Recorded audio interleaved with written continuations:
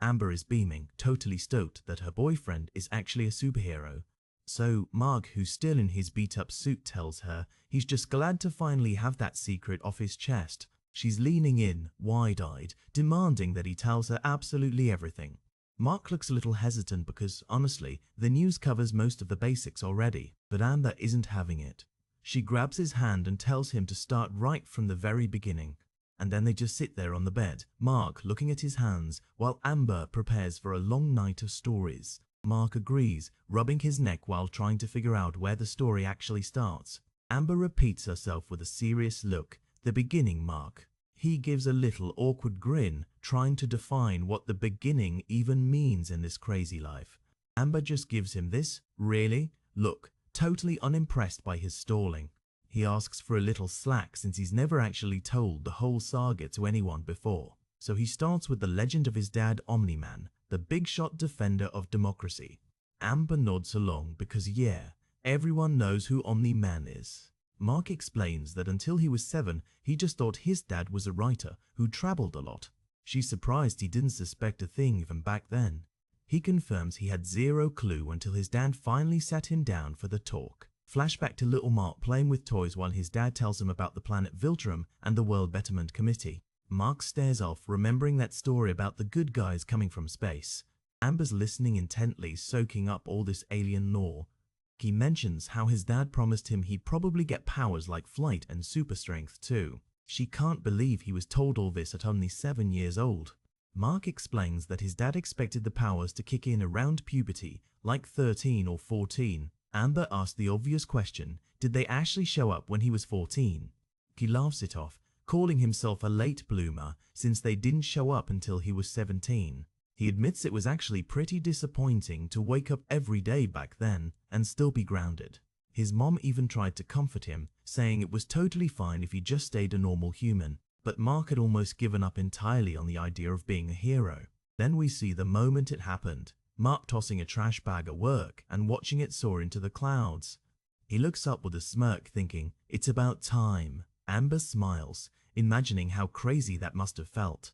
Mark describes the following weeks as a total blur of testing his new abilities and moving fast.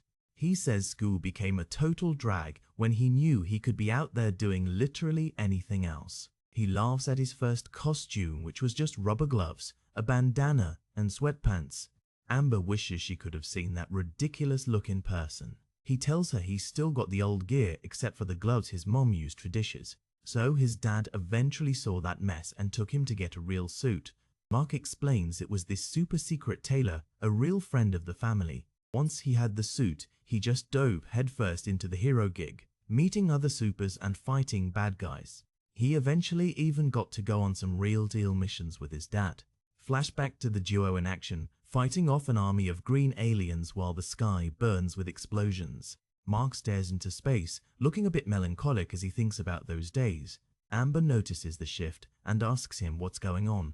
He apologizes, saying he was just thinking about how things were before everything broke. She looks concerned, asking if he's doing okay. He shakes it off and tries to get back to where he left off in the story. Amber reminds him he was talking about just becoming a superhero. Mark recalls the time kids at their school started blowing up because they had bombs inside them. She remembers that vividly, especially since the mall was closed for months afterward. He found out the culprits were students because he and his dad ran into one at the Lakeside Mall.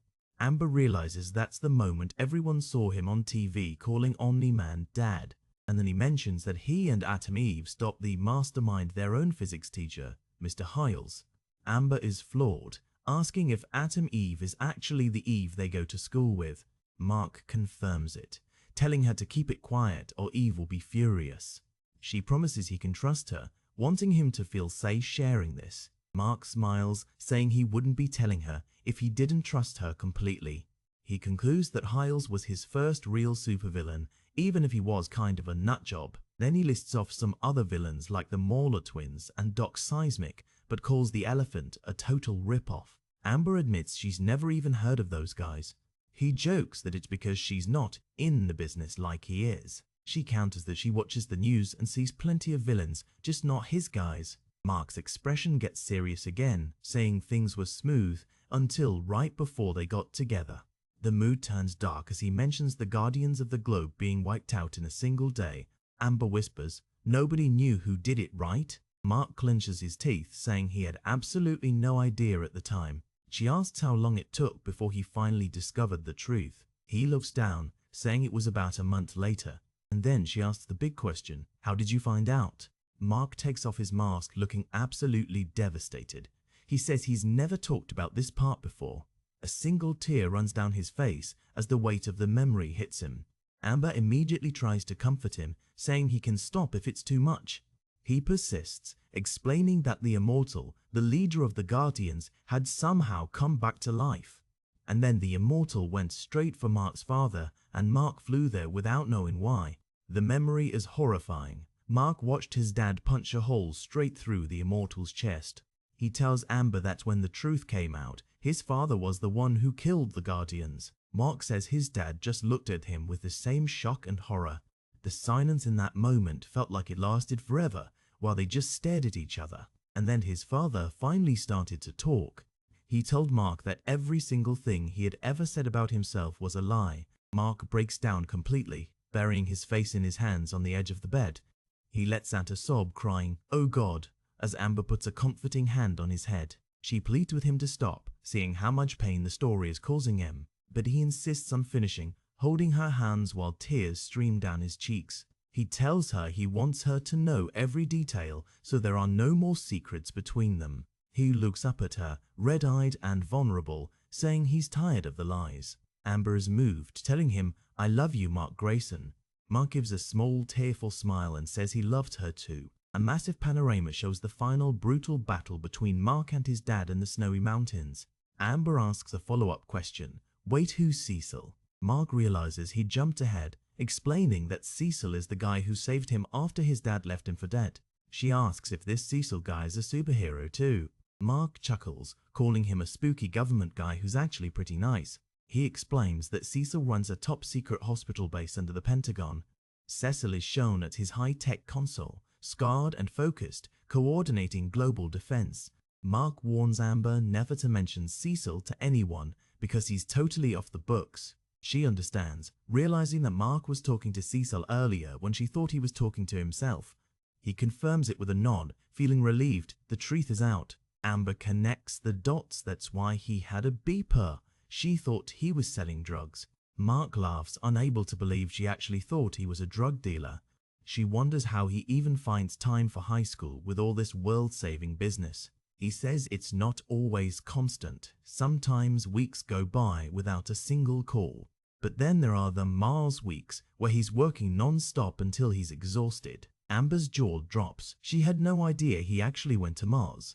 He mentions it was right before college, and he wants to apologize for being so flaky before. Flashback to Mark in full costume fighting a giant cyborg while Amber screams in the background. She comforts him, saying everything is better now that they're being honest. Mark smiles as she gives him a sweet kiss on the cheek. He tells her that's the whole story, the full superhero Mark package. Amber whispers it to herself, still amazed. "My boyfriend is a superhero."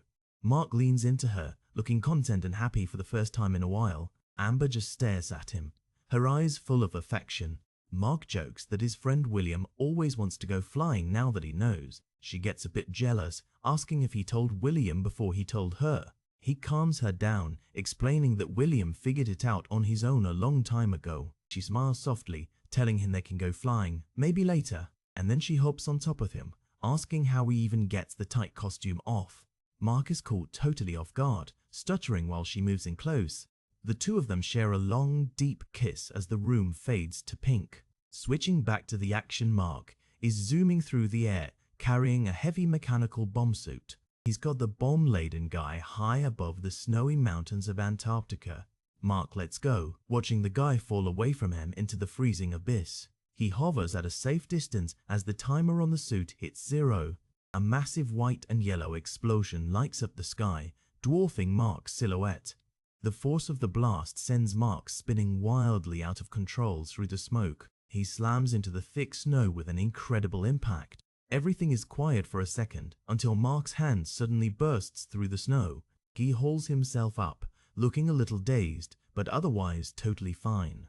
He brushes the snow off his arms and lets out a long sigh of relief. Then he takes off again, thinking he's going to give himself a heart attack if he keeps this up. Flashback to 4 months ago at the Grayson house, a simple 2-story suburban home. Mark's mom is pounding on the bathroom door, telling him he's going to give himself a heart attack. Inside, Mark is just sitting on the toilet, casually reading a comic book and telling her he'll be out in a minute. His mom looks frustrated, reminding him he needs to stop reading and get ready for school. He reaches for the toilet paper, promising he won't be late. Sure enough, he walks into the kitchen all ready to go, bragging that he has 10 minutes to spare. He starts rummaging through the fridge, asking if his dad ever came home last night. His mom looks a little worried, saying Nolan has had a lot of trouble at work lately. Mark asks her to turn on the TV while he makes himself a sandwich. The news is reporting on a dragon monster enslaving Taiwan, with Omni-Man fighting it for 10 hours straight. Mark munches on his sandwich, casually observing that now they know where Dad is. At Reginald Vell Johnson High School, Mark is walking through the crowded courtyard with his backpack on. His friend William catches up to him, shouting for him to wait up. William asks if Mark wants to hang out at a place called Shenanigans later tonight.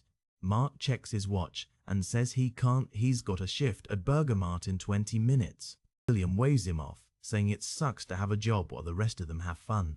Later, Mark is at work, dragging a heavy white trash bag out of the back door of the Burger Mart. He looks tired, standing under the big BM sign while flies buzz around the trash. He goes to the big dumpster, lifting the heavy metal lid with one hand. He winds up, preparing to heave the bag into the bin like he's done 1,000 times. And then he tosses it, but the bag doesn't go into the bin, it keeps going up and up. Mark watches it with wide eyes, completely stunned as the bag disappears into the atmosphere. A slow realization washes over his face and he just whispers, "It's about time." Back home at dinner, Mark and his mom are sitting at the table, deciding to start without Nolan. Mark mentions he had a pretty interesting day, but he's keeping it low-key for a second. And then a massive rush of wind blasts through the room as Nolan suddenly appears in his seat. Nolan apologizes for being late, claiming there was an enchanted flood in Egypt he had to fix. Debbie just keeps eating, casually asking if he took care of that dragon too. Nolan explains that once he found out who was controlling the monster, the rest was easy. She tells him his publisher called, so she made up a story about him being on a research trip. Nolan wipes his mouth, planning to spend the weekend writing a book and hoping the Guardians can cover his hero duties. Debbie turns back to her son, asking Mark how his day went. Mark smiles around a fork full of food and says he thinks he's finally getting his superpowers.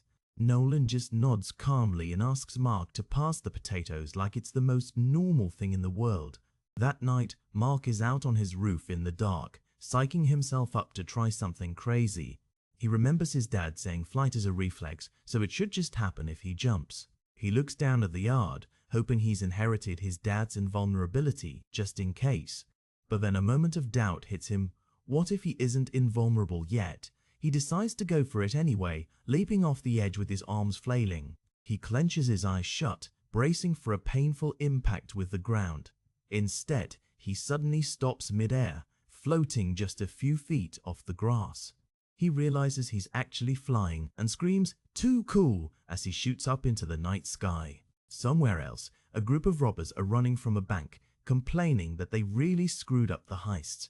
The guy with rock skin, Titan, gets blamed for the cops showing up so fast. Titan is furious, pointing out that they brought him along specifically for a diamond heist.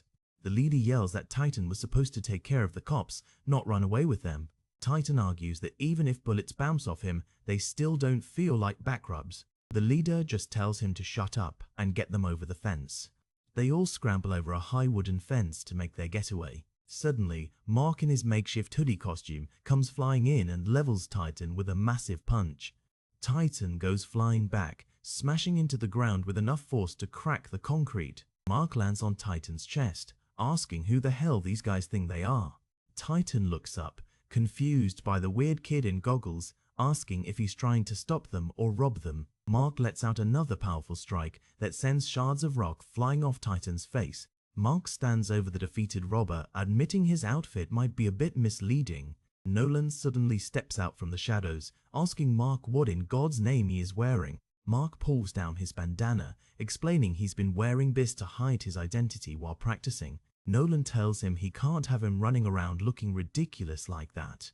As police sirens wail in the background, Nolan tells Mark to come on, he's going to introduce him to someone who can help. They arrive at a storefront that says Tailor Shop, which supposedly does prom dresses by day and supersuits by night. Inside, Nolan is talking to Art, the tailor, who has a secret workshop full of high-tech gear. Mark is standing there in a goofy orange and yellow suit with weird disc things on it, looking unsure. Art explains the discs are solar batteries because he used to think their powers were solar-based. Nolan tells Art not to worry about it while Mark just stands there feeling awkward. Nolan's pager suddenly goes off and he realizes a villain named Gridlock is tearing up the East Side Bridge. Art tries to tell him which way to go, but Nolan is already a blur of motion as he blasts out of the shop. The shop is silent after the blast, and Art just points to the ceiling hatch, telling Mark he'll get used to it. Mark apologizes for his dad's bluntness, but Art says he's worked with Nolan for years and knows his priorities. Art asks Mark for his honest opinion on the yellow and orange costume. Mark admits it just doesn't feel iconic enough for him. Art agrees, saying everyone wants iconic but no one knows what it means. He tells Mark he needs a name first so he can build a suit around the brand. Art tells him to go think of some good ones and come back later. At school, Mark is slouched in his desk during a test, looking totally bored and done with life. The teacher, Mr. Hiles, tells the class they can take the work home since everyone is struggling for time. Out in the hallway, a jock is blowing off his girlfriend, saying he has football practice instead of pizza. Mr. Hiles catches a student named Derek, telling him he needs to stay after class to talk. Mark walks past with a heavy look, sensing something is definitely off with the teacher. The scene shifts to the hallway where a bully is cornering a smaller kid against the lockers, demanding he repeat what he said. Mark walks up, just telling the bully to leave the poor kid alone. The bully gets right in the kid's face, mocking him for not being brave now that he's cornered. Mark interrupts again, asking what the bully is even trying to prove here. The bully turns his attention to Mark, asking if he's feeling left out and offering to include him. The bully shoves Mark hard against the lockers with a loud thud. Mark doesn't even flinch, and then he suddenly throws a punch that knocks the bully halfway across the hall. The bully groans on the floor, looking completely dazed by the hit. Mark leans over him with a fierce look, telling him never to mess with that kid again. A teacher, a frizzy-haired lady in an apron, runs over, demanding to know what the heck is going on. Next thing you know, Mark is sitting outside the principal's office, waiting for judgment. Principal Winslow asks Mark to explain himself, noting that he's usually a good kid. Mark explains he just doesn't like seeing people get picked on, even though he knows school is important. The principal says he condones the sentiment, but Mark should have called a guard instead of fighting a guy twice his size. Winslow stares Mark down and tells him, "You're not invincible, you know." Mark just gives a little knowing smirk. Outside a bank called Nickel and Dime Savings and Loan, people are walking by on a normal sunny day. Suddenly, masked robbers with big guns have everyone on the floor demanding the money. A terrified bank manager hands over a heavy metal box to one of the gunmen. The gunman threatens them, saying he'd better be all there or they'll be back. The robbers start to make their exit, thinking they've pulled off the perfect crime. They run out into the alleyway, shouting that the cops must be arriving any second. One robber stops to harass an old lady, screaming at her to move out of his way. They dash toward their getaway car, tires screeching in the distance. The robbers are running full tilt when they suddenly see something that stops them dead in their tracks. One of them shouts, "Steve," as they see their getaway driver is totally gone. They stare up into the air, frozen in complete shock and disbelief. And then we see why Mark is hovering above them in his brand new blue and yellow suit, casually holding their getaway van over his head. The robbers point their guns at him, telling the freak to drop the car or they'll blow him away. Mark just smiles, looking completely untouchable as he tells them, "I wouldn't try that. I'm invincible." So Nolan sits Mark down for the big dad talk, but it's way more than just the birds and the bees. He starts describing a planet millions of miles away called Viltrum, floating in deep space. It looks like a utopia where everyone has super strength, speed, and can fly. It's basically a world of supermen. And then he explains that their High Council didn't want to just sit around being perfect while the rest of the galaxy struggled. The council members decided they had a responsibility to help lesser developed races reach their level. Everyone was on board with the plan, giving a big unanimous thumbs up to the idea. They formed the World Betterment Committee to go out and spread their advanced ways. Step 1 was finding planets that had potential but hadn't quite figured things out yet. Then they'd install massive defense systems to keep those planets safe from space threats. Finally, a team of Vulturemite scientists would stay behind to help the locals advance their tech. Back home, everyone was talking about how cool this committee was. It became the most popular job on the planet. Of course, Nolan signed up as soon as he could, working on a mobile base to find new planets. 3 years in, he found Earth and convinced the bosses to let him check it out. He fell in love with humanity's achievements, but the council thought we were too crude to bother helping. So Nolan volunteered to go to Earth alone and be its protector, even though he knew he might never get to go back home. He didn't care. He took the plunge and headed straight for the blue marble. Nolan says nothing could have prepared him for the actual experience of arriving. He watched from the sky as people went about their colorful, busy lives. Standing in a crowd, he knew he made the right choice to stay and help. He almost forgot why he was there until he saw a building literally crumbling apart. That's when he went to work, diving into action to save lives. He fought giant monsters while the people on the beach ran for cover. He even took the fight to outer space to stop threats before they hit home. And then, a year before meeting Mark's mom, he was out catching taxis and saving pedestrians like a pro. Back in the present, Nolan tells Mark that since he's getting older, things are about to change. He goes through the usual puberty stuff, acne, voice cracking, and noticing girls in a new way. But then he drops the kicker. Mark is probably going to get superpowers soon. Nolan lists them off: strength, speed, and flight. The whole superhero starter pack. Mark is just sitting there with his toy robot, looking absolutely stunned. He doesn't say a word, just staring at his dad while his brain tries to process it all.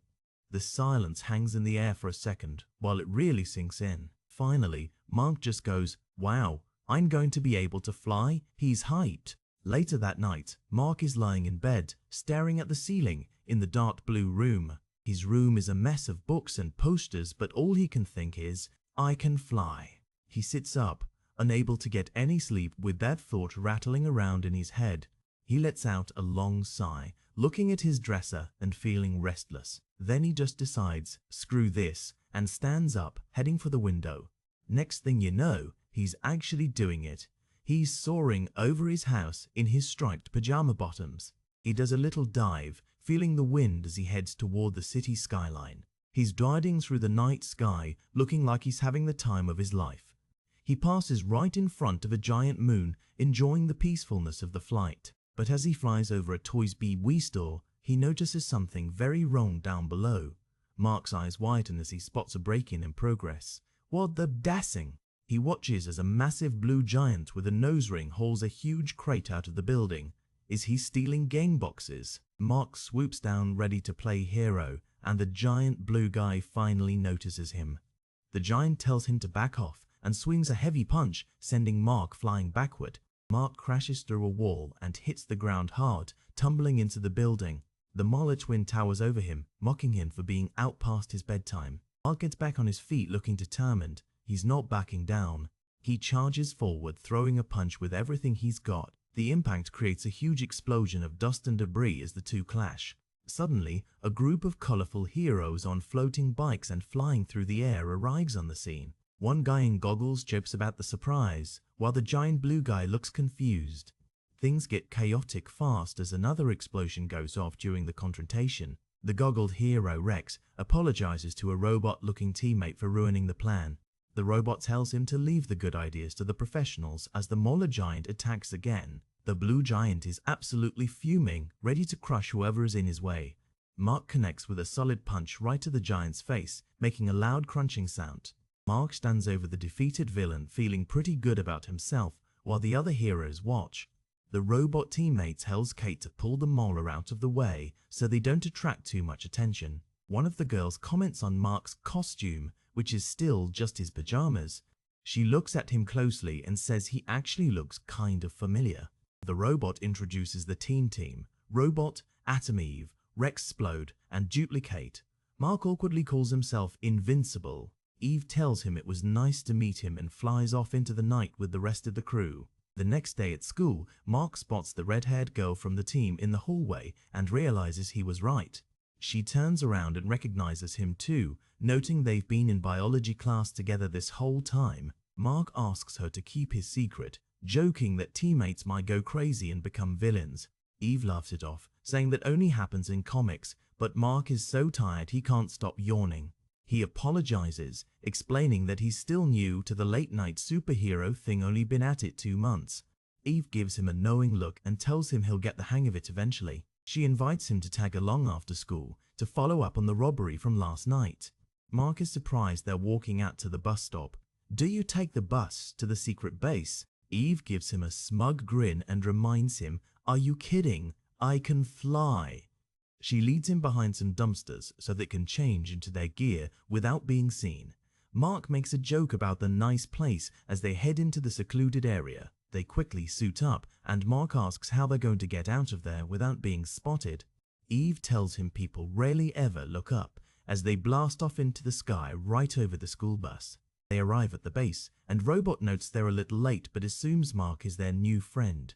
Robot is working at a console and mentions that Rex and Kate are busy on another mission. He tells them that if they'd arrived any later, he would have had to go it alone. Robot explains that he erased the Mauler's memory and left him near the store, hoping he'd lead them to his real base.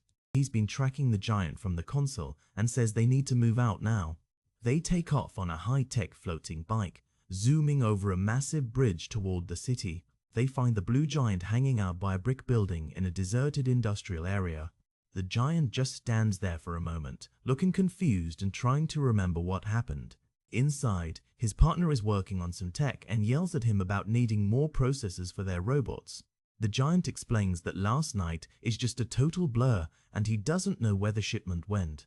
The partner gets annoyed, saying their work is too important to wait another month for a new shipment. We see a whole army of robotic soldiers standing in the shadows behind them. Suddenly, the ceiling caves in as Mark, Eve, and Robot burst through the roof. Robot points a finger and tells the others to keep the partner from activating the robots while he handles the giant. The giant partner laughs, asking why they think they even need the robots to win the fight. Mark gets grabbed by the blue giant, who tells him to let go as they struggle. Robot blasts another giant back, telling him he's clearly in over his head. The giant retorts that Robot isn't paying attention as he swings a massive cable. There's a bright flash as the battle heats up in the dark laboratory. The giant is steaming and tells Robot it will take more than that to stop him. Robot just calmly replies, "I'll see what I can do," and prepares for the next strike. After the fight, Robot tells Mark he's pretty useful and asks if he'd be interested in joining them permanently. Mark says he'll think about it, wondering if being a hero is always this easy. The scene shifts to the Twin Pines Mall on a bright sunny day. Inside, the mall is packed with shoppers and the kid is seen napping on a bench near the information booth. People walk right past him, not realizing something is very wrong. The kid finally wakes up with a huge yawn, looking totally dazed. He looks around, clutching his chest and wondering where on earth he is. He pulls his shirt open to find a high-tech bomb with a glowing timer strapped to his chest. What the? Cut back to school, where the principal is addressing the students about some missing kids. He tells everyone not to panic, but to make sure they don't walk around alone and to report anything suspicious.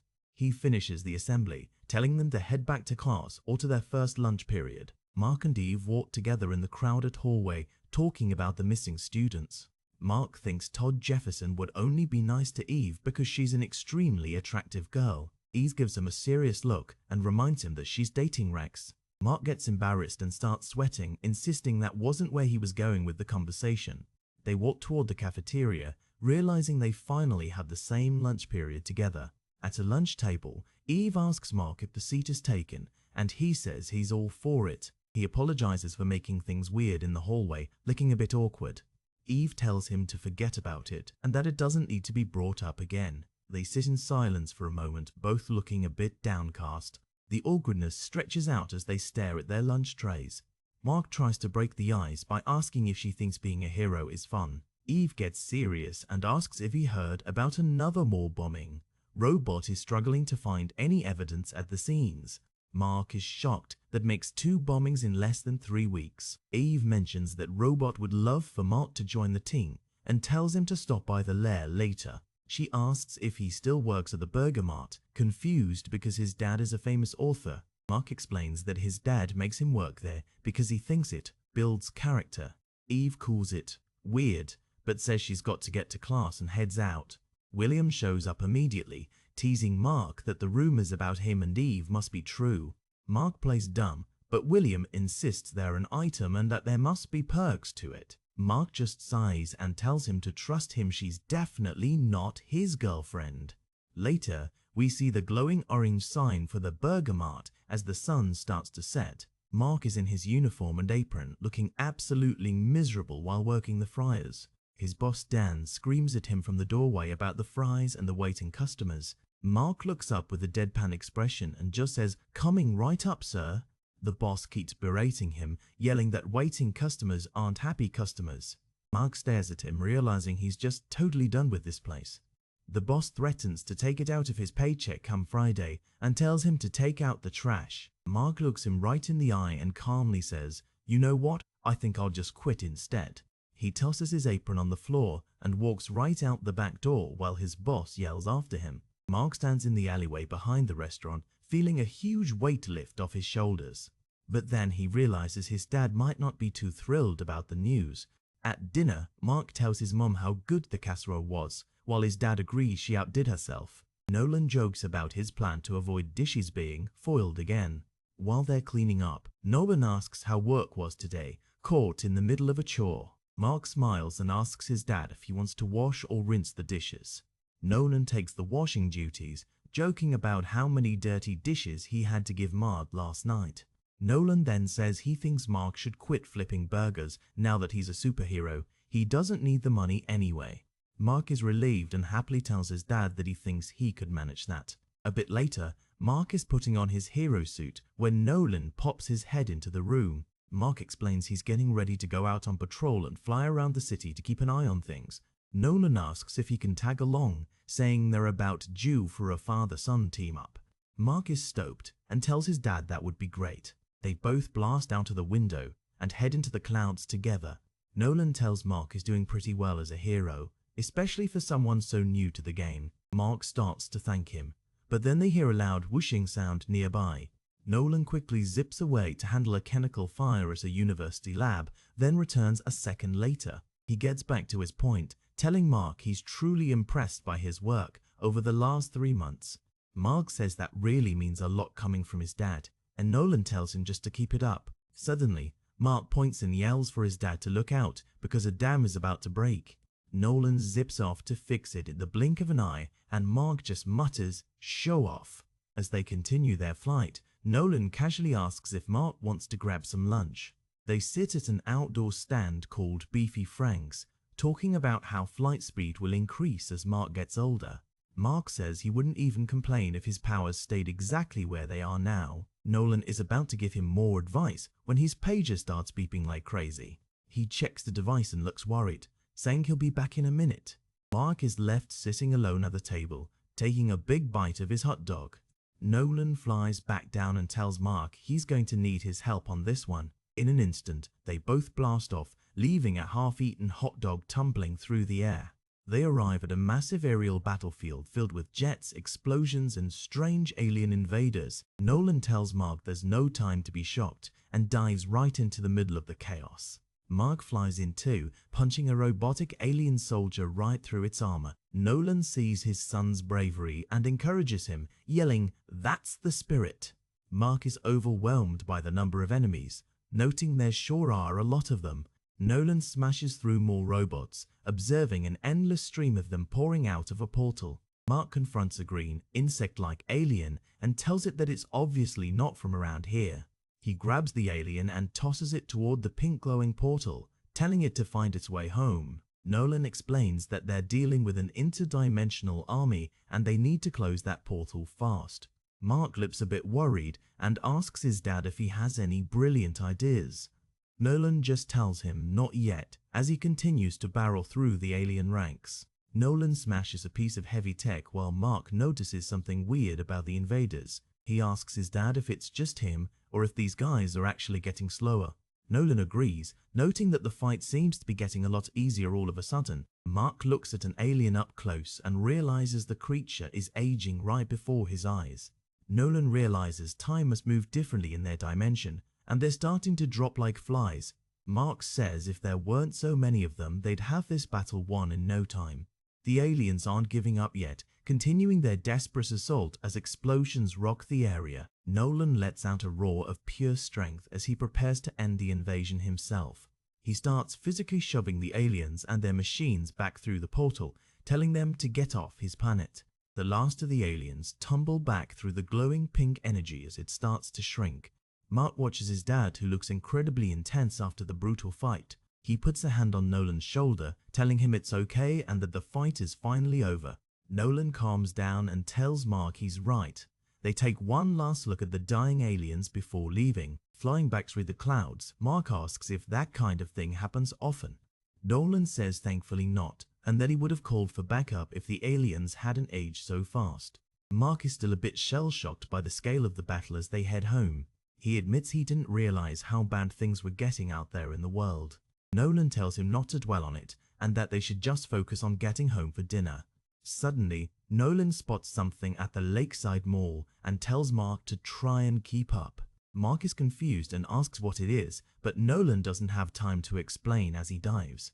Nolan is flying at full speed with his jaw set, looking dead serious. He closes in on the mall roof as Mark tries to stay close behind him. Mark shouts in frustration as he realizes they found another person with a bomb. Omni-Man is just a blur as he reaches for someone standing on the roof. Mark is right behind him, diving toward a hole that's been blasted through the mall ceiling. Inside the mall, Nolan has grabbed a young man and is desperately trying to wake him up. He screams at the kid to tell him who did this to him before it's too late. The kid is totally out of it, barely conscious and asking did what? Mark watches in horror as he sees the timer on the kid's chest hitting 0. Nolan tosses the kid away at the last second, trying to save the bystanders in the mall. A massive explosion fills the screen as the bomb detonates right in the middle of the store. Mark is absolutely devastated, realizing that the kid was actually one of the missing students from his school. He looks at his dad, horrified by the implication that the missing kids are being turned into bombs. Nolan is silent, looking down at the hole in the floor with a grim expression. The fire and smoke from the blast continue to rise as Mark stares at the destruction. Mark stands there with his back to us, completely shaken by what he just witnessed. He just mutters "dang it," feeling helpless as the reality of the situation hits him. He flies up through the hole in the roof, leaving the tragic scene behind. Mark finally makes it back to his house, flying over the trees as the sky turns purple. He walks into the dining room where his mom is clearing the table, looking pretty annoyed that they're late. Mark tries to explain that they were fighting aliens and he's sure Nolan will be fine. His mom just gives him a long silent look, clearly used to this kind of drama but still tired of it. She finally just sighs and says, "Well, that's more pork chops for us," spoken like a true hero's wife. So, Mark flies into the Teen's base while Robot is focused on some crazy advanced machinery. Robot looks up and gives Mark a calm greeting, asking what he can do for him. Mark's looking for Eve and wants to know if Robot has any idea where she is. Robot explains that Eve and Rex are out on a mission, but they'll be back soon. And then Mark admits he really needs to talk to her, while Robot wonders if Mark knows she's dating Rex. Mark clarifies it's actually about the mall bombings and how someone is turning school kids into organic bombs. And then Robot just chills there and says, "I know." Mark is totally stunned, not expecting Robot to be so ahead of the curve. Robot explains how he analyzed the residue at the blast site to figure out the bombs are organic. Mark realizes that the most recent victim went to his school and there are still 3 kids missing. Just as they're talking, Eve and Rex fly back into the headquarters. So Mark wastes no time telling Eve that the bombings are definitely linked to their school. Rex gives Eve a quick kiss goodbye, seemingly not too worried about the heavy conversation. Robot tells them to just go home and get some sleep, promising to update them if he finds more. We cut to the outside of Mark's house, sitting quiet and blue under the night sky. Mark walks in and finds his mom still sitting on the couch, looking pretty down. She gives him a hard time about his curfew, reminding him that superhero tights don't mean he can stay out all night. Mark apologizes for getting held up and asks if she's worried about his dad. She admits that even though she sees him fight dragons on TV, she still fears the worst when he's away. And then Mark gives her a comforting hug, assuring her that Nolan will be back home soon. The next day at school, Eve is complaining about the cafeteria food being absolutely inhumane. Mark is staring at his lunch, clearly more worried about the bomb investigation. Eve leans in, wanting to know what he thinks about the whole mall bombing situation. Mark tries to stay grounded, saying they don't really have any clues to work with right now. Eve lets out a frustrated sigh, feeling like they're just sitting around doing nothing. So Mark admits he just wishes there was a big monster they could actually solve by punching it. They get up to dump their trays, both looking pretty drained by the stress of it all. Mark confesses that the fighting is way easier for him than all the thinking involved. Eve smiles a bit and teases him, saying he's not really that tough.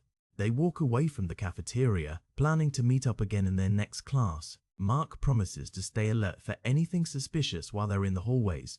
In history class, the teacher is going on about Mayan trials and some pretty gruesome executions. The lecture gets weird as he describes a Mayan fable about a tree and a girl. He continues the myth about the hero twins who were destined to populate the whole world. And then the teacher finally tells everyone to turn to page 319 to go over their homework. Eve leans over and whispers to Mark, asking if he spotted anything strange yet. The teacher, Mr. Hiles, stands at the front and reminds them that midterms are coming up soon. Mark whispers back that he hasn't seen a single thing out of the ordinary. Mr. Hiles stops talking and glares right at them with a look of pure annoyance. He scolds them for talking over his lecture, sarcastically calling the two of them lovebirds. The whole classroom erupts in laughter at the teacher's comment, which is super awkward. Mark is visibly annoyed and snaps back that Eve isn't his girlfriend. Hiles doesn't care, looking frustrated that 10 minutes of his class have been wasted. Mark just tries to keep his head down and apologizes, hoping the bell rings soon. As they leave the classroom, Mark mutters "jerk" under his breath, while Hiles watches them go. Mark and Eve walk together through the crowded school hallway, looking pretty bummed. They walk in silence for a moment, just trying to shake off that weird encounter with the teacher. So Mark finally admits that the whole situation was incredibly uncomfortable. Suddenly, a phone starts ringing right as they're trying to have a serious talk. Eve pulls out her pink cell phone and sees who's calling her. She answers it, greeting Robot and wondering what he's found. We jump to Robot, who is in the middle of a massive battle but still calmly explaining his investigation. Robot leaps through the air as explosions rip apart the ground below him. There's a loud sound of stone cracking as he continues his explanation about background checks. He's been cross-referencing school employees with the skills needed to build organic bombs. Robot surveys the battlefield, noting that his search hasn't been a dead end after all. And then he drops the bomb, literally revealing their physics teacher, David Hiles, is a former weapons engineer. Robot is calling the police, but he gives the heroes the address so they can check it out first. Back in the hallway, Eve finishes her call and gets ready to move. She turns to Mark with a shocked expression, saying he won't believe what she just heard. They start running, Eve shouting that they have to get changed right away. So Mark finds it funny that a super advanced machine like Robot uses a regular cell phone. Eve explains that her signal watch is in the shop, so the phone is the only option left. And then she bursts through a set of doors, catching a couple of other students by surprise. The student yells at them to find their own spot, clearly not realizing the emergency. Later, Invincible and Atom Eve are flying over a house discussing their next move. They drop down and confront the silhouette of a man standing in the doorway. It's Mr. Hiles, and he admits he didn't expect to get caught quite this early. He casually invites Mark and Samantha inside, revealing he knows their real names. Eve is totally caught off guard, wondering how on earth he figured it out. Hiles just gives them a dry look, pointing out that they aren't even wearing masks. He tells them to follow him so he can show them the fourth missing student. He leads them into a dark, creepy basement area, while Eve looks around in shock. Hiles starts a dark confession about his son's suicide and how it ruined his life. They find a kid named Derek strapped into a horrifying mechanical bomb suit.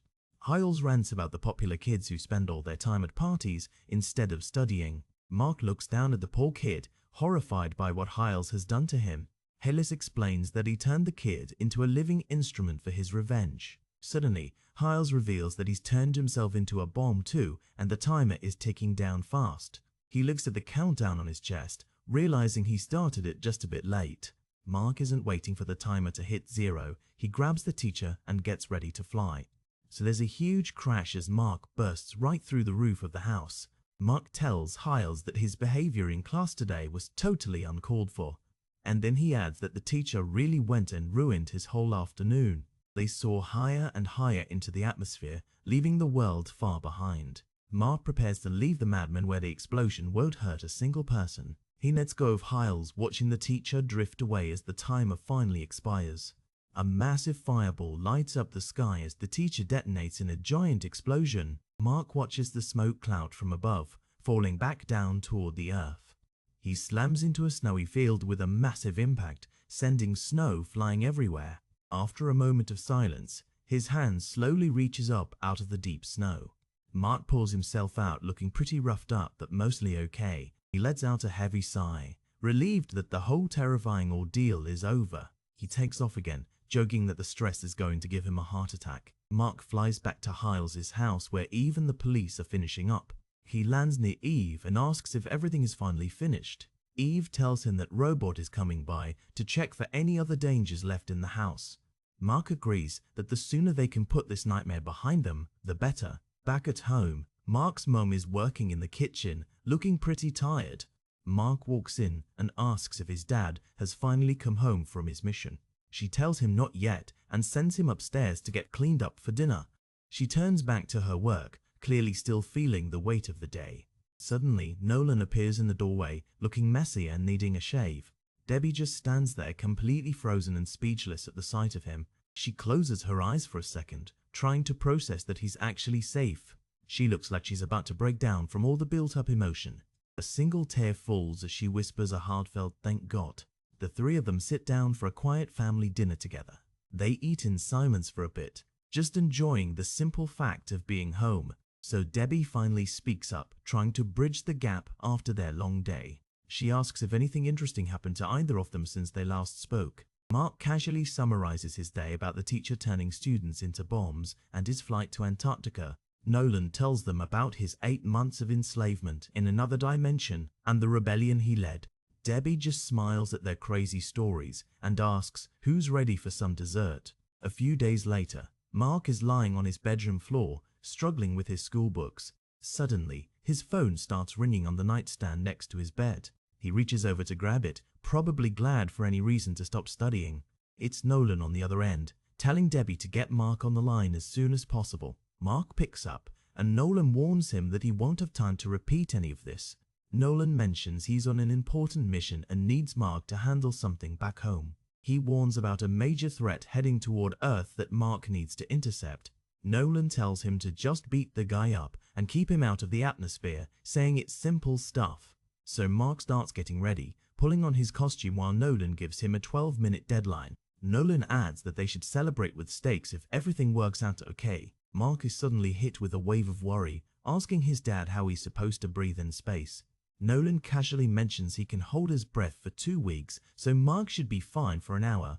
There's a click as Nolan hangs up, leaving Mark staring at his bedroom door. Mark looks at himself in the mirror, psyching himself up for his first orbital mission. He lets out a nervous "woo" before checking his gear and getting ready to fly.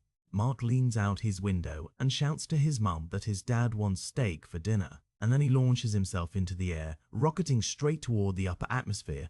He pushes himself harder than ever, leaving the clouds and blue sky behind. As he approaches the edge of space, he mutters, "Here goes nothing," to the empty air. He lets out a sharp gasp as he finally crosses the line into the silent void of space, and then everything goes perfectly quiet as he drifts among the infinite stars. Mark looks down at the Earth, which is now just a beautiful blue orb hanging in the dark. Invincible hovers in the vastness of space, waiting to the baddie Nolan warned him about. He drifts along, his eyes searching the dark expanse for any sign of a threat. Everything seems peaceful, which is actually making him a little bit more nervous. He starts to get impatient, wondering when the intruder is finally going to show up. Suddenly, a huge pink alien rockets into the frame and slams a massive fist into the back of Mark's head. The alien, who has one huge eye and a pink vest, looks down and tells Mark he's early. Mark tumbles through the void, trying to get his bearings after that surprise wallop. He manages to stop his spin, glaring back at the intruder with serious determination. Invincible flies forward with all his speed, aiming a heavy punch at the alien's face. The alien effortlessly dodges the blow, thinking to himself that Mark's move was not bad. The alien telepathically tells Mark that if he wants to slam him into something, the moon is the best bet. And then the alien casually flies around him, looking completely unfazed by the fight. Mark is shocked and asks how he's able to hear the alien's voice inside his own head. The alien explains that telepathy is just the best way to communicate in a vacuum. So Mark wonders if the alien actually speaks English, which seems pretty unlikely. The alien just gives him a smug, "Of course." As they continue to grapple in the dark, they lock together and go flying toward the lunar surface at an incredible speed. The alien thinks nice one as Mark manages to land a solid, heavy-hitting move. Mark sends a thought back, asking the alien if he really thinks this is some kind of game. The alien's response is a calm, direct, "Absolutely not," as they keep on tumbling. The alien realizes that Mark is way more talkative than the guy who guarded Earth before him. He thinks that being silent is a sign of weakness and concentration, not real strength. With a massive swing, the alien knocks Mark away, sending him flying across the lunar horizon. Mark gasps as he tries to recover, the cold silence of space pressing in on him. He realizes that he actually needed this kind of challenge to see what he's made of. He draws in a mental breath and charges back into the fight with another sharp gasp. Mark rockets toward the alien like a guided missile, his fist ready for impact. The alien just sighs, thinking not again as he sees the young hero coming for him. He asks Mark if he remembers the last time he tried this particular move. But then the alien realizes he might have underestimated Mark's timing with a quick, "Oh." They both crash into the surface of the moon, kicking up a giant explosion of grey lunar dust. Mark stands up and demands to know what the alien meant by his predecessor. The alien, dusting himself off, asks if Mark means the previous champion of the planet. He explains that he's talking about the person Mark replaced as Earth's chosen guardian. The alien starts thinking that Mark might not be the right person for the job after all. Mark just wants to stop the violence and suggests that they actually try talking for a change. The alien agrees, saying Mark is entitled to at least one short break in the fighting. Mark gets right in his face, asking how he's entitled to anything from an alien invader. The alien is totally confused, wondering if anyone ever bothered to explain the protocol to Mark. And then Mark tells him to just assume that he doesn't know anything at all. The alien mutters about the lack of preparation and says he doesn't even know where to start. He introduces himself as a champion evaluation officer for the coalition of planets. Mark looks even more baffled by the title, not following the alien's logic at all. The alien explains his job is to defend the coalition against minor orbital threats and other general stuff. He mentions he visits each planet every 3 years and will be back to Earth for another 50. Mark points out that most people on Earth don't even believe in aliens, let alone join a space committee. The alien pulls out a small computer and shows Mark the mandate for the planet Urath. So Mark finally gets the joke and tells the alien that this planet is actually Earth, not Urath. The alien stares down at his screen, his single eye widening in complete shock. The only word that crosses his mind is a very disappointed crap. He panics, realizing he's wasted 15 years coming to the wrong planet for evaluations. Mark actually feels bad for the guy and offers a sympathetic thought. The alien worries about getting fired, but then decides he just has to get moving immediately. They share a friendly handshake as the alien introduces himself as Alan and asks for Mark's name. Alan waves goodbye and rockets off into space, telling Mark he'll see him around. Mark stands there in the silence of the moon, watching the pink streak fade away. He takes a long look at the stars, just saying, "Whoa," as he processes the whole encounter. Invincible walks along the lunar surface for one last look at the distant shining Earth, and then he takes off, flying back home as fast as he possibly can. Mark arrives home just as dinner is being set, and Nolan mentions he had a bit of help today. Nolan asks how the situation in space went, while Mark gets ready to eat. Mark explains that the alien had been coming to the wrong planet for nearly 15 years. Nolan looks absolutely stunned, his mouth hanging open in total disbelief. And then Nolan admits he's actually impressed by how Mark handled the conversation. They sit down and enjoy their celebratory steak dinner, everything feeling normal again. Mark admits he's totally exhausted and is planning to go to bed early tonight. His mom tells him to at least make sure he rinses his plate before he leaves the table. She teases Nolan, saying someone should start using his brains more often than his brawn. Nolan looks offended, wondering how he was supposed to know the alien was just lost. And then Nolan takes a sip of his drink and grumbles that it was just beginner's luck for Mark. So Nolan and Mark are just hanging out way up in the sky, casually tossing a baseball back and forth like it's a normal Saturday morning at the park. Nolan brings up something that's been on his mind. He tells Mark that after he got pulled into that portal, he heard Mark screaming for him. He points out that Mark didn't yell for Omni-Man, he yelled for his dad at the top of his lungs. Mark gets that awkward teenage look, realizing he broke the whole superhero persona thing in a moment of panic. He asks if that's a bad thing. Nolan says it could have been. He mentions that even though there's no footage, people know Mark's name now, and villains might come looking for him to get to Nolan. Mark catches the ball with a loud slap into his glove and says he'll be ready for whatever comes his way. Kid's got confidence, I'll give him that. Then Mark asks when his buddy William is supposed to get to the house for their college visit trip. Nolan looks at his watch and realizes it's almost noon. Mark's appointment at the university is at 1, so they are cutting it super close. And then they stop the game and start diving back toward Earth at top speed. Talk about a morning commute. The two of them plummet through the air, heading straight for the roof of their house in the suburbs. Inside, Debbie is just trying to have a quiet moment, looking over the morning newspaper with her coffee. Suddenly, the wind from them flying inside blows everything off the table. Papers are flying, coffee is spilling. It's a total mess. Debbie is not having it. She yells at them about the no flying in the house rule for the millionth time. Mom is definitely the boss here.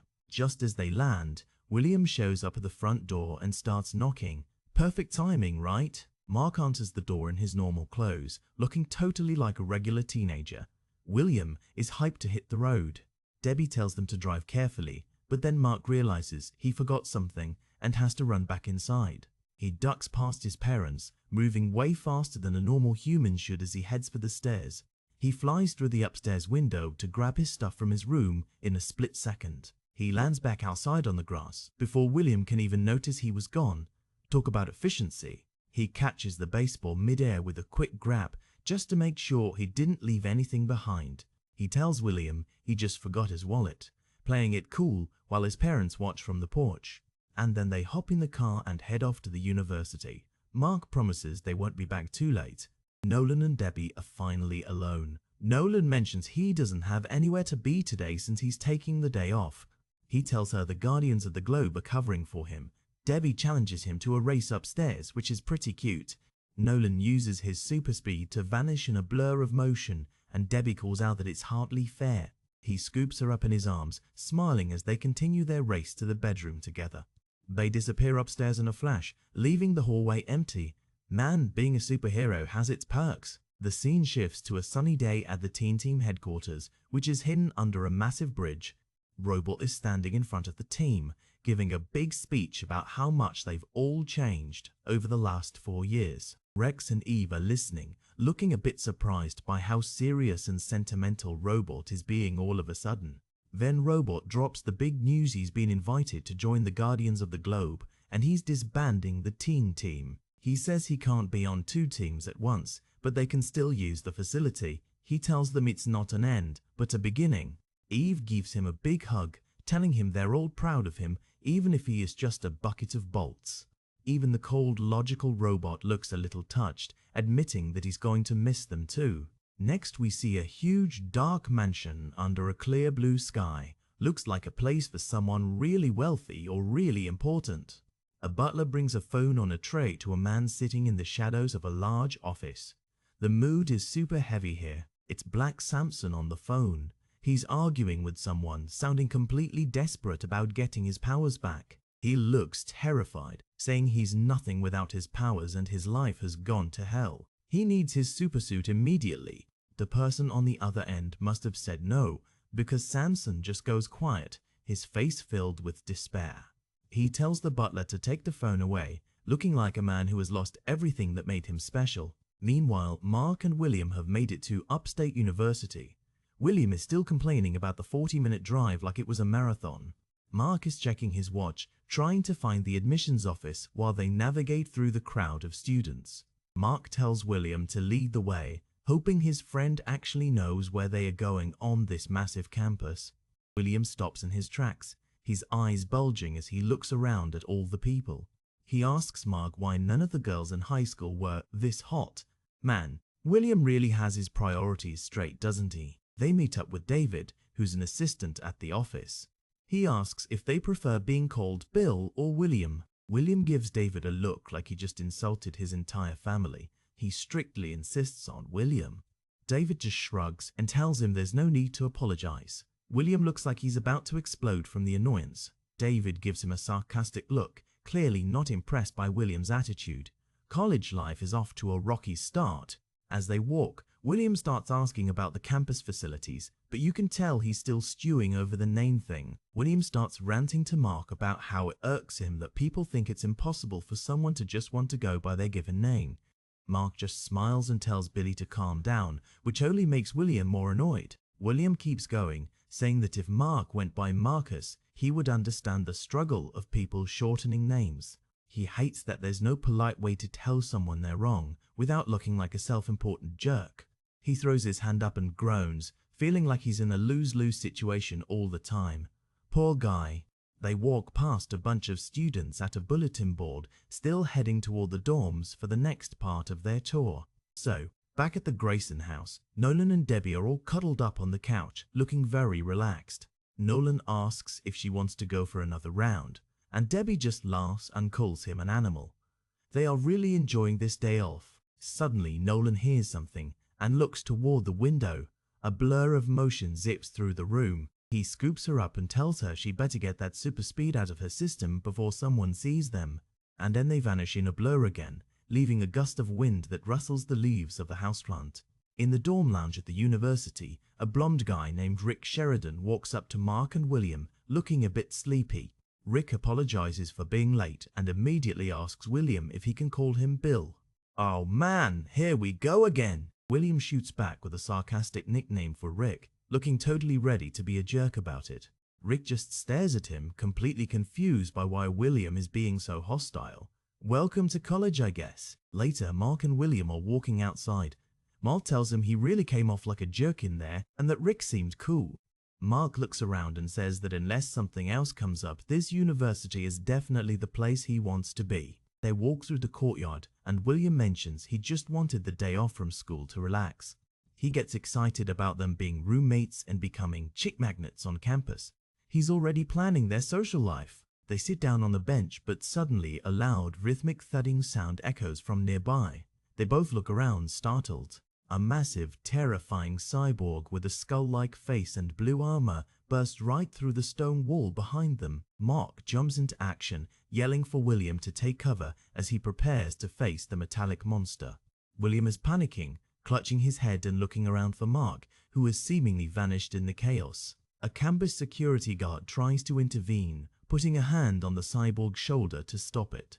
The cyborg just swats the guard away like a fly, sending him flying across the pavement with a sickening sound. Mark flies back into the scene, now in his invincible suit, and shouts for everyone to get out of the way. He lunges at the cyborg, demanding that it stops its rampage right now. But the cyborg is incredibly fast, catching Mark with a heavy blow that sends him spinning backward into the air.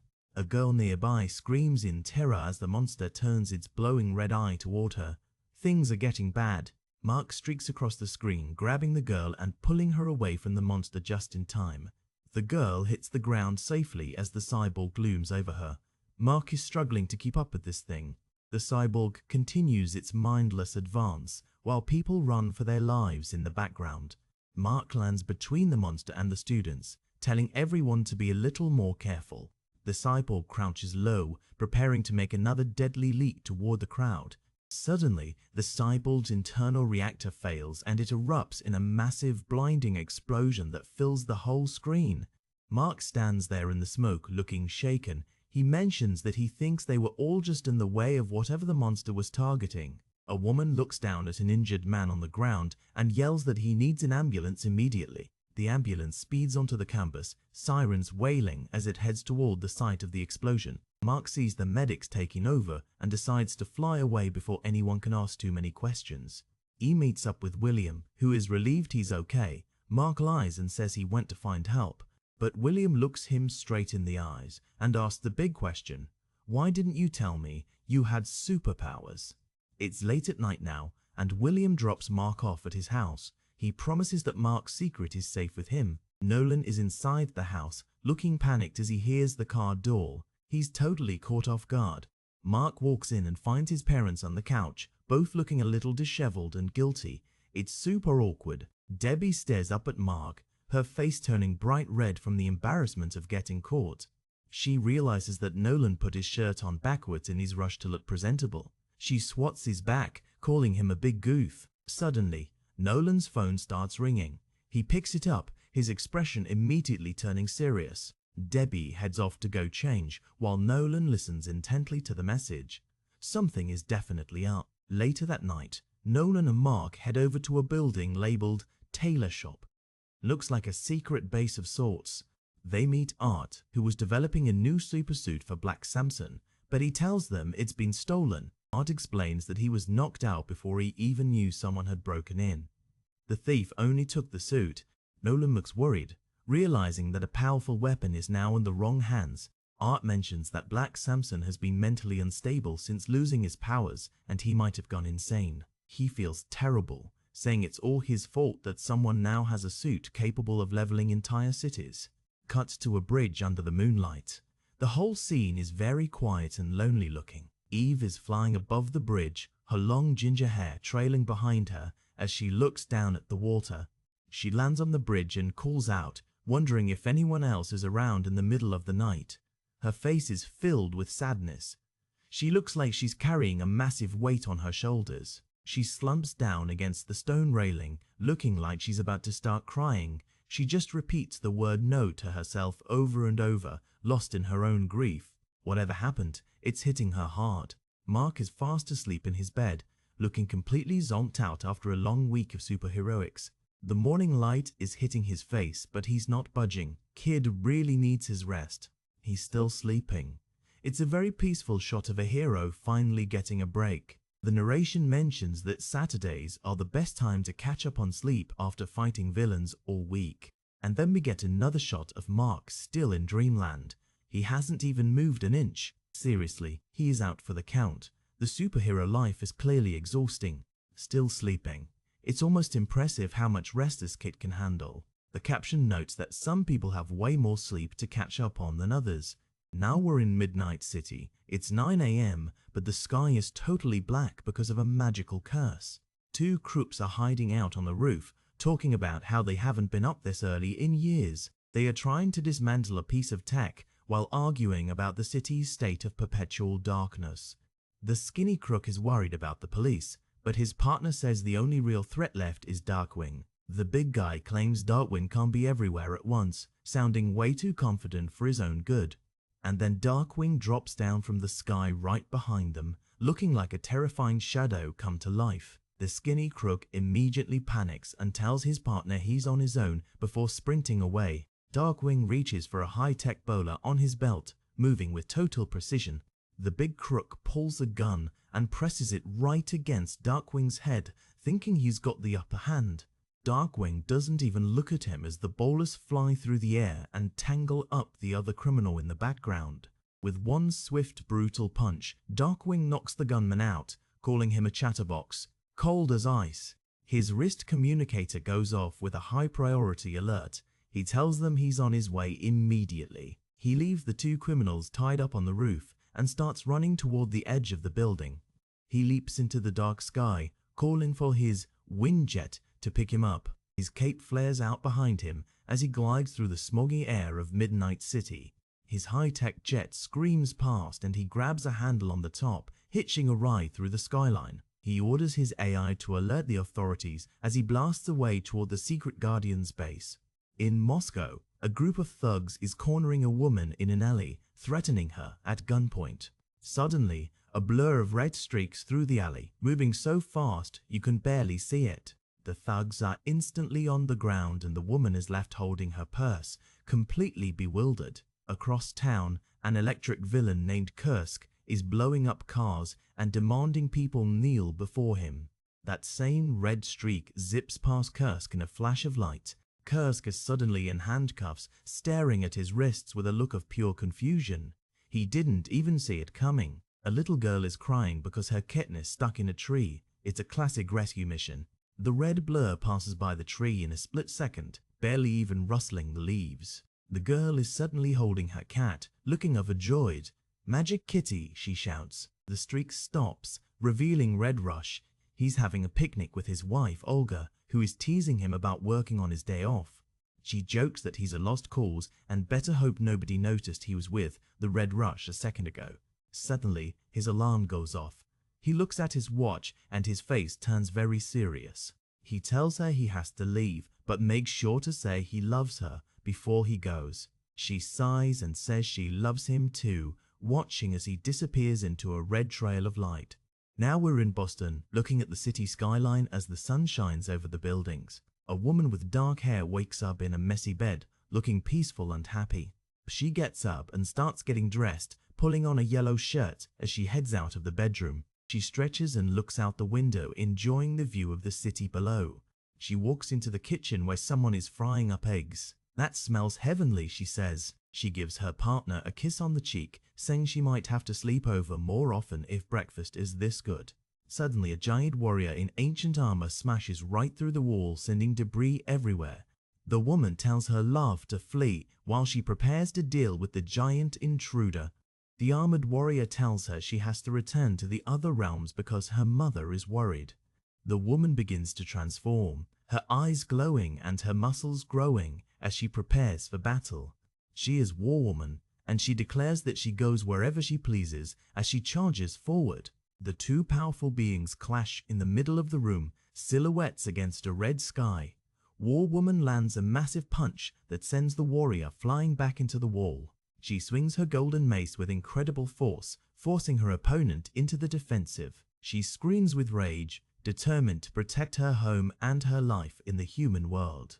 She drives the warrior through the wall and out of the building, completely destroying the apartment. War Woman stands victorious amidst the ruins of the kitchen, her mace held ready for more. Her partner asks what that was, and she simply says it was something from her past. She says her company will hire movers today and pay for the damage, wanting a larger place for next time. Her priority alert goes off and she immediately stops talking, her expression turning grim. She takes to the sky, flying over the Boston skyline as her partner tells her to be careful. Deep underwater in the majestic city of Atlantis, the king is sitting on his coral throne. Icarus looks completely bored, resting his large fish-like head on his hand as he stares into space. He doesn't have much to do today, just watching the fish swim by in his quiet palace. He blinks his large eyes, looking around as if sensing something is about to happen. Suddenly, his wrist device starts flashing with the Guardian's priority signal. Action at last. He swims upward with a huge burst of speed, leaving his throne room behind as he heads for the surface. In the cold vacuum of space, a massive mechanical worm is wrapping itself around Martian Man. Green Ghost is also caught in the robot's tentacles, and Martian Man tells him to scramble its circuits. Green Ghost turns intangible and dives straight into the robot's massive mechanical brain. The robot systems fail, and it shouts, "Does not compute," before it starts to overheat. The entire robot explodes into a huge ball of fire, sending debris scattering through the stars. Martian Man is annoyed, telling Green Ghost that his delay made the fight way harder than it should have been. Green Ghost apologizes, saying he's only had his powers for a month and is still getting used to them. They start flying back toward Earth, looking like two streaks of light against the blackness of space. Martian Man says he trusts Green Ghost was chosen as his successor for a reason, but then Green Ghost makes a gross sound. They transform back into their human forms, and Green Ghost is literally throwing up green bile into his hands. Space travel is rough. Their priority alerts go off simultaneously. Martian Man says they have to go to the base immediately. Green Ghost is covered in vomit and desperately asks if he has time to wash it off first. Martian Man just turns back into his alien form and says, "I'm afraid not," before flying away. Green Ghost has to suck it up and fly after him, still wiping green gunk off his face. That is just nasty. High above Denver, the Immortal is carrying a villain called Biplane through the air by his collar. Biplane tells him he may be a silly villain now, but soon he'll see the damage he can do. The Immortal just gives him a smug look, telling the child that the suspense is killing him. Biplane reveals he has terminal cancer, and this is his final hurrah before he dies. He says his suit is loaded with enough carcinogens and uranium to make the whole city glow in the dark. He reaches for a detonator on his chest, but the Immortal just stares at him with total indifference. The Immortal puts both hands on the villain and hurls him toward space with a massive throw. He watches as the villain disappears into the upper atmosphere, saying that throwing them into space is the best solution. His communicator goes off with the priority alert, and he immediately heads toward the coordinates. He streaks across the sky, his long hair and cape trailing behind him as he hits top speed. He's a blur of motion, determined to reach the base as fast as his powers allow. He crosses into Utah, zooming past a billboard as he heads deep into the desert canyon. He reaches a specific rock wall and shouts a voice-activated password into the air. A secret entrance in the cliff face opens up, allowing him to fly directly into the hidden base. The high-tech force field reactivates behind him, sealing the secret headquarters once again. The entire team of Guardians is standing in the dim light of the base, wondering why they were all summoned so urgently. Out of nowhere, Omni-Man appears and strikes Aquarius with a blow so powerful it explodes the fish hero's head. Blood sprays everywhere as Aquarius's body slumps to the ground, dead before he even realized there was a fight. War Woman turns in shock, but Omni-Man is already on her, delivering a bone-shattering punch to her face. Martian Man tries to wrap his alien limbs around Omni-Man, but the powerful hero just rips right through him like paper. Red Rush tries to save Darkwing, but Omni-Man is too fast, catching the speedster and crushing his head between his hands. The Immortal screams with pure rage, calling Omni-Man a coward as he stands among the bodies of their friends. Omni-Man looks at him with cold, terrifying eyes and tells him that he never liked him anyway.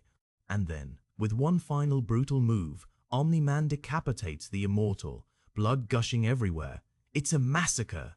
Omni-Man stands alone in the center of the room, covered from head to toe in the blood of the Guardians. He looks like a monster.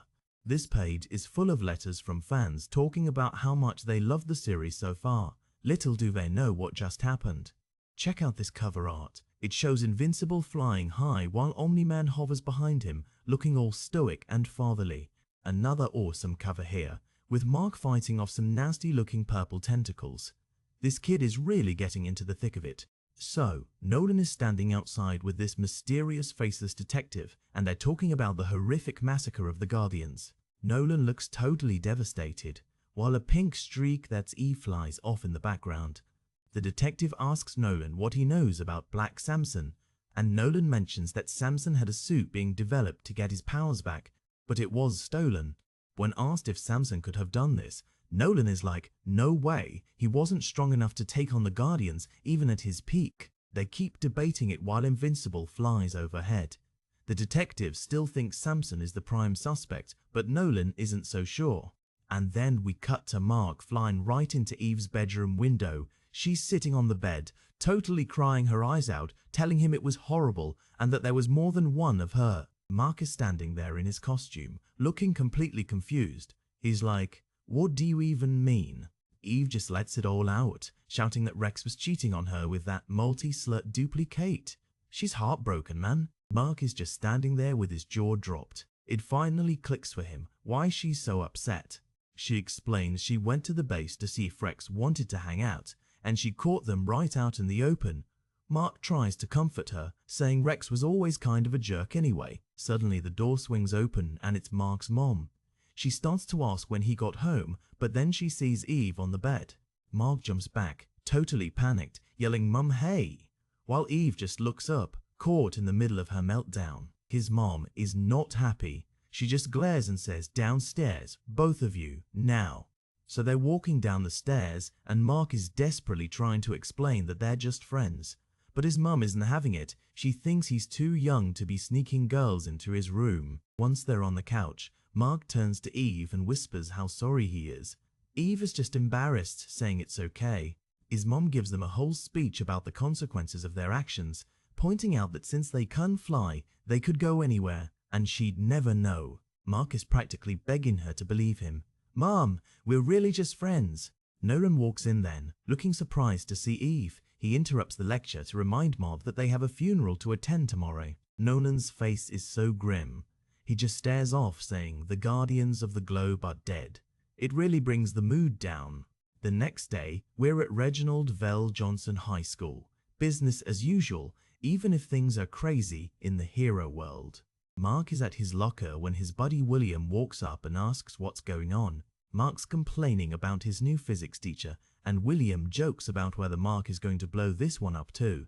Mark tells him to keep it down, reminding him that the last teacher blew himself up and he doesn't want his secret identity leaked. Just then, Amber, the girl Mark has a crush on, walks up and hands him a small pink envelope. Mark is totally stunned. She tells him to open it later when he gets home and then just walks away coolly. Mark and William are just staring at the envelope like it's a piece of alien tech. William's like, "Did that just happen?" And Mark is just, "Yeah, wow." But then Mark's eyes go wide as he sees someone down the hall. Hold the phone. He sees this guy walking through the doors and asks William if that's who he thinks it is. It's Derek Sanders. William is shocked Mark didn't know he was back, since the whole school is buzzing about it. William remembers how Derek had his organs rearranged and turned into bomb timers by their old teacher. He thought the guy would be out for the year. He tells Mark that the tech put inside Derek is actually keeping him alive now, though he basically has a metal torso under his shirt. He thinks Derek wants to thank Mark for saving him. Mark gets nervous and reminds William that Derek doesn't know he was the one who stopped Mr. Hiles. Derek walks right past them looking pretty intense. Mark just awkwardly says, "Hey, welcome back, man." Derek stops for a second, looks back at Mark, and just says a simple thanks before moving on. William is surprised that Derek wasn't more of a jerk like he used to be. Then he asks Mark if he wants to hit the Burger Mart after school with their friend Chad. Mark declines, telling him he's got that funeral to go to later today. William gets loud, realizing it's the Guardians of the Globe funeral. "I guess you got invited because of your dad." Mark snaps at him to keep it down for the 100th time. He's really stressed about his secret getting out. Amber walks back by and asks if that was Derek. Mark confirms it while looking a bit distracted. William says he's got to go to class, and Amber says she's heading to the restroom before physics. She thanks Mark again for talking to her about that stuff. The two of them walk off in opposite directions, leaving Mark standing in the middle of the hallway. Mark just lets out a huge sigh. Being a hero and a high schooler is a lot to handle, man. So then we see Invincible in action. He delivers a massive punch right to the face of this huge guy in an elephant suit. Blood splatters everywhere. Mark is hovering over the defeated villain, mocking him for not being as tough as he claimed. Then Nolan flies in, looking annoyed. Nolan tells him they need to move or they'll be late for the funeral. Mark apologizes, saying he got sidetracked on his way home from school. Classic Mark. Later, Nolan is in the bathroom, shirtless and brushing his teeth. You can see his reflection in the mirror. The guy is built like a tank. Debbie walks in and asks how long he's been home. Nolan mentions Mark is getting ready too, and they need to leave soon. Nolan pulls on his Omni-Man gloves. Debbie asks if he's thought about what they're doing for Mark's birthday this year. Nolan looks completely blank for a second. Mark's birthday. Debbie gets that "are you kidding me" look on her face. She reminds him their son's birthday is next week and tells him not to say he forgot. Nolan plays it off, saying there's just a lot going on. Debbie softens up, apologizing because she didn't realize the Guardians' deaths were hitting him this hard. Nolan just looks down, his face unreadable. There's definitely more on his mind than just mourning. The funeral is at Arlington National Cemetery, and it's a huge event for the hero community. Dragon is talking to the faceless detective who says he's ruled out Samson as a suspect because his grief was genuine. The detective says they have no real suspects and he's focusing on villains. A woman in a star-spangled outfit tells her family she's going to find their seats. The detective just stands there among the rows of tombstones, letting out a simple "Herm." He's definitely deep in thought. Omni-Man is at the podium giving the eulogy. He talks about how the Guardians were mentors to him when he first came to Earth and lists all their names: the Immortal, War Woman, Aquarius, the Legends. The crowd is filled with heroes and their families, all looking super somber. You can see Mark in the back row, looking respectful. Suddenly, Nolan's eyes widen. He stops his speech and demands, "What are you doing here?" He's looking at the Mauler twins. They're in suits, looking surprisingly civilized. They tell him to continue and that they just want to pay respects to a worthy adversary. Mark floats up next to his dad, telling him he'll keep an eye on them and that they probably won't try anything with all these heroes around. And then a massive explosion rips through the air right behind Nolan. Fire and smoke go everywhere. A man in a gold high-tech suit blasts out of the smoke, screaming, "No, they were mine." He looks absolutely unhinged. The heroes on the ground are in shock. One guy recognizes him and gasps, "Es Sanford." Dragon and the Star-Spangled Hero spring into action. They need to end this fast because there are civilians all over the place. Sanford is screaming that the Guardians can't be dead until he has his revenge for what they did to Samson.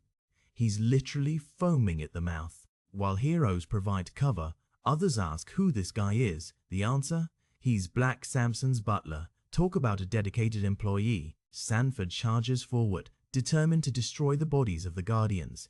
A metal clang rings out as someone tries to stop him. Mark is busy protecting the civilian tailor, Art. He tells him he's got to get him out of there unless his tailoring skills make him invulnerable. Sanford is ranting about how the Guardians abandoned Samson when he needed them most. He fires a beam that hits a hero in the chest with a bright flash. Nolan doesn't mess around. He flies in like a bullet and delivers a crushing punch right to Sanford's head. Sanford hits the grass hard. Dragon shouts out his name as the fight ends, just as quickly as it started. Black Samson himself is there, cradling his unconscious butler. He's devastated, asking, "What have you done, old friend?" Robot just mocks how long it took to beat the guy. After the chaos, Mark is talking to Dragon. An ambulance is taking Sanford away in a straitjacket. Mark asks if all funerals are like this, and Dragon sadly says more often than not. Mark looks pretty disturbed by that. He's like, "Geez, don't tell me that." Dragon notices something and points it out to Mark. They both look over at the Mauler twins. Mark agrees that those two are definitely up to something. They're standing there way too calmly for a couple of supervillains at a hero funeral. Nolan flies down and asks Mark if he's ready to head home. The cemetery is clearing out as heroes fly or walk away. So we transition to a sunset view of a bridge. A pink light is streaking across the sky. It's Eve again. She flies toward a circular base and calls out for Robot as she descends. She peeks around a corner asking anyone home. Her face is full of expectation, maybe hoping for some support. Instead, she finds Robot working on some machinery, while Rex and Duplicate are flirting in the background. Rex has his arm around her, and they're both smiling. Eve's face goes from sad to absolutely furious in a heartbeat. "Oh, I see how it's going to be now." She turns and storms out. Rex tries to call her back, looking a bit guilty but not really doing much to stop her. Rex stands at the exit as Eve flies away into the night sky. He tells her it doesn't have to be this way, but she's long gone. Mark gets home and heads to his room, tossing his costume aside. He's exhausted, muttering, "What a day." He sees his backpack on the bed. He looks a bit more hopeful now. He's probably thinking about that note from earlier. He reaches into his bag and pulls out the pink envelope Amber gave him at school. It says to Mark from Amber with a little heart on it. He's holding it like it's the most important thing in the world. He carefully unfolds the paper inside. You can see the crease marks as he opens it up. It says, "Call me," with her phone number. Mark has this huge goofy grin on his face. This is the highlight of his week, man. Suddenly there's a light tap at his window. He spins around, totally confused. What the? He looks out and sees William standing on the roof. Mark yells at him to cease fire as another rock hits near him. William just looks up and shrugs. "Oops, sorry." The guy has zero boundaries. Mark is excited, telling William that Amber wants him to call her. William calls him the Stort, while Mark admits they've never even spoken before. William jokes that she just wants to get to know him. Then he asks, "So, what's up?" William mentions he's been thinking about Mark's powers since their trip to Upstate University. He says every boy has always wanted to do what Mark can do. He gives Mark this hopeful, pleading look. He's clearly about to ask for a favor. Mark just lets out another sigh, looking up at the sky. He knows exactly where this is going. And then we see it. Mark is flying through the night sky, carrying William in his arms like a bride. William is laughing his head off, while Mark grumbles, "This is so gay." Cuts to Nolan and Debbie in bed. Nolan is sitting up, scribbling in a notebook. Debbie asks what he's doing, and he says he's taking notes for a new book to save for Mark's college. Debbie tells him he hasn't been himself lately. Nolan tries to brush it off, asking, "I'm fine, why do you ask?" He gets defensive, snapping that 7 of his colleagues were just murdered. His expression is pretty harsh. Debbie isn't backing down. She says she's seen him mourn before, but this is different. He's acting preoccupied, distant. Nolan just glares at his notes, repeating, "I'm fine." The tension in the room is thick enough to cut with a knife. Debbie gives up, telling him to forget she said anything. They both just sit there in silence. Something is definitely wrong with Nolan. Now we're back at Arlington Cemetery at night. It's real spooky under the moonlight. Derek Sanders, the guy from school with the metal chest, is standing in front of a grave. He's holding a bottle and looks really angry, muttering, "You son of a bitch." He's at David Hiles's grave. The headstone says, "Forgive him, he lost his way." Derek can't believe they even allowed him to be buried there. He rants about how Hiley's ex-wife must have pulled strings for him to be buried with veterans. Derek doesn't care what happened to Hiley's son. He still hates the man for what he did. He reaches for his zipper and says, "But you know, I did bring you a gift." Oh man, he's actually going to do it. So Derek starts urinating right onto the headstone of his old teacher.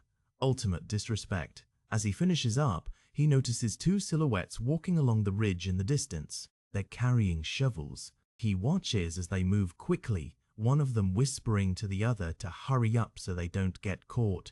The 2 guys are walking through the dark cemetery. One asks why they're doing this again, and the other says he read on the internet that drinking from the immortal skull makes you live forever. Idiots.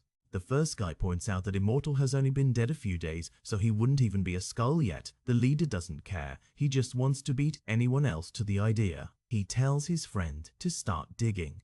The friend reluctantly agrees, and they set to work on a fresh grave. They're shoveling dirt like crazy, their boots sinking into the loose soil of the new burial plot. The lead guy is working fast, dirt flying over his shoulder as they get deeper into the ground. Suddenly, a loud thud sounds out. The leader gets a huge grin and says, "I think I hit it. I think we're done." So, we're out in deep space now. There's this massive spaceship drifting dangerously close to a glowing yellow star surrounded by debris. Inside the bridge, the crew is in a total panic. The captain asks for a status report, and a woman tells him they'll be vaporized on the star's surface in less than 6 minutes. The engineer, wearing some high-tech goggles, says the Tyrellians really messed them up, and it'll take 45 minutes to get the engines back online. The captain slams his fist down, shouting that they don't have that kind of time. He looks completely desperate. Another crew member suggests using the deflector array to slingshot themselves away using the fragmented remains of the enemy vessel. Suddenly, a massive doom sounds out as the ship is rocked by something outside. Everyone is thrown from their seats. It's Alan the alien. He's literally holding the giant ship with his bare hands, pushing it away from the star. He just thinks to himself, "Amateurs. This guy is a beast." From a distance, you can see Alan's tiny figure pushing the massive blue vessel as the star flares behind them. The crew on the bridge is baffled. They realize a life form is pushing them away and that they're no longer in danger. The captain demands to see it on screen. Alan's giant, one-eyed face appears on their monitor. The captain tells him they owe him a debt of gratitude. Alan isn't interested in thanks. He says this detour has already cost him too much time, and he's got to get to Earth immediately. As Alan cuts the feed, the crew is stunned. They realize he has strong telepathic abilities, But then they realize a problem. Where the hell is Earth? Alan blasts off away from the ship, leaving a streak of light behind as he speeds through the cosmos. Back on Earth, it's a peaceful night at the Grayson household. The lights are blowing warmly from the windows. Mark is at the door saying goodbye to his friends after his birthday party. Chad and William are leaving, and William jokes about doing it again next year. There's pizza boxes and trash everywhere. Mark's parents walk out from the back. Debbie asks if the coast is clear and if it's safe for parents to be seen. Nolan asks how the party went. Mark says it was fun, but there's only so many zombie movies you can watch in one night. He looks pretty satisfied though. Nolan pulls out a DVD case for Day of the Dead and smiles. He doesn't seem to agree that they've watched too many yet, so the three of them sit down in the living room to watch the movie. Mark and Nolan are on the couch, while Debbie walks up the stairs with a basket of laundry. The TV blares, "Hello, is anybody there?" Debbie pauses and looks over at her husband and son with a soft smile. It's a nice, normal family moment for once. The next day, we're at the Pentagon. Big, imposing building, very official looking. Robot is in a meeting with Cecil Stedman, a man with a scarred face. Cecil explains that since the Guardians were a private org and everyone is dead, the government is taking over and wants Robot to lead a new team. Robot looks honored, saying he won't disappoint them. His metallic face is hard to read, but he sounds sincere. Cecil introduces Donald, who will be Robot's superhuman liaison. He tells Robot they'll only talk again if something goes horribly wrong. "Pray we never meet again." Harsh words, Cecil. Donald, a guy with sunglasses, tells Robot they'll hold a recruitment meeting soon and to provide a list of people he'd like to work with. Meanwhile, we're way out in the snowy mountains, just peaks and clouds for miles. Nolan is sitting alone on top of a jagged rock. He lets out a deep sigh and starts to say, "Mark, we need to talk." He's clearly practicing a confession. He looks down, closing his eyes and sighing again. Whatever he has to say, it's weighing heavy on him. He tries again. "Mark, it is very important that we..." But he just can't bring himself to finish the sentence. Suddenly, he touches his ear, looking surprised. It seems like he's getting an emergency alert through his earpiece. Without another word, he takes off, flying away from the mountain at top speed. At school, Mark and Eve are walking together. Eve apologizes for missing his party, and Mark says they just watched horror movies and she wouldn't have liked it. Eve is offended. She says she likes horror movies, just not zombie ones. Then she asks if they should do some patrolling after school. Mark is surprised. "Oh, sure? You still do that?" He's not used to her being so gung-ho lately. Eve explains that just because she quit the teen team doesn't mean she's retired from being a hero. They walk around the side of a building to a shed labeled "Cafeteria Garbage Only" so they can change into their costumes. Mark is checking to make sure the coast is clear. Inside, they're getting ready when they hear a calyx sound from the door. A janitor is standing there, looking suspicious. The janitor storms in, shouting, "All right, you little purr." He thinks he's catching some kids having a secret tryst. He stops mid-sentence, looking totally bewildered. He definitely wasn't expecting to see superheroes in his garbage shed. Back at the house, Debbie is in the laundry room. She looks pretty tired, carrying a big basket of clothes. She starts loading the machine, probably thinking about the conversation she had with Nolan earlier. She pulls out Mark's invincible costume and just stares at it. "Geez," she mutters. She's probably worried about shrinking this one too. She gets on the phone with Art, the tailor. She asks if they're on a secure line and explains she can't remember the washing instructions for Mark's suit. Art is at his shop, surrounded by dresses. He tells her it's cold then cold, and suggests she talk Nolan into getting an ionic cleansing machine to save her the work. Debbie laughs it off, saying Nolan doesn't worry about her work and they're trying to save for Mark's college anyway. She thanks him for the help. She hangs up the phone with a satisfying kale sound. Problem solved. She goes back to the laundry, humming a little tune as she dunks the yellow and blue costume into the water. And then we cut to a battle. Invincible and Eve are fighting a whole army of Lizard League goons. One villain in a green mask shouts that the war is far from over and they'll strike again. Invincible is hovering, telling the villain that as long as they don't poison the water supply, he's happy. He asks if she really thinks he'll let them escape. The villain just grins under her mask, telling him the decision is no longer up to you. Uh-oh, what now? A massive fist comes out of nowhere and slams into Mark with a huge K-rack. It's a giant guy in a brown suit, Komodo Dragon. The lizard lady praises Komodo Dragon and tells everyone to make their escape while they have the chance. But then, wham! Komodo Dragon gets hit by something powerful. There's a pink glow everywhere. It's Eve. She's created a solid pink force field that's trapped all the goons. She tells them to surrender, jokingly calling them a pack of lounge lizards. Mark thinks it was a bad joke. Later, the police are hauling the Lizard League away. Mark is telling Eve they did pretty good, even though he took a hit to the face at the end. Eve smiles and says she totally saved his bot. Mark admits they make a great team. They're really clicking, man. Robot flies in on a hoverbike then. He tells them he's glad he found them because they're holding tryouts for the new Guardians today and he wants them both there. Mark says he's too busy with schoolwork to be a member but would love to see who's trying out. Robot turns to Eve and asks what she thinks. Eve's face goes cold. She says she has somewhere to be and tells Mark to have fun. She's still upset about the teen drama. She blasts off without another word, leaving a trail of pink light. Mark just watches her go, looking a bit sad. We see a wide shot of a massive government hangar. There are rows of planes and all kinds of tech around. This must be the tryout spot. The place is packed with heroes. Mark is impressed by the turnout. Robot explains that word spreads fast and that half the people there are vultures from Kate's Inc. looking for a better paycheck. Rexplode walks up looking smug. He and Mark just exchange brief, tense greetings. You could cut the awkwardness with a cape. As Rex walks away, Mark tells Robot he can't believe what Rex did to Eve. Robot tells him not to let it affect his opinion of Rex as a hero, though he admits some of their actions are hard to believe.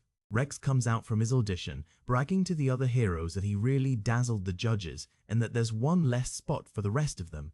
What an arrogant prick.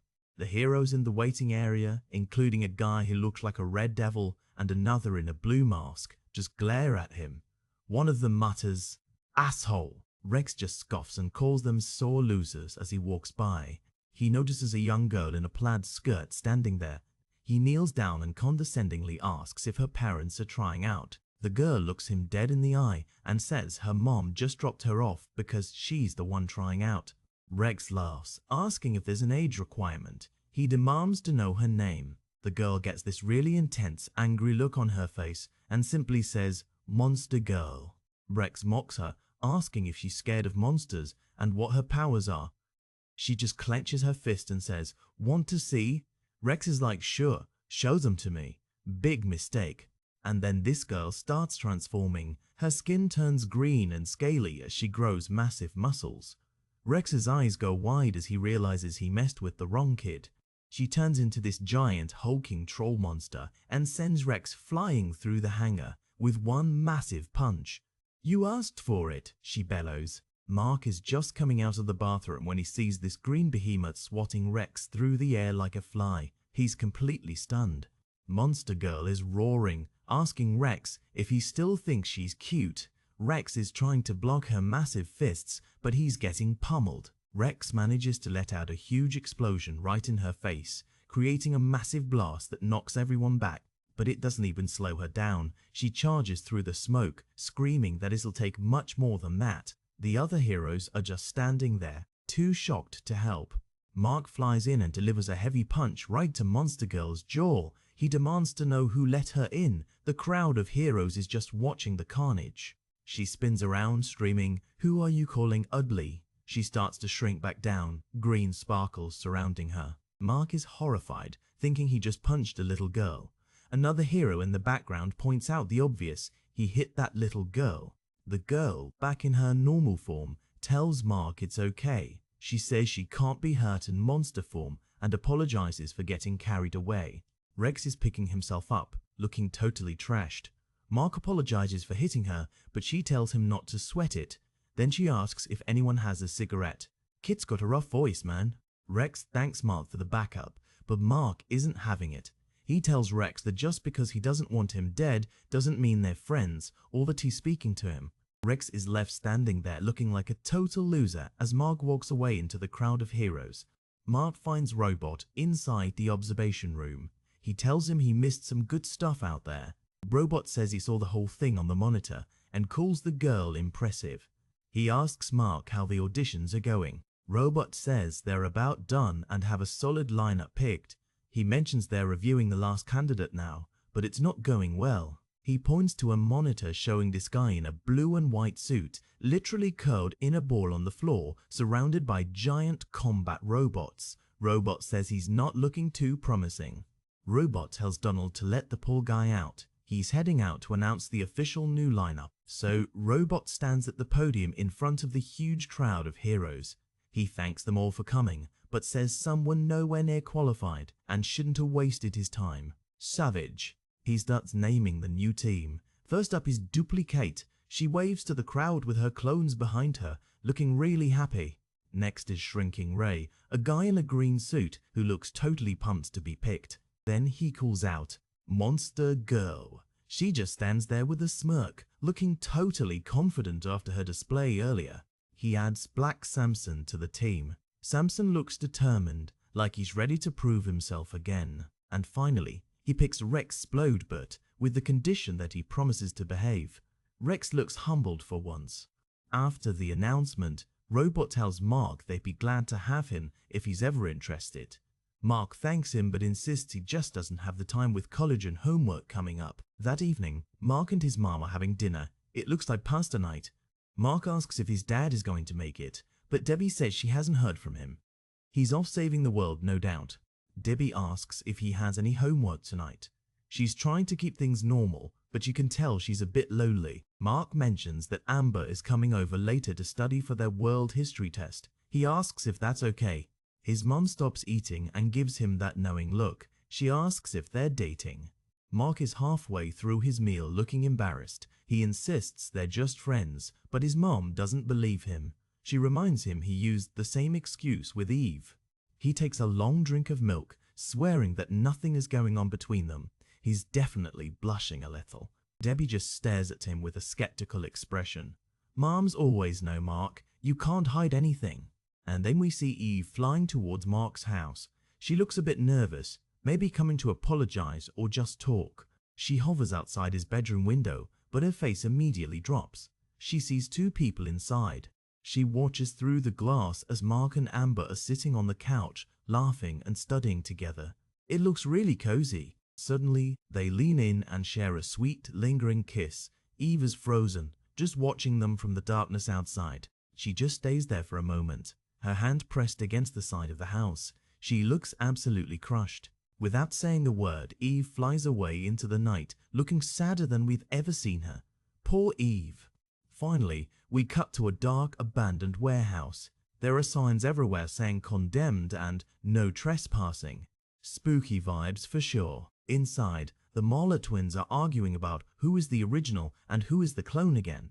One of them is working on a body strapped to a table. It's the immortal. One of the twins says he needs to make sure the control beacons are working before he locks the collar down. They don't want to resurrect their enemy without a way to control him. We get a close-up of Immortal's face. He's got tech attached to his head and neck, looking like a science experiment. The twins stand back, ready to flick the switch. They look a bit nervous, and then a question mark appears above them as something unexpected happens. Things are about to get crazy. So this guy Doc Seismic is totally losing his mind, screaming about how Invincible can't stop him. Typical villain stuff, right? And then Mark just flies right in, telling the Doc he's never even heard of him. Talk about a burn. But man, Seismic doesn't take it well and blasts the ground, causing a massive shockwave that sends Mark tumbling. Seismic stands over the ledge, looking all smug, while Mark falls into the darkness of the pit. Mark is down there thinking to himself that his witty banter definitely needs some work, because that line was super cheesy. Suddenly, Doc Seismic comes diving down after him, yelling that everyone is a critic. They're both just silhouettes against the light, as the Doc chases him deeper into the earth. Then Doc Seismic lets out another massive blast of energy, lighting up the whole cavern. Mark is getting tossed around like a ragdoll among all these giant falling rocks. It looks rough, bro. The Doc is climbing back up, muttering that Mark learned a lesson he won't forget anytime soon. He starts sighing to himself, wishing he'd just spent the money on a jetpack a long time ago. Hilarious. But wait, Mark flies up and grabs him by the back of his shirt, telling him he's getting a lift straight to jail. Seismic tries one last desperate blast right in Mark's face while they're mid-air. The energy ripples through the air, pushing them both apart as rocks crumble around them. Mark dives back down, reaching out to catch the old guy so he doesn't go splat on the ground. But Seismic is stubborn as heck, screaming that he won't be defeated by a kid like Mark. He tries one more time to fire his gauntlets, and Mark just can't believe how persistent this guy is. Finally, the dock hits the ground with a massive thud, ending the fight for good. Mark lands nearby, feeling the impact and letting out a big tired groan. He looks at the damage he caused to the mountain and just mutters, "Crap." He knows he's gonna hear about this. So Mark flies up near Mount Rushmore and sees a bunch of tourists actually clapping and cheering for him. A park ranger looks up and thanks him, saying he saved their lives and the monument itself.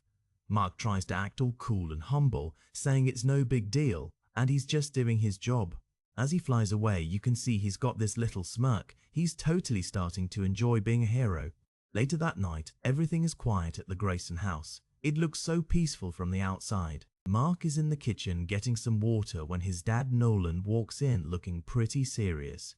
Nolan tells him they really need to have a serious talk. You can tell something is weighing on him. Mark just sighs, thinking his mom put Nolan up to giving him the birds and the bees talk because of his new girlfriend, Amber. He tells his dad he's not in the mood and that he's got school tomorrow, so he just heads back to bed.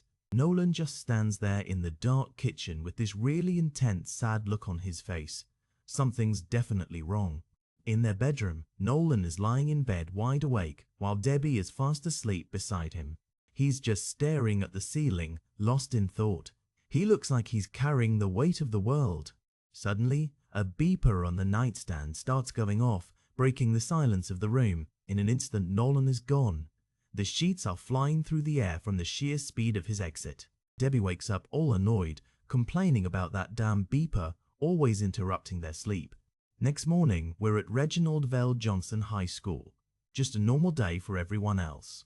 Mark is walking with a girl, talking about seeing each other in physics class later. Seems like things are going well. Then his friend William runs up, yelling that he's been looking all over the cafeteria for Mark. William asks Mark if he even goes to class anymore since he's always roaming around, and then brings up Red, that's Eve. Mark insists that he and Eve are just friends, especially since her boyfriend is out of the picture now. William doesn't seem to care and asks if Mark wants to hit Bergamard with him and their friend Chad after school. Mark says he's got to go to the comic shop first to get his books and invites the guys to come along. William looks totally offended, saying there's no way he's going into a comic shop and being seen as a geek. Mark just smirks and points out that he's the one with a girlfriend, which totally shuts William up. Back at the house during the day, the sun is shining and everything looks perfectly normal again. Debbie is sitting at the kitchen table, drinking coffee and catching up on the morning news. Nolan walks in through the back door, looking absolutely exhausted. Debbie asks if he's home for the day. She's worried because she's barely seen him all week and wants to know what's going on. Nolan sits down and explains that the new Guardians aren't very efficient, so he's been doing all their work. Then his beeper goes off again. He looks at the beeper with a tired expression and tells her that duty calls yet again. He pauses for a second, looking back at her. He tells her he loves her, almost like he's saying goodbye. Debbie looks a bit surprised by the sudden intensity, but softly tells him she loves him too. Switching gears, we're at a crime scene where this detective guy is telling a guard he has high-level clearance to be there.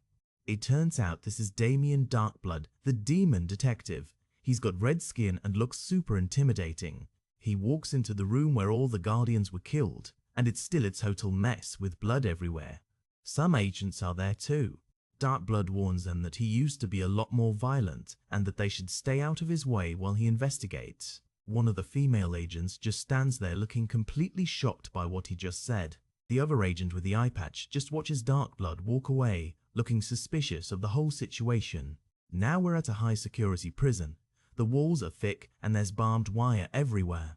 A guard is leading a guy in big golden armor down the hall. That's Black Samson, a former hero. They stop at a cell that looks more like a fancy hotel room. Samson is there to visit his old friend Sanford. Sanford is the one who took care of the armor, and he's sad that Samson had to go through so much trouble. Sanford says he did what he had to do because he couldn't stand what they were doing to Samson. He's got no regrets. Samson tells him that since he's part of the New Guardians now, he's going to use his influence to get Sanford into counseling instead of jail. Meanwhile, Mark is at the mall and there's a huge line stretching all the way across the second floor. He asks a guy what's up, and it turns out Thimip Sharf, the creator of Science Dog, is there for a signing. Mark's eyes go wide. He's a massive fan and he can't believe he stumbled into this. The guy in line turns around to keep talking, but Mark has already vanished into thin air. The guy is just standing there talking to nobody, looking like a total weirdo to the people passing by. Then suddenly, Mark is right back in the same spot, looking like he never left. Mark is holding a huge box of comics and tells the guy he just went to his car to grab his collection. The guy is completely stunned, muttering about how fast Mark was. He has no idea he's talking to a superhero, so Mark just waits patiently in the long line, holding his box and looking like any other fanboy. Finally, Mark gets to the front and meets Felix Schaff.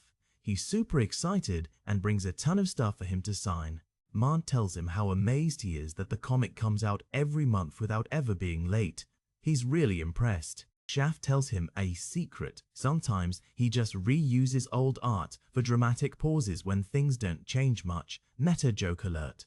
Mark just stares at him for a long silent beat. The silence stretches out over the next few panels. They're still just staring at each other. This is exactly what the artist was talking about. Mark finally asks if Schaff doesn't think that's a little bit cheap to do in a professional book. Schaff looks at him with his deadpan expression. No emotion at all. He's still just looking at Mark, letting the moment hang there as the line waits behind them. Finally, he just says, "Not really," and goes back to signing. That was some legendary level 4th wall breaking, bro. Suddenly, a giant purple sea monster starts attacking a boardwalk. People are screaming and running for their lives. Omni-Man flies in and catches one of the falling roller coaster cars, saving everyone inside from a watery grave. He puts them down safely on the beach and tells the kids not to worry because he's got this under control. He blasts off back toward the monster with incredible speed, leaving a streak of light behind him. He flies straight through one of the monster's giant tentacles, causing a massive explosion of purple goo.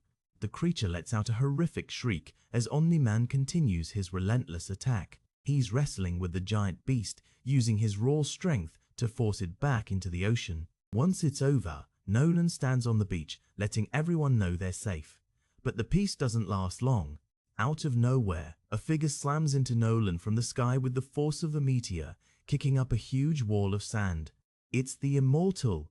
He's back from the dead and he's absolutely livid, screaming at Nolan, "Why did you do it?" The two of them rocket straight up into the air, leaving a massive shockwave on the beach below. High above the clouds, the Immortal has his arms wrapped around Nolan, trying to crush him while they fly. He's grit his teeth, telling Nolan that he doesn't know how he survived, but that Nolan should have stayed dead.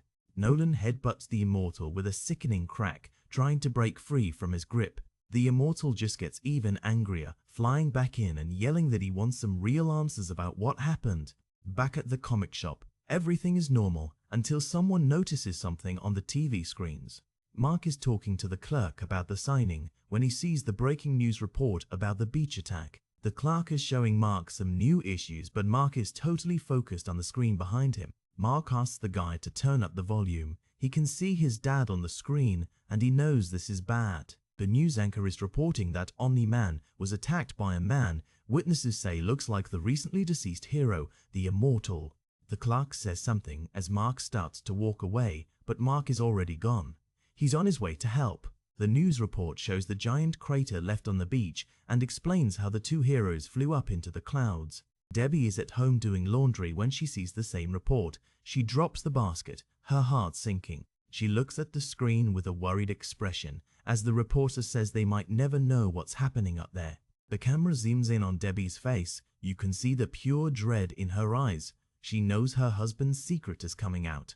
Up in the sky, the Immortal is punching Nolan repeatedly, screaming at him and asking why he killed the rest of the team. He lands a massive blow that sends Nolan reeling back through the air. The Immortal is not holding anything back. Then Nolan finally snaps. He punches the Immortal right in the face with a bone-jarring impact, yelling that he'll kill him again. Mark finally arrives on the scene, but he stops dead in his tracks. He's seeing something he never expected. The Immortal challenges Nolan one last time, yelling that he's welcome to try and finish him off. And then, in a move that's absolutely brutal, Nolan's hand goes right through the Immortal's chest. Blood sprays everywhere. Then, with one final horrific motion, Nolan literally tears the Immortal in half. It's one of the most insane things I've ever seen, bro. Mark is just floating there, staring at his father with this look of absolute horror and disbelief. Nolan is covered in blood, holding the two halves of the Immortal's body. The clouds are the only witness to this nightmare. Nolan looks at Mark, his face splattered with blood, and tells him he's decided to finally tell him the truth about where he really comes from. He starts telling the story of Viltrum. He says it achieved a perfect global society, but it wasn't an easy journey. He describes how they decided to eliminate the weak from their planet to achieve intergalactic dominance. It was a bloodbath. When it was over, half the population was gone, and what was left was a fierce, unbeatable race of warriors standing in the ruins. They repaired their planet and then turned their sights on the rest of the galaxy, wanting to build a massive empire. The entire planet was in agreement. Every single Viltrumite gave the plan a big thumbs up. They were all in. Nolan explains that they formed a world-conquering committee to lead the charge into the stars. The first step was locating planets that were developed enough to be useful, but not so strong that Viltrum couldn't crush them. Then they would install watchtowers to monitor the entire planet from orbit and keep it under their thumb. A team would go down to the surface to announce the takeover. If the locals cooperated, they'd get access to Viltrumite technology. But for those who resisted, it was over. Nolan stands tall over a pile of dead alien soldiers. He looks totally heartless here.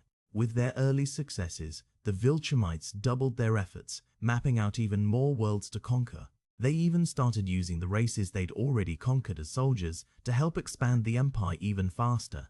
Even though these slave armies weren't as efficient as the Viltrumites themselves, they still helped out a lot with the workload. By the time Nolan was born, Viltrum was the center of one of the first great empires in the history of the galaxy. Being a conqueror became the most popular job on the planet. Everyone wanted to be a hero of the empire. When Nolan came of age, he signed up immediately. He started on the search committee looking for new targets. But he wasn't happy just watching. He wanted to be the one on the front lines, doing the actual conquering. For 3 years he trained and auditioned, even destroying giant robots to prove how strong he was. He impressed the high command so much that he was given one of the most prestigious posts in the whole committee. He was stationed right at the edge of the empire, leading the charge into unexplored space. Nolan admits he actually enjoyed the work, even when it got messy. He would do anything for Viltrum, and he still would.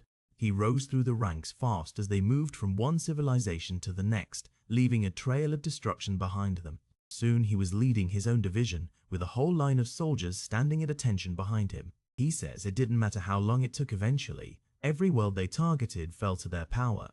They were completely unstoppable. One panel shows him lifting a massive alien structure, while the local people cower in fear. Nolan was constantly being rewarded for his efforts, getting medals and awards for his service to the Empire. But then, something shifted. The Empire had grown too large for them to maintain anymore. Their forces were stretched too thin, and the rapid expansion of the Viltrum Empire came to a sudden halt. They needed a more efficient way to conquer worlds, so the Council came up with a new, more subtle plan. Instead of sending an army, they would send a single top-ranked officer to a planet to weaken it over time from the inside. Nolan was one of the very first ones chosen for this new type of assignment. He had to learn how to fit into a new society. The officer would have 500 years to do whatever they wanted, as long as they made sure the planet didn't get strong enough to fight back. At the end of those 5 centuries, the officer would use everything they learned to bring the planet under Viltrum's control. Nolan says he viewed the assignment as a privilege, a reward for all his years of hard work. He calls it a vacation. When he first arrived on Earth, he spent his days flying around and surveying everything. He thought it was a vibrant, messy place. At first he hated it. He regretted taking the mission because humans seemed so strange and alien to him. He realized it was a volatile environment, and he thought the committee might not have chosen it if they'd known how chaotic it was. He noticed that humans were almost always in some kind of danger. He spends a lot of time just watching from the shadows. Every time he turned around, there was a new threat trying to conquer Earth, like this giant blue monster attacking a city. Nolan decided that since Viltrum had already laid claim to Earth, he wasn't going to let anyone else have it. He started fighting back. After a few months, he settled into a routine of just ending one threat after another to the human race. He was their secret guardian. But then everything changed when he saw a woman, Mark's mother, about to be crushed by a falling taxi on a bridge. He says meeting Debbie made him realize the only way to actually enjoy his time on Earth was to try and live as a human. He told her the fake story Mark grew up hearing, because he knew she would never approve of his real mission. Living as a human was tough at first. One panel shows him taking a knife from a mugger like it's absolutely nothing. He had to learn about weird human concepts, like working a job to earn money. He's at a typewriter, looking totally confused by it. But he also found things he liked. He mentions that physical love for something other than procreation was a very welcome surprise. He became a staple of the superhero community. His natural powers made him the most powerful person on the entire planet. He had adventure after adventure, and after a while, he realized he was starting to forget his original purpose. He was living the lie too well. Not long after he and Debbie got married, he met the original Guardians of the Globe. They were the biggest heroes of that time. Even though he was never an official member, they welcomed him into the fold, and he started working alongside them. They helped him a lot in the early years. They thought he was new to being a hero and were always eager to show him the ropes. He even started to consider some of them his actual friends. You can see him playing chess and laughing with one of them. But deep down, he always knew they would never let him complete his mission. He knew that one day they'd have to be eliminated. As the years went on, he became more and more comfortable with humans, which actually started to worry him a great deal. Then Mark was born. Nolan says he saw how happy Debbie was and felt he had no choice but to raise Mark as a human boy. He couldn't risk Debbie finding out the truth, so he couldn't risk telling Mark either. He just played the role of the loving father. He thought about taking Mark away and raising him as a pure Viltrumite in some secluded place, but he just couldn't do it. No matter how much he tried to distance himself emotionally, he had to admit he'd grown quite fond of Debbie over the years. So he decided to turn his back on his duties for a while and just focus on being a dad. Here's a flashback of him teaching Mark to ride a bike. He figured Mark would eventually provide a unique perspective for Viltrum, since he was growing up in such a different environment. He admits he was happy in his new life, but in his heart, he knew it couldn't last forever. He knew the mission was still waiting. When Mark started getting his powers, Nolan knew he couldn't wait any longer.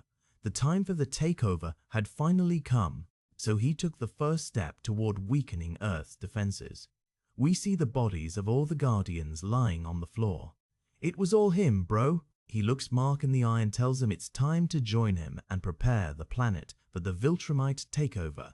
Mark is looking down, his face full of pain. He's struggling to process everything his dad just told him. Nolan tells him it's hard to take in, but that over time, Mark will understand why this has to happen. He even says he's sorry Mark had to find out like this. Mark is in total denial, saying it doesn't make any sense because Nolan loves his mother. Nolan just tells him to listen. Nolan starts talking about their lifespan, saying the older they get, the slower they age. He calls humans frail things and even calls Debbie little more than a pet. He tells Mark he'll eventually be as strong as him or even stronger, and that he'll live for thousands of years.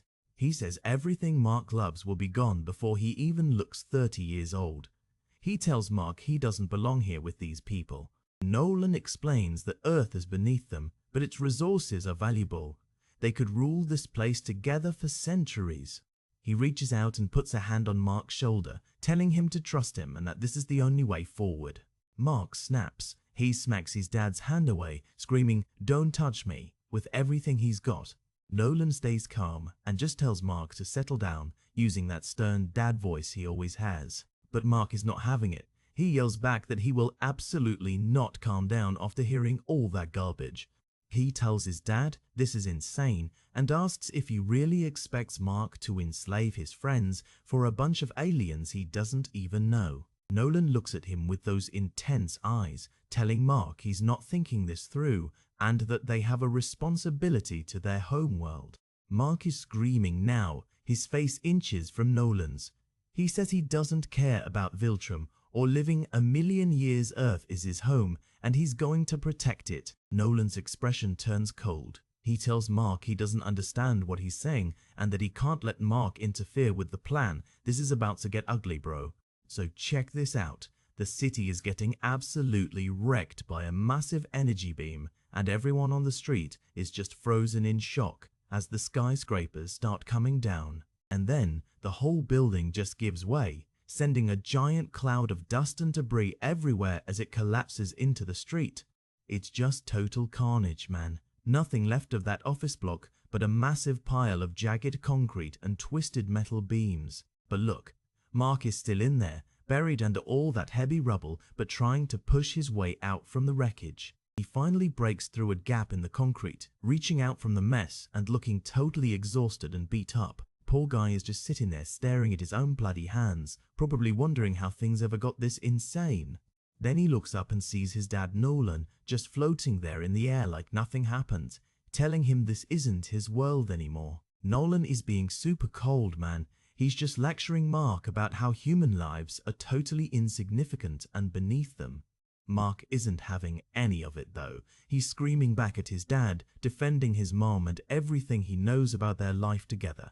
But Nolan just doubles down with the coldest look ever, telling Mark right to his face that his mother means absolutely nothing to him. That's the final straw for Mark. He lunges forward and drives his fist right into Nolan's gut with every bit of strength he has left. Nolan just floats higher, looking down at his son with this terrifying calm, telling him he's finally speaking the truth for once. And then things get real brutal. Nolan grabs Mark and smashes him right through a subway train, causing a massive explosion of light and metal in the tunnel. They end up in the burning wreckage of the subway, with Nolan standing over Mark and calling the people of Earth nothing more than livestock. Mark manages to get a kick in even while he's down, shouting at the top of his lungs that Nolan is wrong about everything, so Mark flies back at him, landing a solid punch on Nolan's jaw and telling his dad he's seen the good in him before. He keeps swinging, reminding Nolan that he lived as a human for years and said he was actually happy raising his son. Mark sends Nolan crashing through another concrete wall, desperate to believe that their whole family life wasn't just one big lie. But Nolan just stands there, taking the hits and staring at Mark as the tunnel continues to shake and crumble around them. Everything is just a dark, twisted mess of mangled train cars and shattered concrete down there now. The scale of the destruction is just massive, cutting a huge smoking path right through the city's underground. Then Nolan just rockets out of the debris like a missile, dragging Mark along with him as they head straight for the upper atmosphere. They're flying way up now, reaching the edges of space, where the sky starts turning those crazy shades of pink and purple as the sun sets. Mark is still fighting back with everything he's got, trying to shove his dad away even while they're miles above the ground. Nolan gets real close, telling Mark that his time on Earth has been nothing but a tiny speck in the span of a Viltrumite's life. He's pointing out at the horizon, admitting he was happy for a time, but saying he always knew it couldn't last. You can see the cold determination in Nolan's eyes as he says his loyalty is to the Empire, not this pathetic excuse for a civilization. He even tells Mark he can die with the humans if he wants, because he can always just go have more kids later. Man, that is just heartless. Mark is absolutely fuming now, calling his dad a bastard and throwing a heavy punch with all his remaining rage. But Nolan just brushes it off like it was nothing and hits Mark back so hard he goes tumbling back through the clouds. Nolan stays right on him, delivering another massive strike mid-air that sends Mark flying even faster through the sky. It's just a one-sided beatdown at this point, with Nolan launching himself at his own son like he's trying to put him through the planet. He catches up to Mark and just starts unloading, slamming his bloody fist right into Mark's battered face again and again. Another punch lands square on the jaw, and you can see Mark's goggles finally starting to shatter under the insane pressure. Blood is spraying everywhere into the wind as Nolan continues the assault, looking completely focused on breaking Mark's spirit. He delivers a final crushing blow that sends Mark reeling, calling him a fool for ever thinking he could win this fight. Then he just grabs a nearly unconscious Mark and keeps flying, telling him how much of a disappointment he's been. They hit the ocean with a massive splash, cutting right through the surface of the waves like a high-speed torpedo. They sink deep into the dark blue water, leaving a massive trail of bubbles as they dive further and further down. Even underwater, Nolan doesn't let up, keeping his grip tight as they move through the deep pressure of the sea. And then, he just slams Mark right into the seabed, sending up a huge cloud of sand, coral, and broken rock. Nolan just floats there, staring at his son through the water, with an expression that's totally unreadable and chilling. Mark is just lying there on the ocean floor, looking half dead and broken among the cracked rocks. But Nolan isn't done yet. He reaches down and grabs Mark by the neck, pulling him back up for more. He hauls him back toward the surface at incredible speed, dragging him through the water like he's nothing. They burst out of the ocean in a huge explosion of spray, heading straight back into the air at high speed. Nolan just lets go, and Mark goes spinning wildly through the sky, totally helpless and drained of all strength. Mark tries to reach out with one hand, but he's so battered he can barely stay conscious as he falls toward the landscape. He's just tumbling through the blue sky, looking like a broken toy that's been tossed aside and forgotten. And then he slams into a snowy mountainside with enough force to cause a massive explosion of ice and stone. The whole side of the mountain starts to slide, burying the small village below in a giant, terrifying avalanche. Nolan flies over the snowy peaks, looking down to find exactly where Mark landed in the white mess. He spots him, just a tiny broken speck of blue and yellow lying in the deep freezing snow. He lands and hauls Mark up by the arm, looking at his battered face and asking him if he's finally had enough of this. Mark is a total mess, blood everywhere and eyes barely open, but he still whispers that he's going to stop his dad. Nolan just stands there over him, looking down at his broken son and telling him he's ready to finish this whenever Mark is. Another huge hit follows, and the mountain just explodes again, sending giant boulders flying through the air. Mark is cratered into the solid rock, barely holding on to life while Nolan floats just above the wreckage. Nolan starts explaining his big offer again, how they'll share Viltrumite tech and make Earth better under their rule. Mark pulls himself up on his hands and knees, coughing up blood, and asks what happens to the people who resist the takeover. Nolan doesn't even hesitate. He just looks down and tells Mark that they will simply destroy anyone who resists. Mark somehow finds the strength to stand up, telling his dad that enslaving people just isn't right, no matter the tech. So Nolan just cocks him again with a brutal hit that catches Mark right in his already mangled face. Mark is sent flying once more, crashing into the rocks with a sickening thud as the impact sends up a cloud of snow. Nolan stands over him again, demanding to know what Mark thinks this world even has to offer a being like him. He lectures Mark about how everything he's fighting for right now will be gone in the blink of an eye. He tells Mark that since they age so slowly, he'll outlast every single fragile being on the whole planet. Mark looks up through the blood and says the most heart-wrenching thing, that he'll still have his dad. You can see Nolan's face just drop. It's like all that cold Viltrumite logic just hit a brick wall of pure emotion. He raises his bloody fist to strike one last time, but he's just frozen there, staring down at his son. Mark is just lying there in the crater, looking up at him and waiting for the final blow that never comes. But look at Nolan's fist, it's actually trembling. He just can't bring himself to kill his own child. And then he just leaves. Nolan rockets away into the sky, leaving Mark all alone and broken in the snow. He flies right out into space and man, you can see the tears in his eyes. He's leaving Earth and his family behind. Fast forward a bit and we see Mark flying through the city again, looking a lot more like his old self as he soars past the buildings. Back at the crush site in the mountains, these high-tech medical teams arrive in a futuristic ship to finally pick up Mark. Meanwhile, Mark's mom, Debbie, is sitting at home with government guards everywhere, just staring at the TV news. The news is showing a special report with grainy footage of that insane fight between Invincible and Omni-Man in the city. William is sitting on his couch at home too, looking absolutely stunned and worried by what he's seeing on the screen. And Amber is just devastated, sitting on her bed and crying her eyes out after seeing the news about the fight. Even Artsy, the guy who made the costumes, is sitting alone in his workshop drinking, looking completely miserable about everything. Mark is finally in a high-tech medical bed, hooked up to all kinds of tubes, while Debbie and Cecil Stedman watch over him. Eve is back at school, but she's totally tuned out in class, just staring down with a really sad look on her face. William goes over to Mark's house, but he just sees a pile of newspapers and mail sitting untouched on the front porch.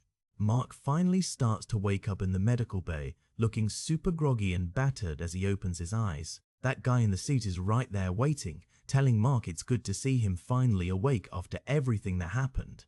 He explains that Mark has been out for almost 2 weeks, but their best doctors have managed to get him all patched up. The guy introduces himself as Cecil Stedman, a high-ranking government official who tells Mark he knew Nolan very well.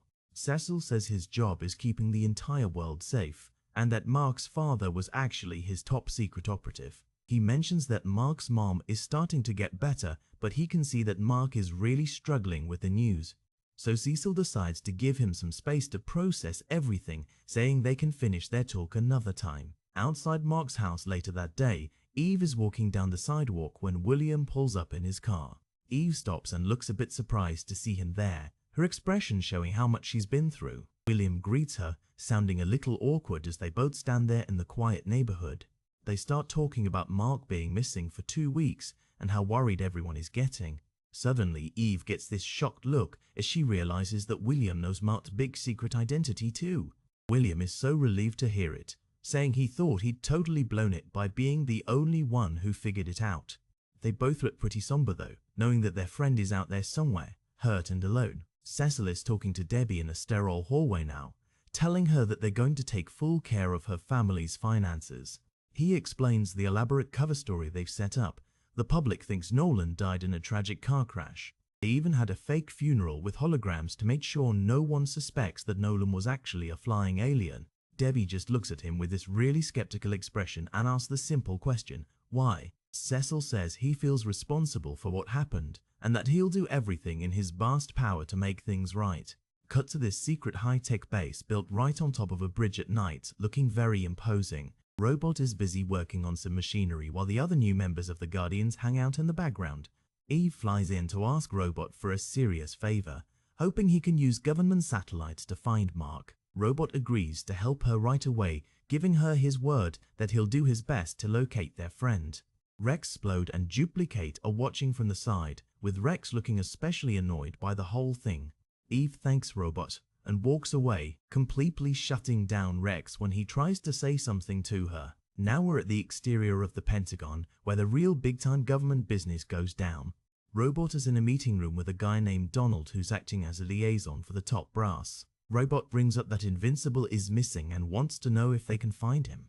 Donald tells him Mark is safe and getting medical care, but then warns Robot that the new team is struggling. Robot just accepts the news, his yellow eyes glowing as he hears that he and the team are basically on probation. Mark is finally out of the hospital and in casual clothes, sitting in a simple room when Cecil walks in. Cecil is talking about the public fallout from the fight and how nobody knows Mark was actually protecting the planet. Mark looks up really surprised and asks Cecil how he could possibly know the details of what was said during the brawl.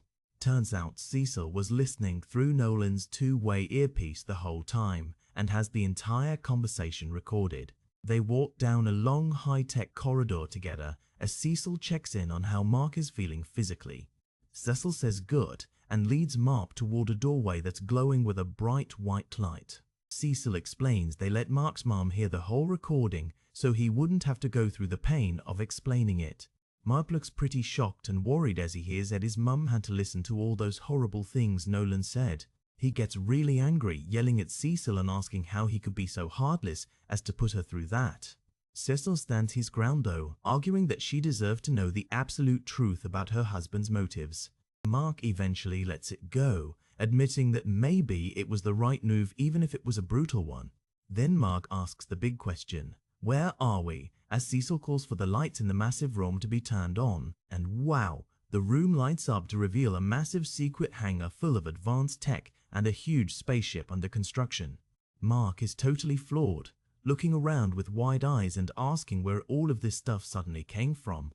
Cecil explains they've been using light frequency tech in the water supply to make the whole facility invisible to the public. They walk through the busy hangar, which is filled with scientists and soldiers working on top secret projects. Cecil cracks a dark joke about having to kill Mark if he sold too much, which is just classic Cecil. Mark's still trying to wrap his head around the physics, asking why he can see his own hands if the room is hidden. Cecil just tells him it's complicated and that they didn't want him to be too alarmed when he first walked in. Then he mentions the real perks of the job. Mark's family finances are taken care of, and he's already got a college scholarship. Mark is happy for a split second before realizing there's got to be a major catch to all this government help. Cecil tells him the plain truth. Nolan is gone, having left the solar system and headed for parts unknown. He explains they have proof of other life-bearing planets and that Nolan could easily survive the trip to one. Cecil emphasizes how incredibly valuable Nolan was to the government as their top hero for years. And then he finally drops the big offer. The government needs a replacement for Omni-Man, and they want Mark. Mark asks for clarification, wanting to be sure Cecil is really asking him to step into his father's shoes. He summarizes the deal: be a government superhero in exchange for a scholarship and taking care of his mom. Cecil confirms that's the whole plan, looking at Mark with a very serious expression. Mark gives a small, determined smile and tells Cecil to count me in for the new job. Cecil welcomes him aboard as they walk off together to get Mark fitted for his new hero gear. Later that day, Eve shows up at Mark's house again, looking a lot more composed than before. William answers the door and is relieved to see her, making a joke about how he didn't have a good excuse for being there. He immediately asks if she's heard anything new from Mark since he's been missing for so long. Eve tells him the news she got from the government. Mark was injured, but he's safe and healing up well. You can see the relief on William's face as Eve tells him that Mark should be back home very soon. William is so happy he actually asks Eve if she wants to go out and get something to eat to celebrate the news. Eve just gives him this blank, surprised look, like the idea of a date is the last thing on her mind. Night falls over the Grayson house, which is still looking pretty cluttered with all those old newspapers on the lawn. Mark and Debbie have finally come home, but the atmosphere between them is still really heavy and awkward. Debbie doesn't even stop to talk. She just starts heading straight up the stairs to go to bed for the night. Mark watches her go, sounding really worried as he asks her if she's finally feeling okay. She doesn't even look back at him, just says no, not even close, and keeps walking up the stairs. Mark is left standing all alone in the dark entryway, looking totally heartbroken for his mom. He slowly wanders into the dark living room, the whole house probably feeling way too empty now. He sits down on the sofa and just buries his face in his hands, finally letting the weight of everything hit him. Suddenly, a loud high-pitched beeping starts coming from the coffee table where he put his new gear. The beeping just keeps going, breaking the silence of the house and pulling Mark out of his thoughts. Mark sits up and looks at the device, looking totally surprised and a little bit confused by the noise. He grabs the government beeper Cecil gave him, realizing that his new job is starting sooner than he thought. The screen is flashing a message that says TREBI in space, which is one heck of a first mission for him. He taps his earpiece to talk to Cecil, asking what the situation is while he gets ready to move. Cecil's voice comes through, giving him a stern warning about keeping his hero life and his real life totally separate. Mark tells him he's on his way, pulling off his shirt so he can change into his costume and head out. And then, he just blasts out of his bedroom window and rockets straight up into the night sky toward orbit. Up in the vacuum of space, he finds this damaged satellite station floating just above the Earth's atmosphere. And who else would it be but Alan the alien, just floating there in his pink jacket like it's a casual Sunday. Alan is looking around the station, probably wondering why the usual guy isn't there to meet him this time.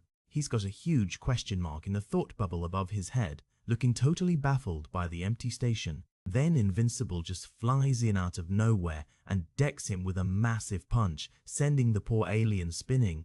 Alan recovers and realized it's Mark, saying he thought he was too late to give him a very important warning. Mark is still a bit on edge, asking Alan what exactly he's trying to warn him about after all that's happened. Alan explains that when he got back to his people, they told him that Earth is off limits because of a Viltrumite living there. Mark just looks at him through his shattered goggles, the irony of the warning finally sinking in. Alan asks if he already knew about it, and Mark just gives him a very tired, yeah. So they both land on the moon together, kicking up clouds of grey dust as they touch down in a crater.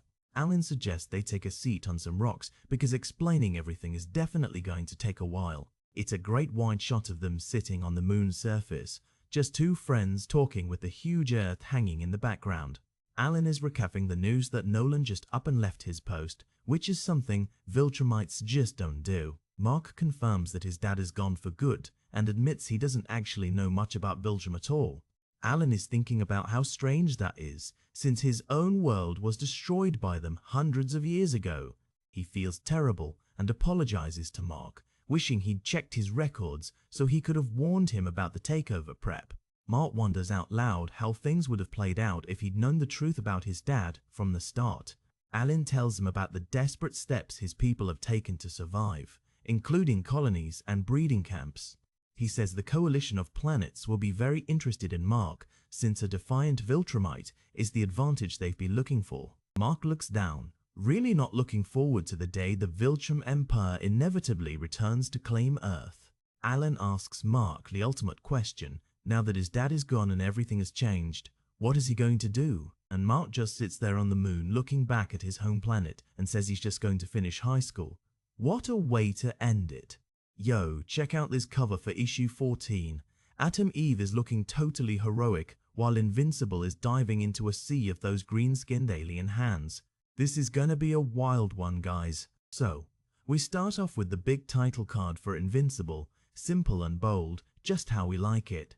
And here are the names of the legends behind the book: Kurtman, Otley, and the rest of the crew. These guys really know how to build a world.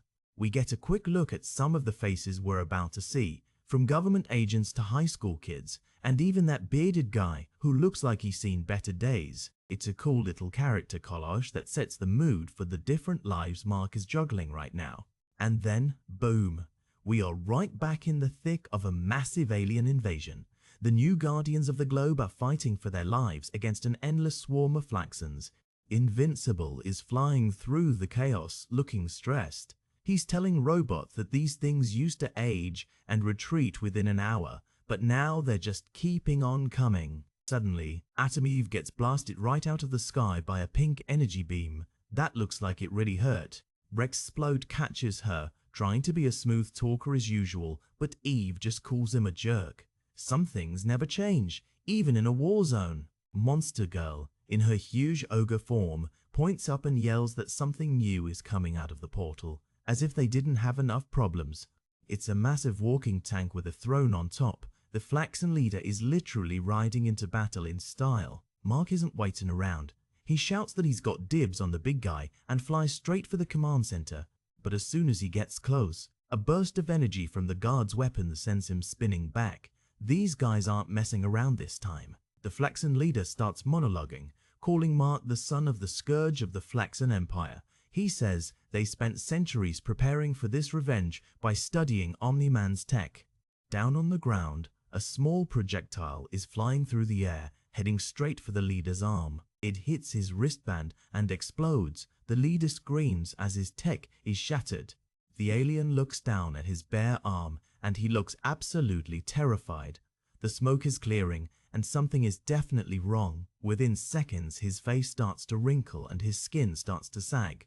The rapid aging side effect of being on Earth is hitting him all at once. He manages to mutter, "Oh hell," as he turns into a withered old man right before Mark's eyes. Talk about a bad day. Robot realizes exactly what happened. He shouts to the team to target the wristbands. That's the secret to their survival on this planet. Mark is holding back a group of them, realizing that the chronobands were just blocking the time dilation effects.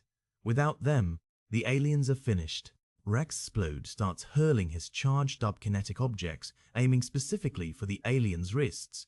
It's a total game-changer. The aliens start panicking, shouting that their weakness has been discovered and ordering a full-scale retreat back to their dimension. The portal begins to suck them back in. and the battlefield is suddenly a lot emptier.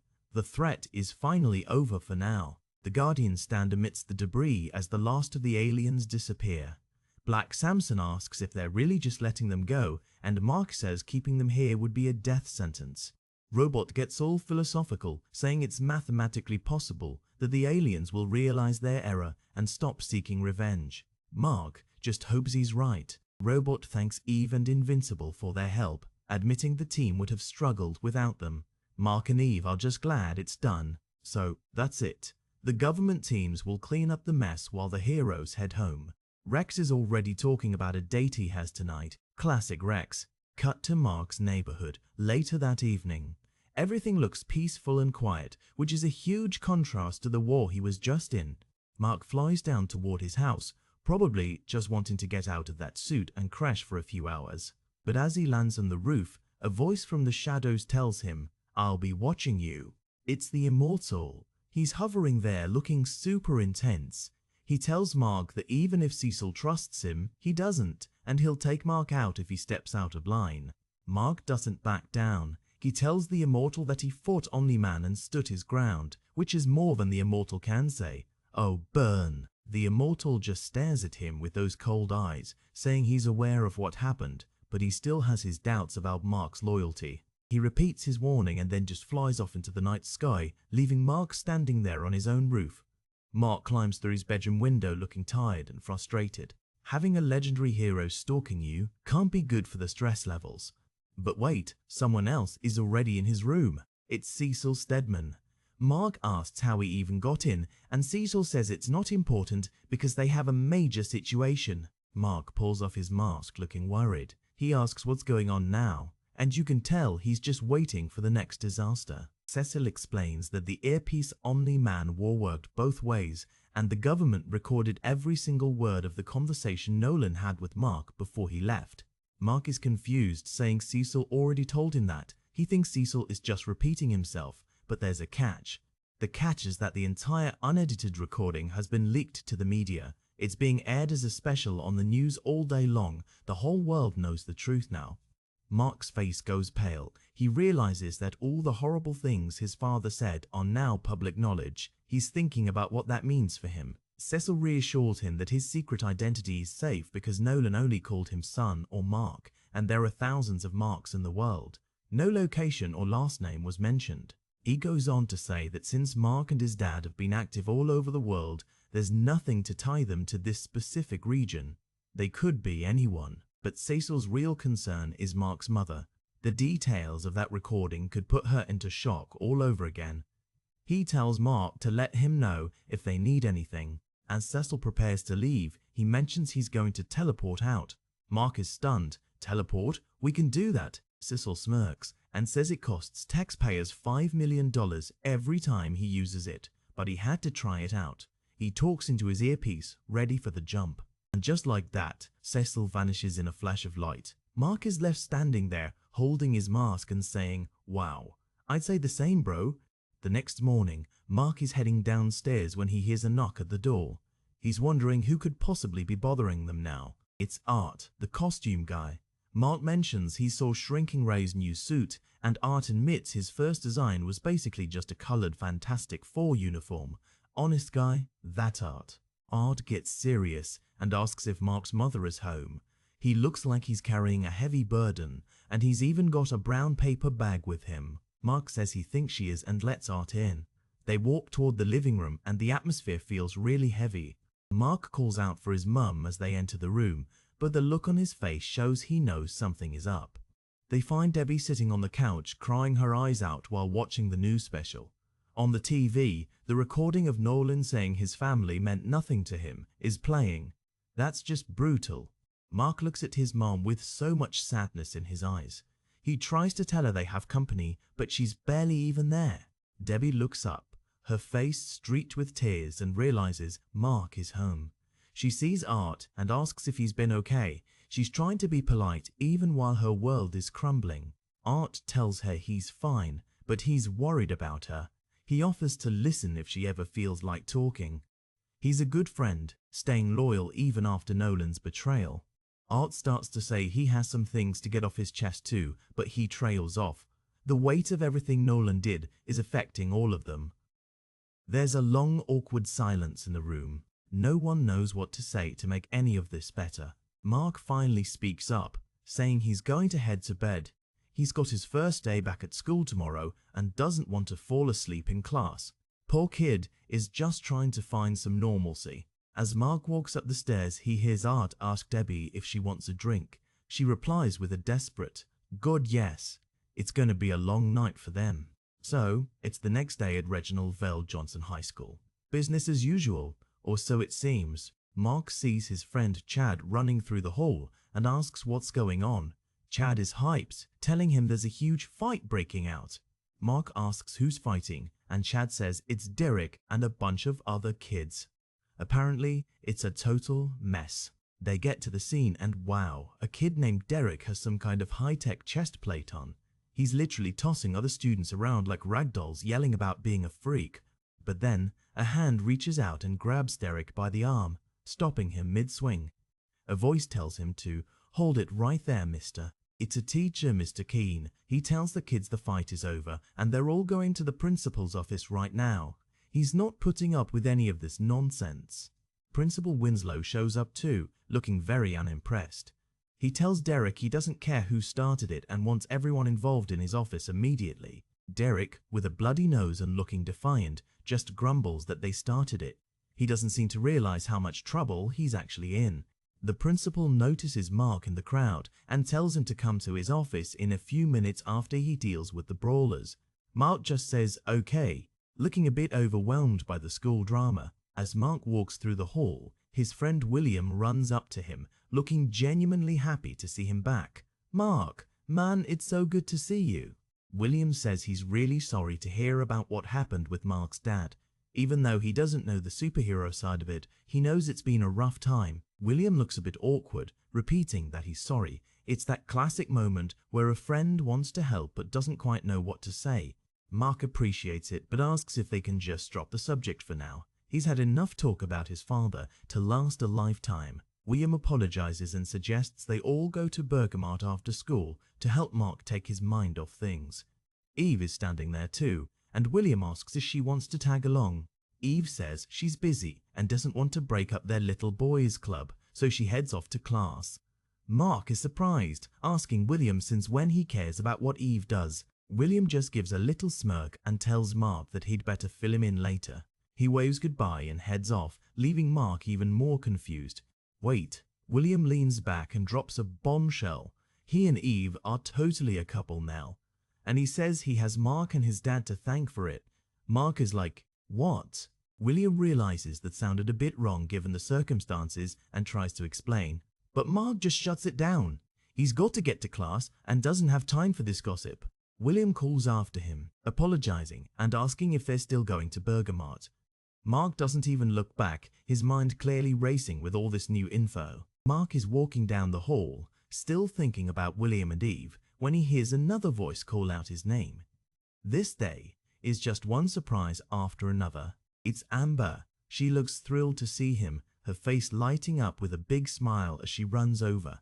Mark turns around sounding surprised. He didn't expect to see her here either. And then Amber just goes for it. She grabs Mark and gives him a huge kiss right there in the middle of the hallway. Mark looks completely caught off guard.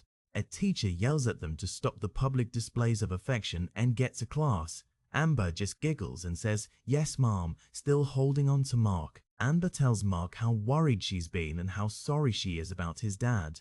Mark lies a bit, saying he was out of town for the funeral because his dad wasn't from around here. I mean, it's technically true.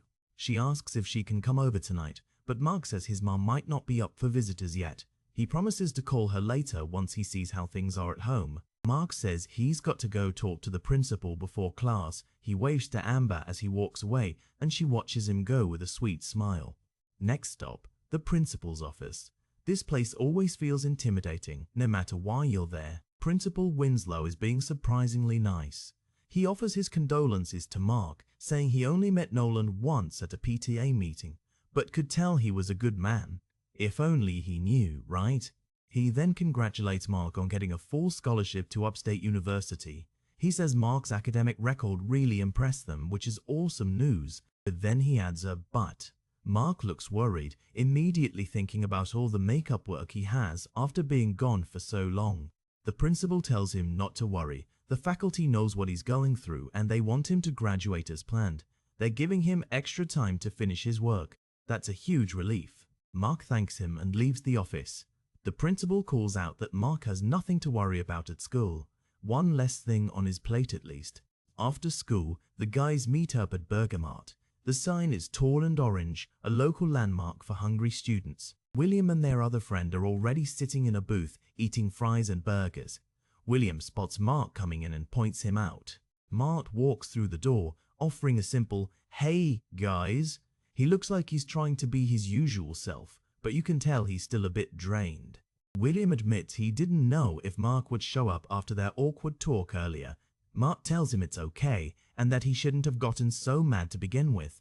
William insists that Mark had every right to be pissed because he was totally out of line. He looks genuinely regretful about how he handled things. Mark says they're all too young for this kind of stuff and have no experience dealing with it. He can't really blame William because he doesn't know how to act either. It's all new territory. William apologizes again, saying he didn't mean to bring up Mark's dad like that. He's being a good friend, trying to make things right.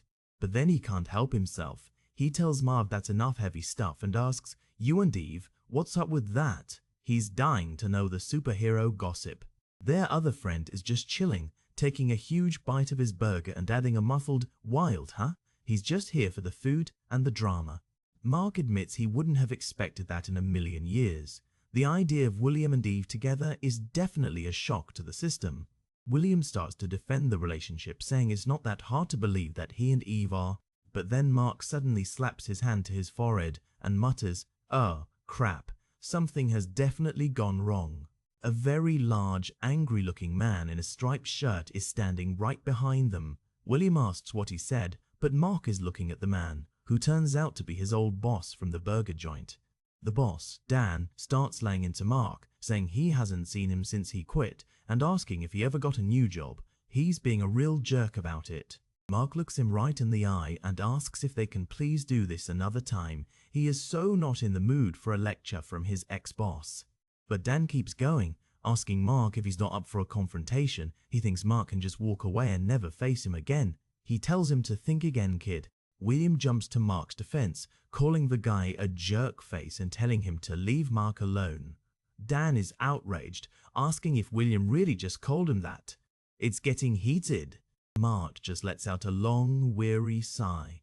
He survived an alien war and a battle with his father, and now he's stuck in a middle school level argument at a burger joint. Life, man. Switching gears, we see a beautiful sunset over some rugged-looking mountains. Looks like a secret base location if I ever saw one. Inside, Cecil and Robot are walking through a high-tech facility. Cecil is giving Robot a performance review, saying the team did okay against the Flaxons, but they're still not fast enough. Cecil introduces a new hero named Bulletproof. He says he's as fast as Red Rush and almost as invulnerable as Omni-Man, but not nearly as evil.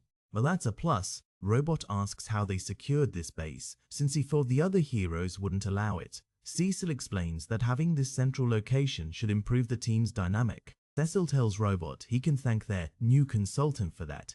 Robot turns around, clearly curious about who this mysterious person could be. It's the Immortal again. He's standing there looking all stoic. Cecil says he had some involvement with the previous owners and can be very persuasive. Robot is a bit taken aback. He asks if he's being demoted since the Immortal is a legend and he's just, well, a robot. Cecil clarifies that the Immortal is just a consultant. They're equals, and Robot is still in charge of the team, but he should definitely listen to the veteran's advice.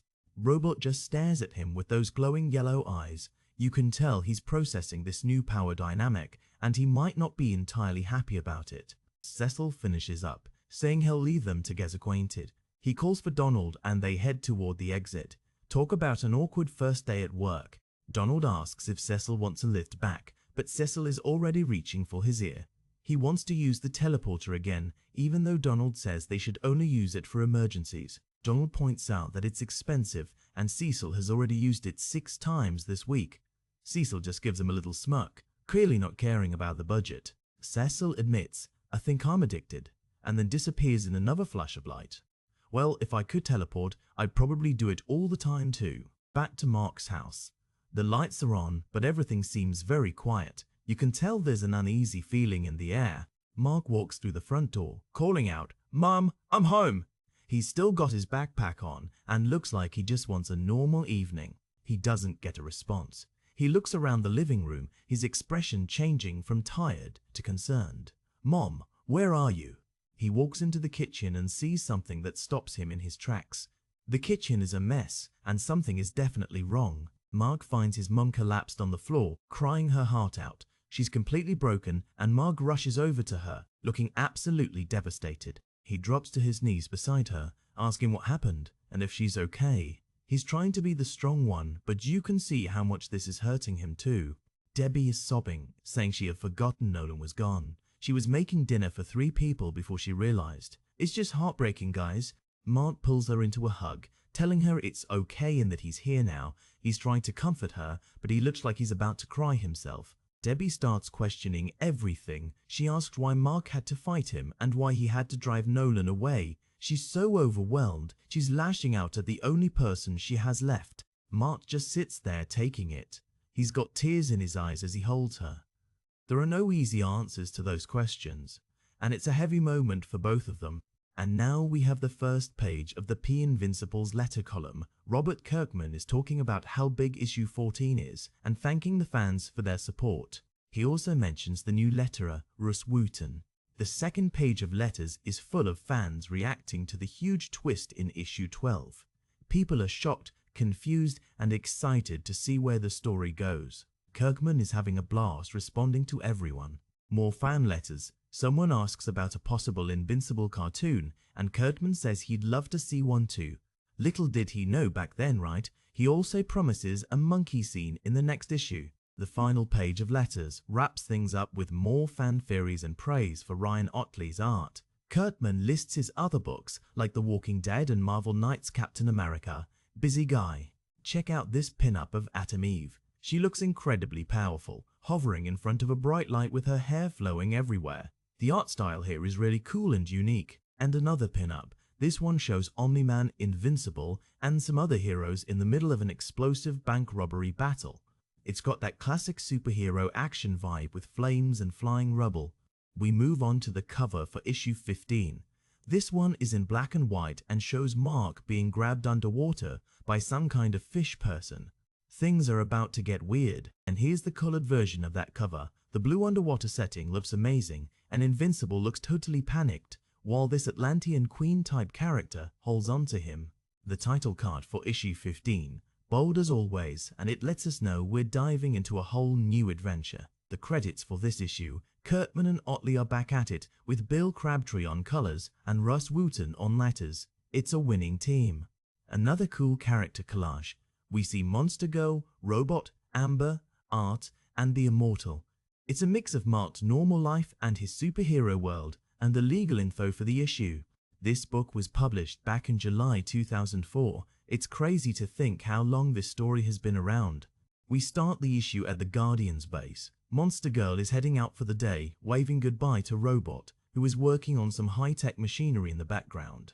Robot stops her, saying he needs to talk to her for a minute. Monster Girl turns back, looking a bit impatient. She asks what's up, calling him boss. Robot tells her she's an excellent member of the team, but they need to discuss her behavior. He says the problem isn't her performance, but her conduct during their downtime.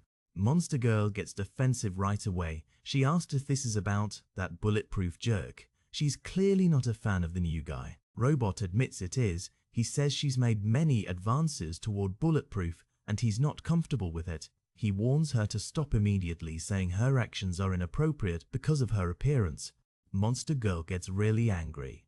She shouts that she's a 29-year-old woman with adult feelings and urges her young appearance is just a side effect of her power that she can't let cripple her life.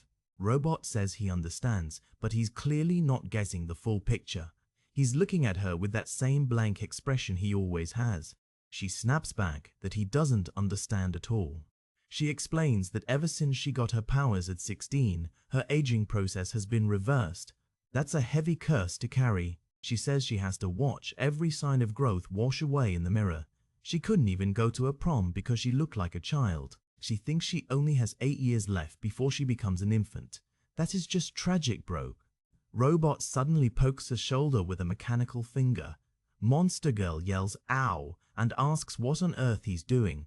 She's already in a bad mood, Robot. Robot says he wants a skin sample to study her DNA and see if he can find a way to counter the effects of her power. He tells her to refrain from hitting on her teammates in the meantime. Typical Robot. Monster Girl just waves him off, saying, "Okay, thanks, Robot." She walks away, clearly done with the conversation. Robot just watches her go, already focused on the science. Back to Mark's house. It's daytime and everything looks bright and sunny, but the atmosphere inside is still probably pretty tense. Mark walks into the kitchen, his backpack still on his shoulder. He sees his mom sitting at the counter, reading the newspaper and having a cup of coffee. Mark grabs a plate of food and a glass of juice. He offers a quick thanks to his mom, and he looks like he's trying to keep things low-key. Debbie replies with a quiet, "You're welcome." She looks tired, her eyes showing the weight of everything she's been going through lately. Mark sits on the couch to eat, looking down at his plate. They both look so lonely, even though they're in the same room. It's a really sad scene. His mum suddenly calls his name. Mark looks back, answering with a simple "yeah?" He's probably expecting another difficult conversation. Debbie apologizes for the things she said yesterday, admitting she had been drinking. She says she wishes she could take it all back, and that she never should have said it. Mark is being really understanding. He tells her they're both going through a lot, and he totally understands. He says he sometimes thinks the same things too. He's such a good son, man. Debbie gets a determined look on her face. She says they have to move on. She's convincing herself that the man she loved never really existed and was all just a lie. It's the only way she can get through the day. Mark tries to say something about how he still thinks about it, but Debbie cuts him off. She says they have lives to live and points out that Mark is about to be late for school. She's trying to focus on the practical stuff. Mark checks his watch and realizes she's right. Debbie tells him she'll be home late tonight because Nolan's publisher is flying her to Chicago to sign some paperwork. She tells him to order a pizza for dinner. Mark waves as he heads out the door, saying he'll be fine and he'll see her tonight. He's got a little smile on his face, maybe because things with his mom are a bit more stable for a moment. So we're back at school. Same old brick building, but Mark's got a lot more on his mind than most of the other students. Amber sees him running through the hall and calls out to him. Mark tells her she's going to be late too if she doesn't hurry up. Amber says she's got a study period and can show up whenever she wants. She says she was waiting for him because she really wants to talk to him. She's got that look in her eye, bro. Mark starts to say he doesn't know about tonight, but suddenly his bell starts going beep beep beep. It's his government pager. Talk about bad timing. Mark looks down at the pager, looking stressed. He tells Amber he's sorry, but he's got to go right now. He's literally running off before she can even react. Mark sprints down the hallway, while Amber just stands there, looking completely confused and a little frustrated. She's trying to have a normal relationship, and it's just not happening. She watches him go, wondering out loud what on earth he needs a beeper for. Little does she know, it's a direct line to the most powerful man in the government. Next stop, the Pentagon, the headquarters of the United States military. You know when things happen here, they're always a big deal. Invincible comes diving out of the sky, a streak of yellow and blue against the massive building. He's not wasting any time answering the call. Mark lands near a group of men in suits, including Cecil. He asks what's going on, and Cecil tells him they've got a major situation on their hands. Suddenly, a fish person with a trident appears out of nowhere. He yells at Cecil, demanding that they turn over him at once so they can leave. Mark is like, "Wait, who?"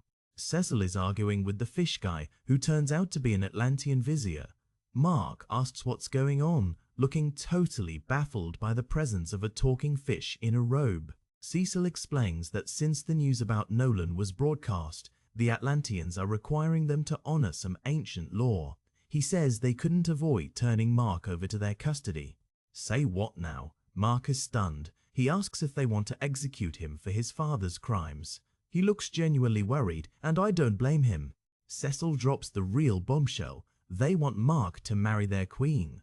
Apparently, since Omni-Man killed their king, their law says his next of kin has to marry the widow if no other mate is found. That is crazy. Cecil admits he'd like to tell them to shove it, but the Atlanteans control the ocean and have valuable resources. If the US goes to war with them, it could ruin the world economy. So Mark has to play ball. He reassures Mark that their legal team is looking for a loophole to get him out of this. He just needs Mark to go along with it for a few hours. No big deal, just a forced marriage to a fish. Mark is reluctant, but Cecil says he'd be helping the country out a great deal. Mark finally agrees, sounding a bit resigned to his weird fate. Mark turns to the Atlanteans and says, "Okay fellas, I'm all yours." He looks like he can't believe he's actually doing this. I feel you, Mark. A massive Atlantean vehicle, shaped like a giant mechanical fish, hovers over the group. Cecil and the other suits watch as it prepares to take Mark away. The ship takes off into the sky, heading toward the ocean.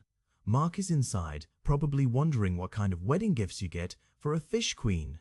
Cecil tells his team to get to work and find a way to get Mark out of there as soon as possible. He says he's sure the boy is scared to death right now.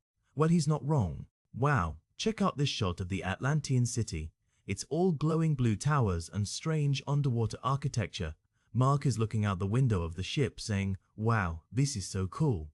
Back in the city, we see a tall office building. It's a busy day in the corporate world, far away from the underwater drama. Inside, Debbie is in an office with a woman named Claire. Claire is telling her that everything is in order, and Nolan's book royalties will now be sent directly to her. At least she won't have to worry about money. Debbie starts to thank her, but then she stops and points toward the window looking confused. There's a robot. It's not just a robot, it's Super Period. He's hanging outside the window in his mechanical gear. Claire just sighs and says it's her husband and it'll only take a minute. Claire opens the window and asks if she can help him. Super Patriot apologizes, saying he didn't know she was in a meeting. Claire asks if he could just use the elevator like a normal person. Super Patriot, looking a bit sheepish behind his techie goggles, says security always hassles him at the metal detector. Fair point, bro. You are like 80% metal. He just wanted to let her know he got movies for tonight and asks if she's picking up dinner. Claire says she can do that and asks if he's okay. They say their "I love yous" and he heads off. So wholesome. Claire turns back to Debbie, telling her she wouldn't believe what a pain in the ass it is to be married to a superhero. Debbie just smiles, finally finding someone who understands her crazy life. Back underwater, we get another look at the amazing Atlantean city. It's a sprawling metropolis hidden beneath the waves. The ship has docked inside a large underwater hangar. Mark and his Atlantean guards are walking toward a set of massive doors. The Vizier hands Mark a small device and tells him he'll need it. Mark asks what it is, looking a bit suspicious. He's already in over his head. It's the MG Unit Compact Mechanical Gills. They make them for surface visitors. The Vizier tells Mark the Queen awaits him through the doors and he's not permitted to enter the royal chambers himself. Mark puts the gills over his mouth and sees a shimmering black force field ahead. He asks if it's a force field, and the Vizier says it just blocks the water and he should walk through it. Mark smirks and makes a joke about how they had one of these in that crappy Star Wars flick. The fishman just deadpans, "Yes, we know. Even underwater, they've got bad taste in movies." Mark steps through the field into a dry chamber. He asks where he's supposed to go, and the Vizier tells him to just go to the end of the tunnel. "I'm told you can't miss it." Mark enters a massive room and sees the Queen sitting on a throne. She looks just like the other Atlanteans, but with more jewelry. Another fishman yells at Mark to address her as Your Majesty at all times. The Queen, Aquaria, tells the guard, Leathorn, not to speak to his future king that way. Leatham immediately apologizes, sounding a bit down. Interesting. Mark is being his usual awkward self, saying he's not offended. He asks when the wedding is supposed to happen, maybe in a week or a month. The Queen looks at him with a serious expression and says, "Oh no, the ceremony is today." Mark's face just drops. Today? That's fast even for a fish. Mark just stands there looking totally stunned through his goggles. Oh, today. He's really getting railroaded into this, isn't he? Back in the city, we see that same office building again. It's later in the day now, and the sun is starting to set. Debbie is walking down the hallway when she sees Claire leaving her office. Claire asks if she forgot something, looking a bit surprised to see her back so soon. Debbie nervously asks if Claire would get coffee with her later, if she has time. She says she'd really like to talk to her. She's finally reaching out for help, guys. Claire says sure, but wonders why they can't just talk there since Debbie's already here. She looks a bit confused by the request. Debbie starts to say it's about her husband, but then she hesitates. She looks down, sounding discouraged. No, never mind, this is stupid. But Claire is being a total pro. She puts a hand on Debbie's shoulder and says she understands. She says she'll meet her at the coffee shop in an hour after her meeting. Debbie looks relieved and thanks her. Claire says she'll see her in an hour and walks off. This could be the start of a really important friendship for Debbie. Back in Atlantis, Mark is now wearing a white frilly dress. He's totally embarrassed, asking if the man really has to wear this. Lethan explains it's only for the battle part of the ceremony. Lethan tells him an ancient story about their first leader, Aquarius, who defended his future mate from a depth dweller with no regard for his own life.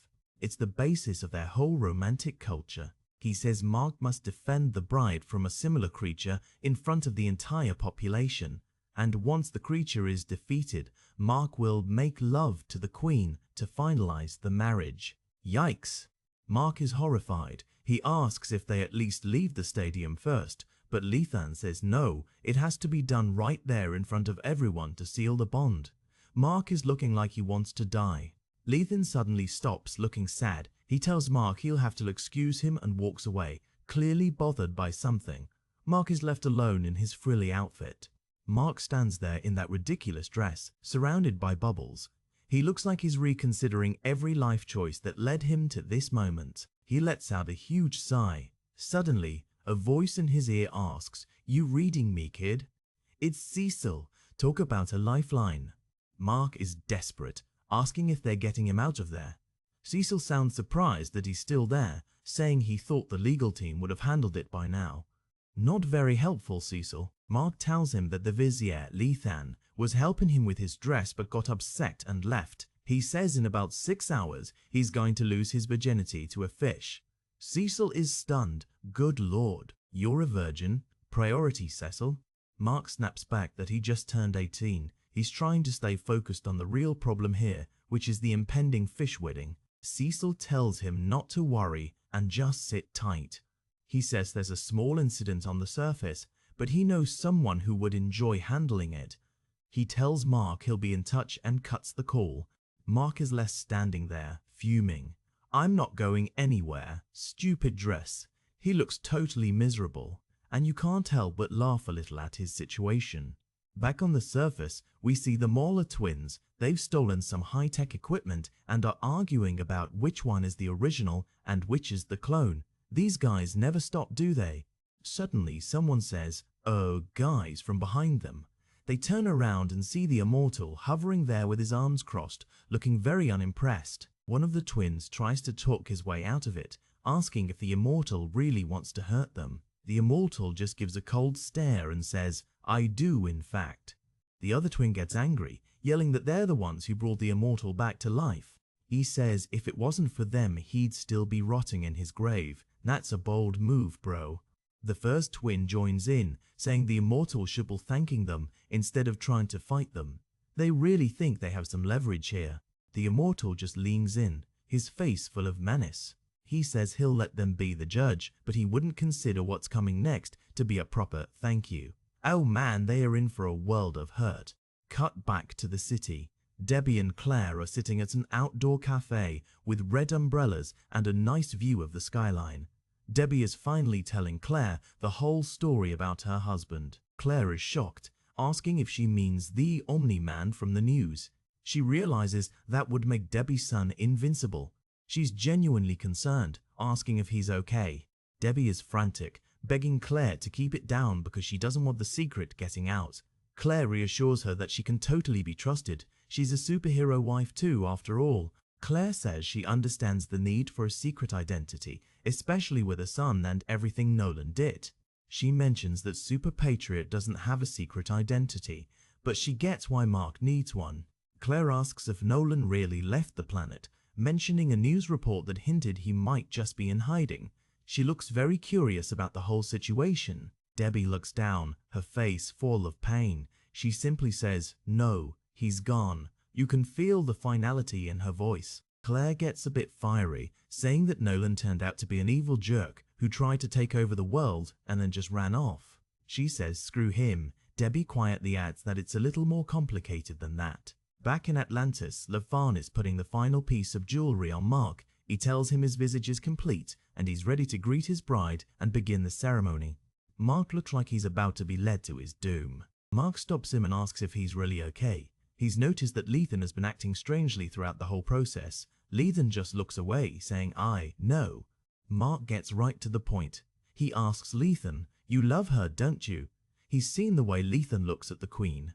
Lethan finally breaks down, admitting that he's loved her in secret for years, and it's treason to even say it. He says it's an honor just to be with her, and he'll accept any punishment Mark deems fit. Poor guy's totally smitten. Mark is relieved, telling Lethan he can have her.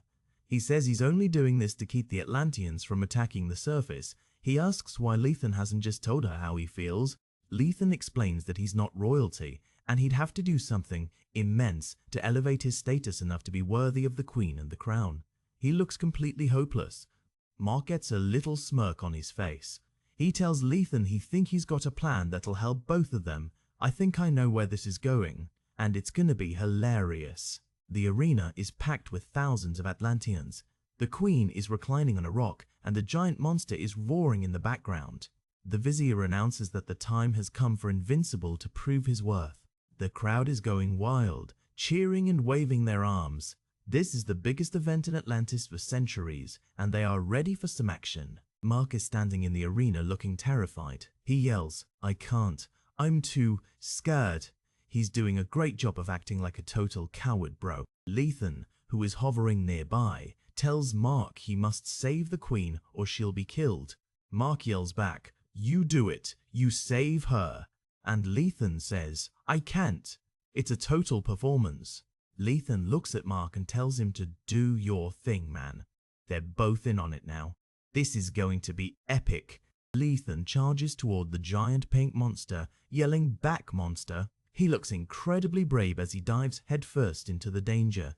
The monster lets out a huge roar and charges at Lethan, but Mark is hovering in the background, secretly helping out. The action is intense. Lethan lands a massive punch right on the monster's chin. The beast is sent reeling back, and the crowd is absolutely stunned by the Vizier's strength. With one final powerful blow, Lethan sends the monster crashing into the side of the arena. The whole place is shaking from the impact. Lethan has actually done it. The Queen rushes over to Lethan looking completely amazed. She says she never knew him to be so heroic. Mark is hovering in the background, looking very pleased with himself. Lethan plays it up, telling the Queen that his love for her is so great he could do nothing less than risk his life for hers. He says he's loved her in secret for many years. Smooth move, Lethan. The Queen is totally won over. She tells Lethan he has proven himself worthy to be king and tells him to take me now. She's all over him, bro.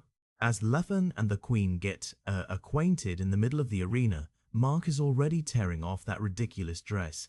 He says, "I ain't waiting around for this," and prepares to head back to the surface. Mark flies away from the city as fast as he can, leaving a trail of bubbles behind him. He's managed to save the world and avoid a fish marriage. I'd call that a win-win. Back on the surface, Debbie and Claire are walking along the city sidewalk. Debbie is thanking Claire for listening, saying it helped just to be able to say those things out loud. Claire tells her she hopes Debbie is prepared to return the favor since she and Super Patriot just got married and she might need some advice too. She says Debbie's got her number. Claire apologizes for Debbie missing her flight, but Debbie says it's not a big deal. She left a message for Mark and he'll be here soon. She looks so much happier than she did this morning. And just then, Mark comes flying down toward them. Debbie introduces him to her new friend Claire. Mark looks a bit surprised to see his mom hanging out with a superhero's wife. Mark whispers to his mom that he's kind of got a secret identity to worry about, but Debbie just smiles and says she's his mother and can tell whomever she wants. Plus, Claire is one of them. Mark is stunned when he hears Claire is Super Patriot's wife. He asks, "You know Super Patriot?" Claire just shrugs and says she knows him well enough to be married to him. Mark thinks that is so cool. Debbie says they'd better get going because Mark has school tomorrow. They wave goodbye to Claire, who says she'll talk to them soon.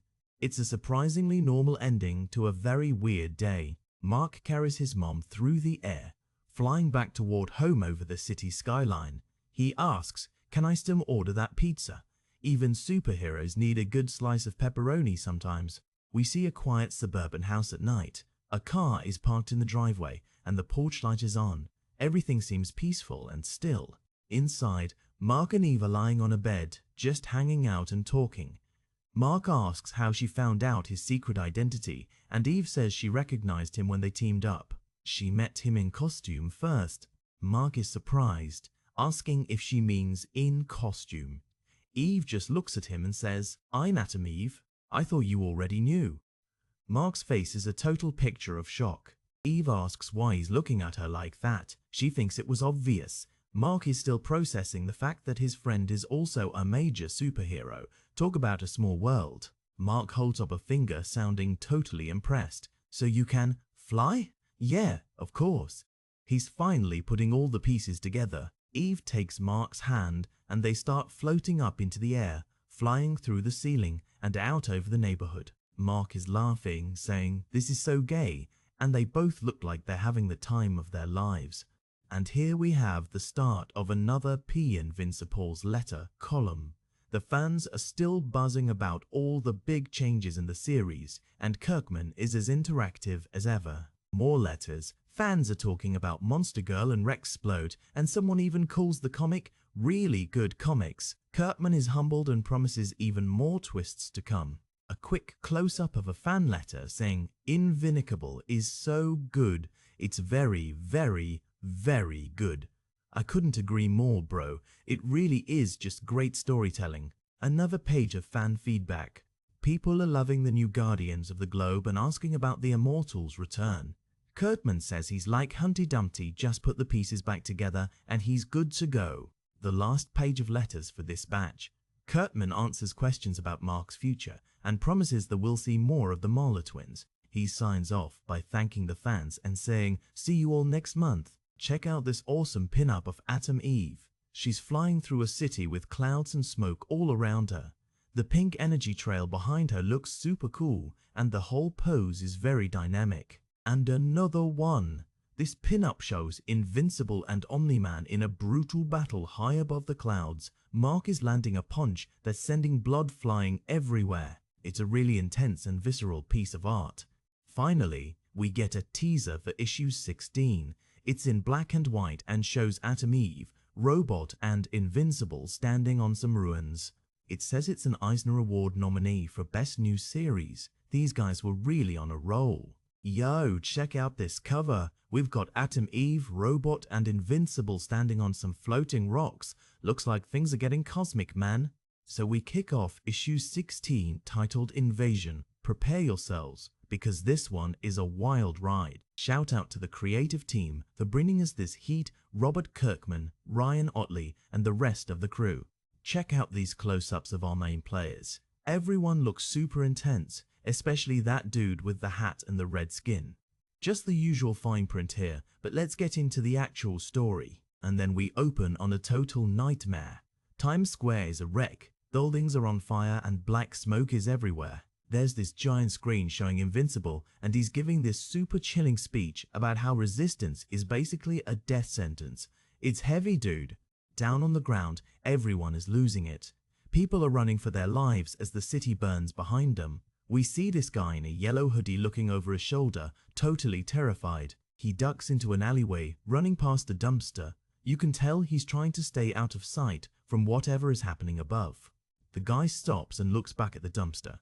He's looking for something specific, or maybe just a place to hide. So he actually crawls inside a large cardboard box. It's a classic stealth move, but man, he looks desperate. He sits there for a second, checking his watch. It's like he's waiting for a specific window of time to make his move. He peers out from the box, making sure the coast is clear. His face is hidden in the shadows, looking super mysterious. And then, he suddenly teleports or something. He's sitting on a platform in a high-tech lab. Robot is there waiting for him, and so is another dude with a beard. Robot welcomes him back, calling him Angstrom. The bearded guy turns around and immediately asks if he was followed. He looks pretty suspicious and not very happy to see this Angstrom guy. Angstrom tells him of course not, and says he took all the necessary precautions because he knows how serious things are. Robot jumps in to defend him, telling the bearded guy that Angstrom is basically a genius like himself and that their bickering isn't helping anyone. In the background, we see a TV showing a superhero flying over a burning city. They keep talking shop while walking through the lab. They're worried about where Omni-Man is and how they can track him. Apparently, there are only two of them to worry about. Angstrom starts complaining, saying he's doing his best, but the technology they have is just a joke. He feels like his hands are tied. The bearded guy is not having it. He calls Angstrom useless and says if it wasn't for Robot, he wouldn't even be there. Talk about toxic workplace vibes, right? Suddenly a massive crash. The ceiling explodes and Invincible and Omni-Man come crashing down into the lab. The bearded guy yells at Angstrom, realizing he definitely was followed. Invincible looks down at them with a smug little grin and tells them they really should look up more often. Total power move. Then things get brutal fast. Omni-Man just reaches out and crushes the bearded guy's head with one hand. He tells him it's a lesson for his next life. It is messy, man. Next, Omni-Man grabs Robot and starts tearing him apart. He says he's disappointed in him. The machinery inside Robot is flying everywhere. Robot is trying to talk while his head is being pulled off, saying he'll just rebuild again and that he won't let them win. He's got spirit, I'll give him that. But Omni-Man just crushes Robot's head into a pulp between his palms. He's definitely making sure there's nothing left to rebuild. Then he turns his attention to Angstrom Levy, who is cowering on the floor. Omni-Man calls him the brains and asks if he's done the math yet. Angstrom is absolutely terrified, putting his hand up and begging for his life. He's stuttering, completely broken by what he just saw. But wait, a portal opens up right behind him, and another version of Angstrom Levy wearing a blue shirt reaches through and grabs him. He tells him he's embarrassing them. This is getting crazy. The blue shirt Levy pulls the first one through the portal just as Omni-Man is about to strike. All we see are his boots disappearing into the glowing green light. Omni-Man and Invincible just stand there, totally confused. Marg asks what the heck that was, and Nolan admits he's never seen anything like it before. On the other side of the portal, the two Levies are looking at each other. The rescued one is stunned, asking who the other guy is and if this is a different dimension. The blue shirt Levy tells him to just follow him and that he'll explain everything in a bit. They start walking up some stairs together. They look out of a doorway and see a city in absolute chaos, explosions, flying heroes everywhere. Blue shirt Levy realizes he brought them to the wrong dimension. It looks even worse than the first one. They start running through the rubble. Blue shirt Levy tells the other guy to be quiet because he needs to think. He needs to rest before he can make another jump between worlds. As they run past a newspaper stand, a building explodes right behind them. This place is a straight-up war zone. The rescued Levy stops dead in his tracks, his eyes wide with shock. He's seen something that totally floors him. He's looking at a newspaper that says Invasion and shows a picture of an alien ship. He realizes there was no mistake, this is his dimension after all. He screams that he has to get to his lab immediately. Now we cut back to the main reality. It's a massive battle scene. The Guardians of the Globe are fighting off an army of those pink-skinned aliens. It is pure chaos, man. Invincible is flying through the air, punching his way through a crowd of aliens. He's worried because for everyone he knocks down, 3 more show up. He thinks they're going to lose. Black Samson is right there with him, punching an alien hard enough to draw blood. He tells Mark that losing is not an option. Monster Girl is in her huge green monster form, smashing aliens left and right. Rexplode is there too, saying he's been at it for 6 hours and hasn't even broken a sweat. That guy loves to brag. Rex keeps talking, calling Duplicite's sister and saying he's not ready to give up because too many people are counting on them. He's actually being a hero for once. Invincible looks over, determined. He says he never talked about giving up and that they have to beat them because they always do. Robot is standing nearby, looking at the carnage. He says his calculations show they will eventually succeed, but he wonders at what cost. He's always so logical, even in a war zone. Robot keeps being a downer, saying the property damage will take years to fix and the lives lost will take even longer to atone for. He's watching the city burn around them. Suddenly, Atom Eve points up at the sky. She's seen something moving really fast. Invincible stops his fight to look up, totally curious. But whatever it was, it's already gone. Eve says it was moving incredibly fast. Both of them look pretty confused by it. Shrinking Ray points at the sky too, looking shocked. He tells the team to check it out because he thinks the fight is suddenly over. Sure enough, the alien ships are all flying away. The team just stands there in the middle of the crowd, looking up at the retreating fleet. Invincible asks if they're actually retreating. Black Samson is standing with Rex looking totally baffled. He says he's just confused about what the heck is going on. We see the massive crowd of survivors looking up as the last of the alien saucers disappear. Someone must have beaten them, but the Guardians don't know who or how. Mark is looking up, his expression a mix of relief and confusion. It's a weird way for a giant battle to end. Eve asks Robot if this has ever happened before.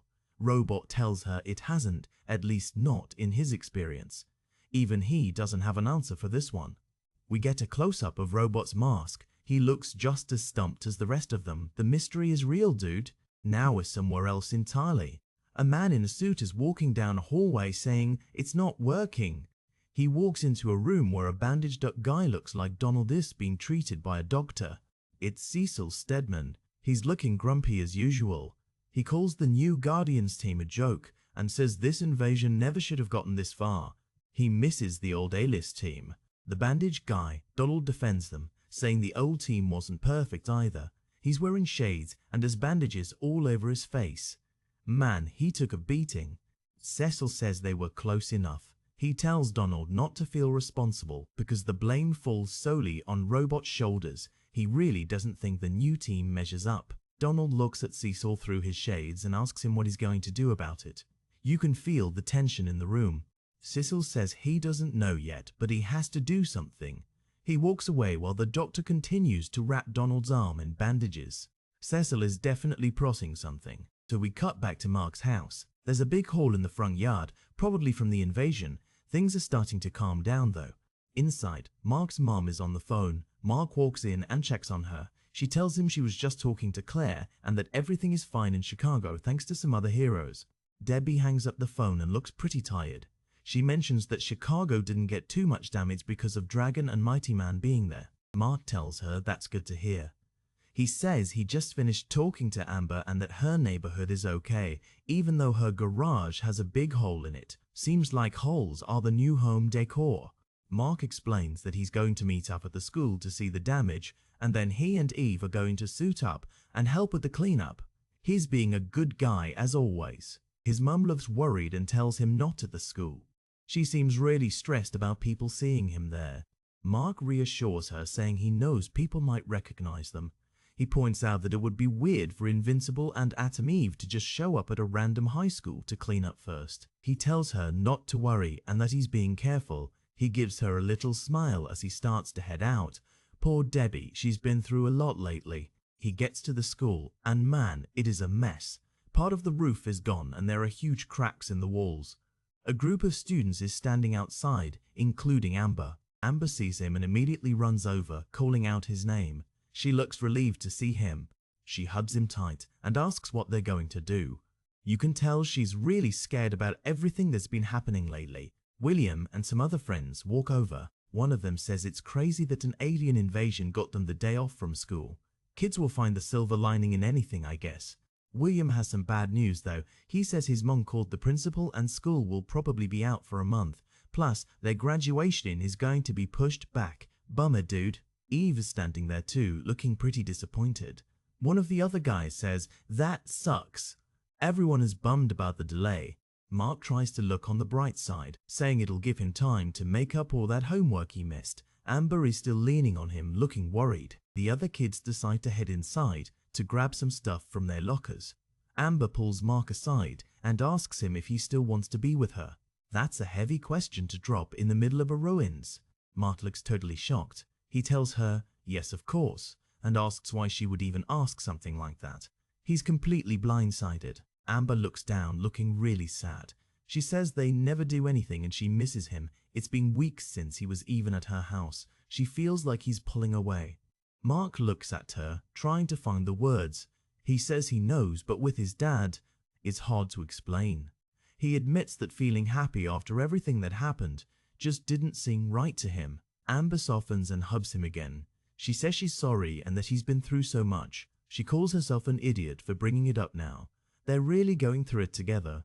William and the other guy come back out, carrying their stuff. They ask if they're ready to go, and Mark just says to give them a moment. He's still holding on to Amber. So then we cut to this epic sunset over some mountains. It looks peaceful, but things are about to get tense again. Cecil Stedman is there, and he looks furious. He points right at someone off panel and says those two words no one wants to hear, "You're fired." He's talking to Robot. The whole team is standing there. Monster Girl, Rex, Kate, Samson. Cecil tells Robot he's not fit to lead because they only stopped the aliens through luck. He says from now on, the Immortal is the leader of the team. We get a close-up of Robot's mask. He doesn't say anything, just stands there taking it. It's hard to tell what he's thinking behind that metal face. Robot continues to stay silent. Cecil says he can still stay on as a member because his intelligence is valuable, but the decision is up to him. Finally, Robot speaks. He simply says, "I'll stay for now." Man, you know he's got something brewing. That "for now" is ominous as heck. Next stop, the Pentagon. There's a sign out front that says parking in rear. Very professional guys. Inside, we see that red demon detective guy, Damien Darkblood. He's walking up to a desk, wearing his signature trench coat and hat. He tells the secretary he's here to see Cecil, even though he's not expected. The secretary doesn't look impressed. She tells him Cecil is out, and she's not sure when he'll be back. She offers to take a message instead. Damien says to tell him he has leads on the Guardian's murder case. He says he's close to finding out who did it. Oh man, if only he knew the truth. The secretary actually laughs at him. She says everyone already knows Omni-Man did it and that it's over and done with. She asks if he's even been watching the news. Cold, lady. Real cold. She keeps laughing, while Damien just lets out a disgruntled "Herm." He looks pretty annoyed that no one is taking his detective work seriously. Back in the city, Invincible and Atom Eve are helping clear away the rubble. There are cranes and trucks everywhere, trying to get the place back together. Mark asks Eve how things are going with William. Eve is flying through the air, carrying a heavy piece of debris. She says things are great, but also kinda weird. She admits the things she likes about him are also the things she hates. Typical relationship stuff, right? Mark gets a little chuckle out of that. He says he knows exactly what she's talking about, except for the cute part. Brothers, man, they always gotta tease. Eve keeps going, saying William is really temperamental. She mentions how she called him Will by accident, and he went on a whole speech about how lazy people are. He even threatened to call her Sam instead of Samantha. She says she doesn't even care because it's just a name. Mark is pushing a huge concrete wall. He says he's heard that speech from William a few times before. Seems like William has some strong opinions on nicknames. Eve adds that William didn't even know she was Atom Eve until recently. She says since he found out she could fly, they haven't spent a single night on the ground. Sounds like a pretty cool way to date, honestly. Mark is about to say something about having a week like that too, but then he suddenly stops. He looks alert, like he sensed something wrong. He tells Eve to hold on. He sees a huge guy with rocky skin digging through some ruins that say JEWL. Mark flies towards him, yelling for him to stop what he's doing. He thinks he's catching a looter in the act. The Rockman tells Mark to back off because he's working here. He's got this huge, powerful build. Mark is not buying it for a second. Mark flies in and delivers a massive punch right to the guy's face. Rocks and dust fly everywhere as Mark says, "Correction, we're working." Boom! Mark is really laying into him, asking what's wrong with him. He points out that the guy is super strong and could be helping clean up the mess instead of just stealing from jewelry stores. He's pretty disgusted. The Rockman gives up immediately, putting his hands up. He says he'll help out and just asks Mark not to hit him again. He looks a little dazed by that punch. Mark is pleased and says, "Really? Cool. Now that's more like it." He's always happy to have an extra pair of super hands to help out. The Rockman starts brushing some dust off his face. He asks what they're actually doing and if they're just moving rocks. He seems a bit unsure about the whole hero thing. Mark and Eve explain that they're clearing paths for construction equipment and piling up the rubble. Mark then asks the guy if he has a name. The guy says they call him Titan. Mark reaches out and shakes his hand, saying, "Well, Titan, let's get to work." Titan looks pretty massive compared to Mark, but he seems willing to help. We see the three of them standing in the middle of a huge field of ruins. There are bodies of fallen aliens scattered around too. It's a sobering reminder of the battle they just went through. Now we cut to a harbor. It's a peaceful scene with boats and a quiet building on the pier, but we know something secret is happening inside. Inside the building, Blue Shirt Levy is leading the rescue Levy through a hallway. He says the invasion really messed things up and it took them too long to get here. The rescued guy asks exactly where they are. They're in a dark room now. Blue Shirt Levy apologizes, saying he forgot that sometimes they don't lead parallel lives. He says some of the others have had nearly identical experiences to him. The rescued Levy looks totally confused and asks, "Others?" You can see the gears turning in his head. Blue Shirt Levy says he's being cryptic, but everything will be clear soon. He stops in front of a door and gestures for the other guy to go in first, saying, "After you." He says, "Angstrom Levy, meet Angstrom Levy." The rescued guy looks absolutely shell-shocked as he peers into the room. And then holy moly, the room is full of dozens and dozens of different versions of Angstrom Levy. They're all sitting around, playing cards, talking, and hanging out. It's like an interdimensional convention of the same guy. This is insane, man. And now we've got a letters page. This is where the fans get to chime in and the creators answer their questions. It's always fun to see what people are thinking about the story. Check out this awesome pinup of Invincible. His eyes are glowing and there's light reflecting off his suit. He looks incredibly powerful and focused. Major hero vibes here. And another one. This one is a bit funny. Eve is leaning against a wall outside a bedroom window, looking shocked. Inside, we see Mark holding William up in the air. Looks like someone is showing off their super strength during a sleepover. Moving on to issue 17. The cover shows a bunch of graduation caps being tossed into the air. The title says, "An Invincible Graduation." Looks like the kids are finally moving on to the next chapter. So we see those same caps in full color against a beautiful blue sky. It's such a classic graduation moment, but with a superhero twist, since we see some yellow-gloved hands in the crowd. The title card for Invincible is front and center. It's time to get back into the action, or maybe some graduation drama. The credits roll by again. Robert Kirkman, Ryan Otley, the whole gang is back for this milestone issue. We get a few more character portraits, Mark, William, some other guys, and then a principal speaking at a podium. Everyone looks pretty happy for once. And the legal stuff again. Let's get to the good stuff. We're outside a movie theater. A crowd of people is walking out, and we see Mark and Amber right in the middle of them. In the background, there's some construction going on, probably still fixing up damage from the invasion. Mark is gushing about how great the movie was, but Amber isn't so sure. She says it had good character development, but the ending was just awful. She thought it felt like they were missing the last 20 minutes or something. Everyone's a critic, right? Mark asks her if she wants to get some milkshakes before they call it a night. He mentions a place called Shake Deluxe that should still be open. He's trying to keep the date going. Amber suggests going to Burger Mart instead because she thinks it's cheaper. She's being practical, which is nice. But Mark is totally against it. He says he's had a bad experience with that place. He insists on buying and taking them to Shake Deluxe. I wonder what happened at that Burger Mart. Maybe a villain attack during lunch. They get to Amber's car, a cool yellow Beetle.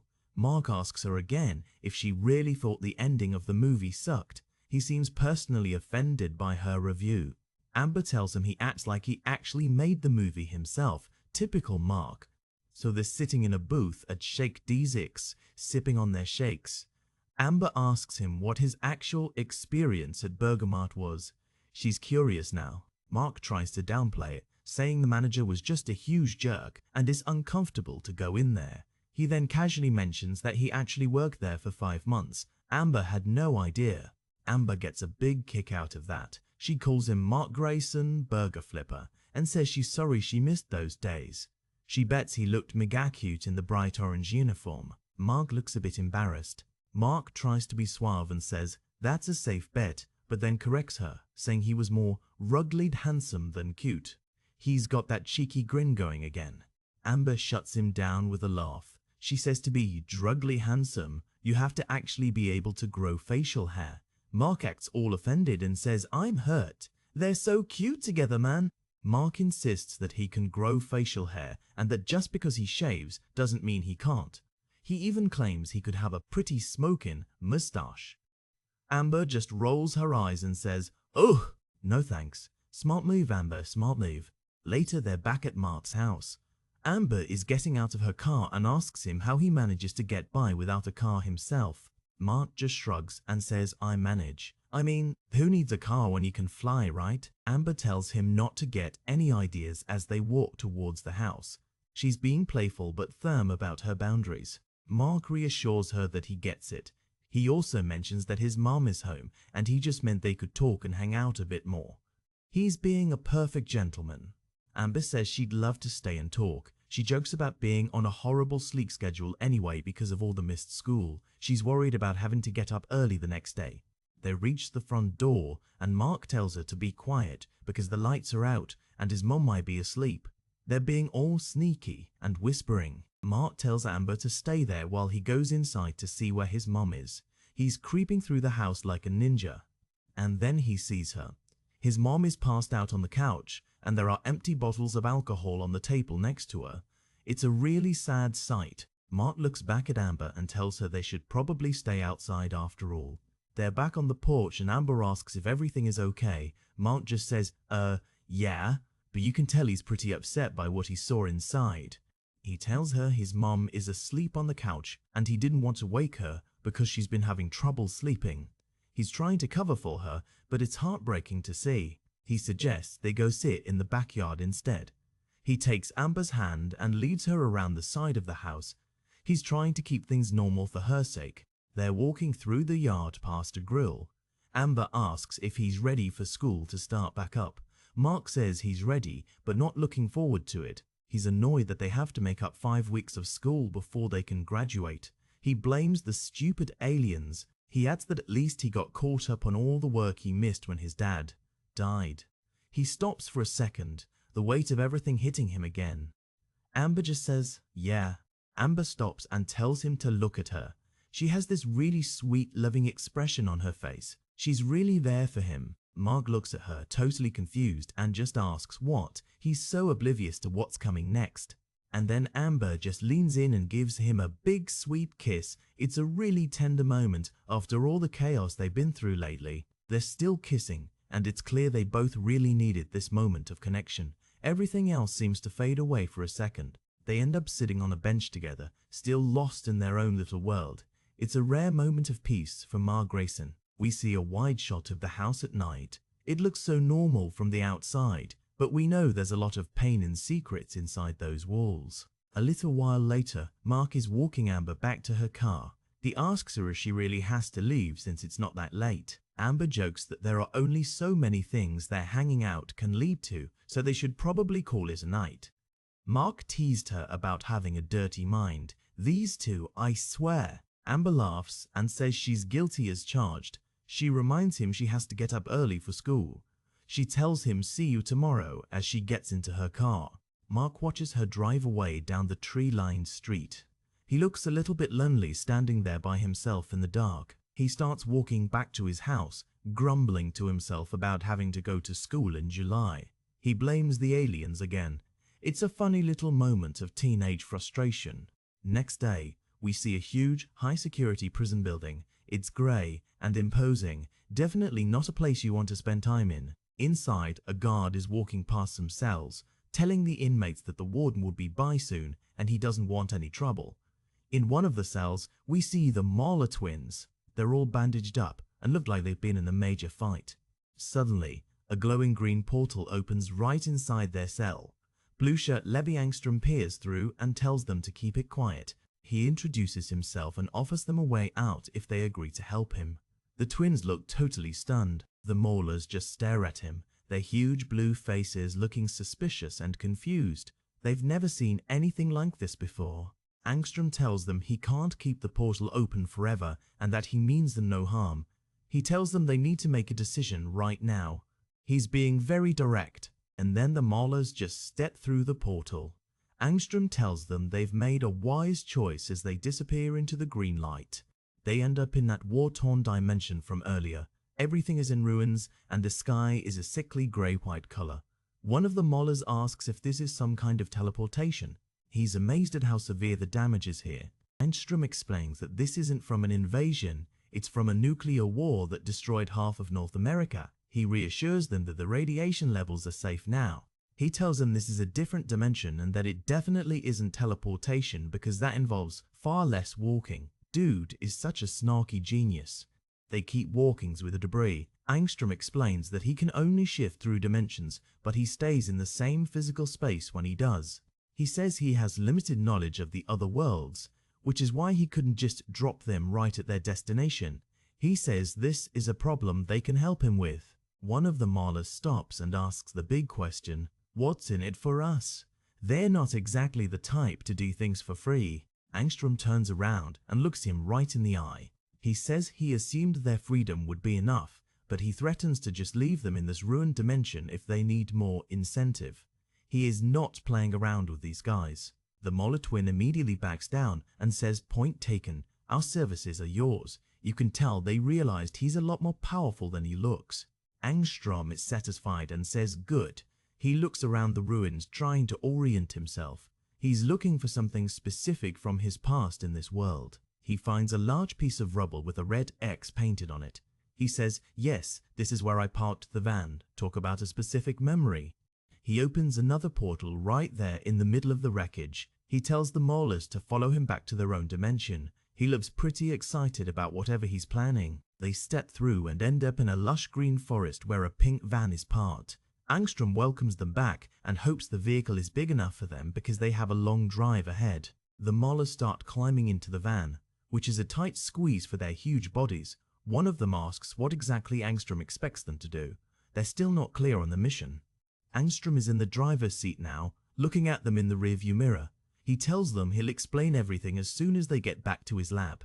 He has that determined, focused look again, and then we see the pink van driving away down the long winding road through the trees. Where are they going? What is this lab? So many questions, man. So now it's school time. We see the front of Reginald Vell Johnson High School. It looks like things are back to normal, but you can tell the building has been through some serious repairs. Inside the classroom, a teacher is holding up a VHS tape. He tells the seniors that since it's July and they've just survived an invasion, he doesn't expect them to pay much attention. He says, screw it, we're watching movies. Best teacher ever, right? The teacher says they're going to watch Ridley Scott's Gladiator. He offers some optional extra credit if they can find 5 historical inaccuracies. Mark is sitting in his desk looking pretty bored and propping his head up on his hand. The lights go out and Mark whispers to Amber that he had a really good time the night before. Amber smiles and says, me too. At least things are going well for them. They both sit there in the dark, watching the movie. Mark looks a bit more relaxed now, just enjoying the quiet moment with his girlfriend. In the background, William looks totally bored out of his mind. After class, they're walking down the hallway. Mark says if all the classes are going to be like that, it won't be half bad. Amber agrees and says it's much better than taking notes for a final exam. They're both in a good mood. Mark is smiling, saying it's not a bad way to finish out high school, especially since college is only a few weeks away. He's looking forward to the future. Suddenly, William comes bursting out of a classroom yelling, Mark, dude! He says Mark won't believe what they just did in chemistry. He's all hyped up. Eve is walking behind him, looking a bit skeptical. Mark just asks, watched a movie. William stops, looking totally deflated and asks, yeah dude, how'd you know? Mark tells him that's what they did too. Seems like the whole school is on movie mode. William gets his excitement back and says this is so cool. He loves the idea of not having to do any actual work. Mark and Amber just share a little smile at his enthusiasm. Eve just looks up at the ceiling and rolls her eyes. She's probably seen enough movies for one day. She looks a bit over it, honestly. Next morning, we're back at the Grayson house. It's a nice sunny day and everything looks peaceful again. Mark walks into the kitchen and finds his mom reading the newspaper. She asks if it's a big day today, and Mark says, "Yeah, finally." He's got his backpack on, ready to go. They sit down at the table and Mark has some breakfast. His mom points out that it hasn't been that bad. He had 5 weeks off, 2 weeks of watching movies, and now he's graduating. Mark admits he has 2 weeks to prepare for college at Upstate University and says he's a nervous wreck. His mom gives him some classic mom advice, saying it's not that hard and he just has to take the diploma and shake the principal's hand. She tells him he'll do fine. She's trying to be supportive. Mark is worried about the new environment at college. He also admits that those 5 weeks off really helped him catch up on his work. He's reflecting on everything that's happened. Then he gets a bit more serious. He says with everything Cecil has him doing, he doesn't know if he even has time for college. He's feeling the pressure of being a superhero while trying to have a normal life. And then, beep, beep, beep, Mark's pager starts going off right in his pocket. He lets out a sigh and says, "Speak of the devil." Perfect timing, right? He starts scarfing down his breakfast. His mum tells him she wishes he wouldn't eat so fast because it's not good for him. Mark just says, "I'm needed in New York," while holding his pager. He's already shifting into hero mode. He stands up and starts to head out, saying he hopes he can get back in time for graduation. He's moving fast now, already thinking about the mission. He stops to throw his napkin into the trash can, but wait, he sees something inside the trash that stops him dead in his tracks. He looks really concerned. He's looking at a bunch of empty liquor bottles in the trash. He turns back to his mom and just asks, "What?" with this really stern, hurt look on his face. His mom looks him right in the eye, getting defensive. She says Art was over visiting and they had a few drinks. She tells him, "It's not illegal." You can tell she's struggling, man. Mark just stands there looking at her with this mix of sadness and disappointment. He doesn't say anything, but his expression says it all. He knows what's really going on. His mom gets even more defensive and tells him, "I'm the parent, Mark. You're not allowed to look at me that way." Ouch. That's a tough thing to hear from your mom. Mark just sighs and gives her a little kiss on the cheek. He says, "I gotta go." She tells him, "Goodbye, son," as he heads out the door. The tension is still there, thick as soup. So then we see Invincible flying through the clouds. He's on his way to New York, talking on his earpiece. He asks what the situation is. Someone tells him there's a supervillain in Manhattan tearing things apart. The Cape's crew is already there, but they need his help to keep the damage to a minimum. He looks down and sees a scene of total chaos. Cars are flipped over. There's a giant monster guy smashing things, and a couple of other heroes are trying to hold him back. Mark says he'll have to make this quick. The monster guy, Thomas Winters, is massive and has glowing veins all over his body. He lets out a huge "whoom" as he swings his arm, yelling, "Go away!" He looks totally out of control. He smashes a couple of the other heroes right into a police car. There's a huge do-ram as they hit the vehicle, shattering the glass. This guy is no joke, dude. Mark lands next to one of the heroes who's trying to recover. The hero, named Bolt, recognizes Mark from TV and says it's good to see him on the side of the angels. Mark asks what the story is with this monster guy. Bolt pulls Mark up and starts explaining. He says the guy's name is Thomas Winters. Apparently, a lab accident made his wife immortal, and he tried to duplicate the experiment so they could live together forever. But something went horribly wrong. They start running towards the fight. Bolt says Winter cells regenerate so fast that it messed up his brain. Now he's super strong and indestructible, and he tries to kill any man who even looks at his wife Holly. Mark asks why he's beating on that other guy. Bolt explains that the other guy is Commander Capitalism, and he's been dating Holly for about 2 months.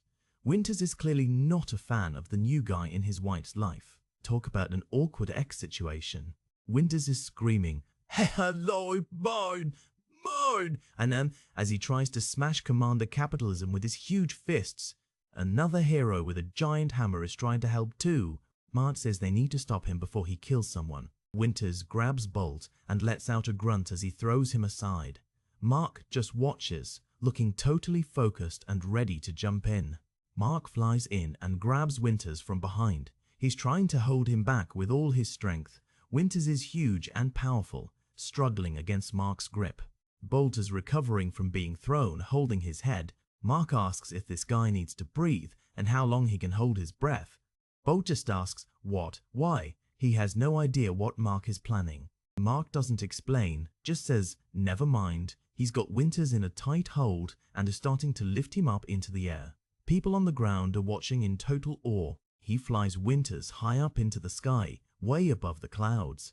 The monster is still struggling and yelling, but Mark isn't letting go. He's taking him somewhere very specific. And then they're in space. The stars are everywhere and the Earth is a huge blue globe below them. Mark is still holding Winters' neck, totally unaffected by the lack of air.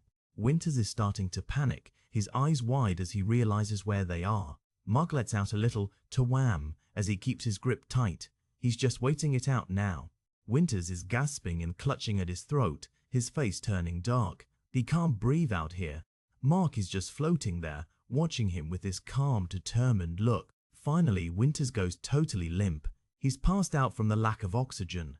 Mark starts flying back down towards the Earth, still holding the massive guy. Mission accomplished, man. Back on the ground, things are starting to get cleaned up. Bolt is telling the crowd to move along because the show is over. We see paramedics helping Commander Capitalism, who's lying on a stretcher.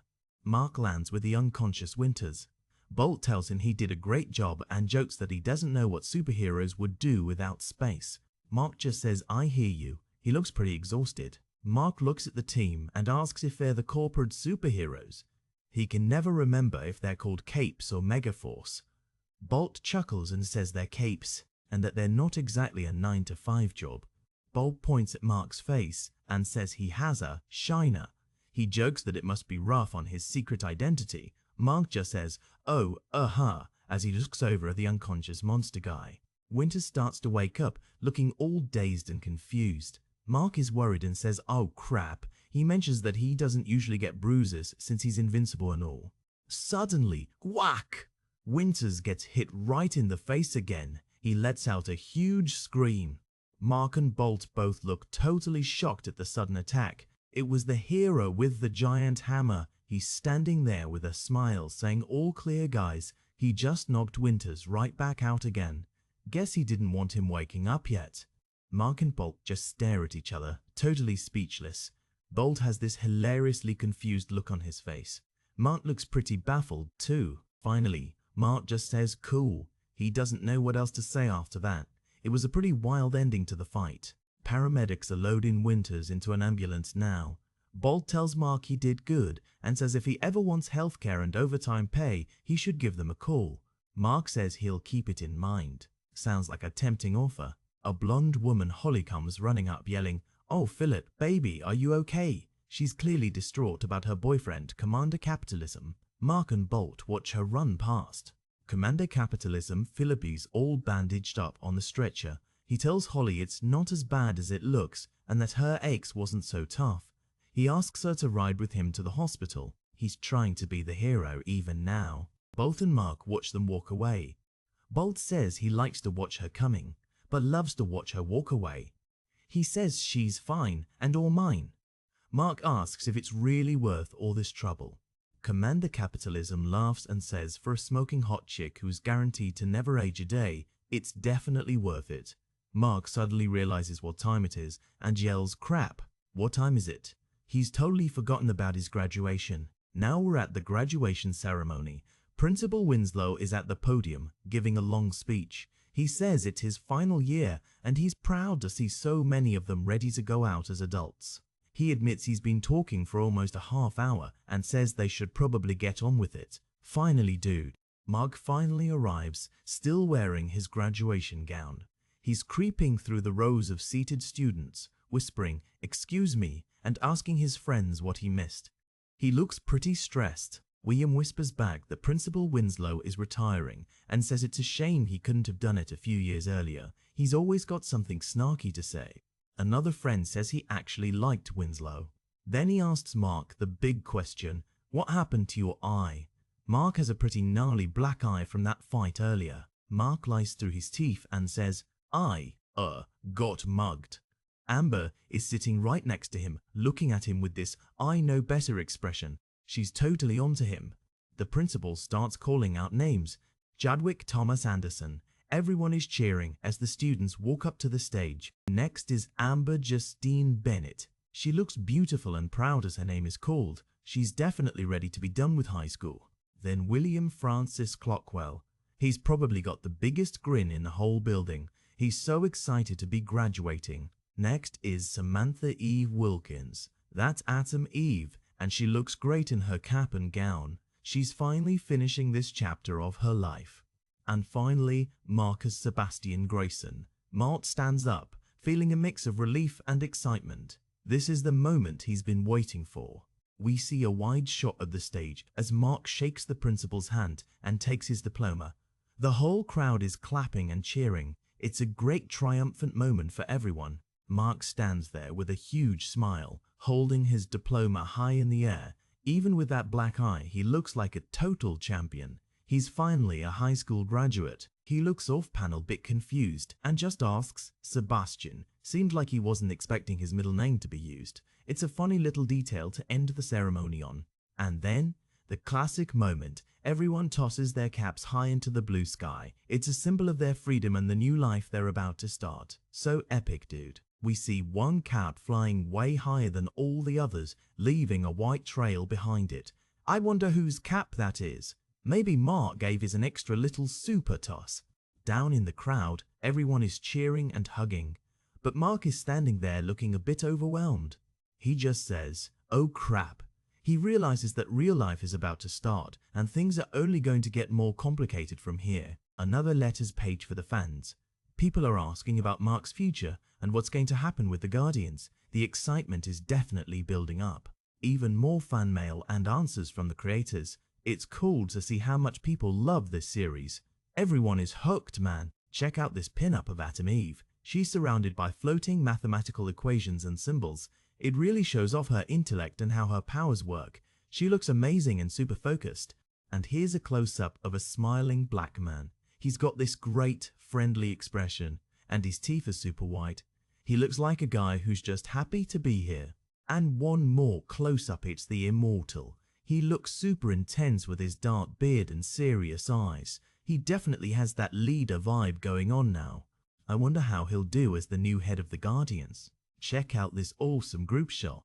We've got Mark, Amber, William, Eve, Robots, Omni-Man, Debbie, and even that one-eyed alien dude. Everyone is looking at the camera like they're posing for a family photo. It's a great look at the whole cast together. And another one. This one is much more action-packed. It shows the whole Guardians team Immortal, Monster Girl, Rex, Robot, Samson, and Duplicate all in their hero gear, looking ready for a fight. They look like a force to be reckoned with, dude. Finally, we get a teaser for the next issue. It says Off to Mars and shows Invincible flying high above the Earth towards a red planet. Looks like things are about to get really cosmic for our boy Mark. Can't wait to see what happens next. So here we go. Invincible issue 18 starts off with Mark flying right alongside a massive space shuttle in the middle of the stars. Classic Image Comics intro here, keeping it sleek and bold. Shout out to the creative team Kirkman, Otley and Crabtree.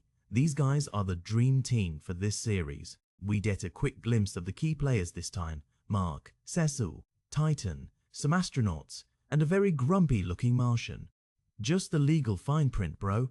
Even superheroes have to deal with copyright.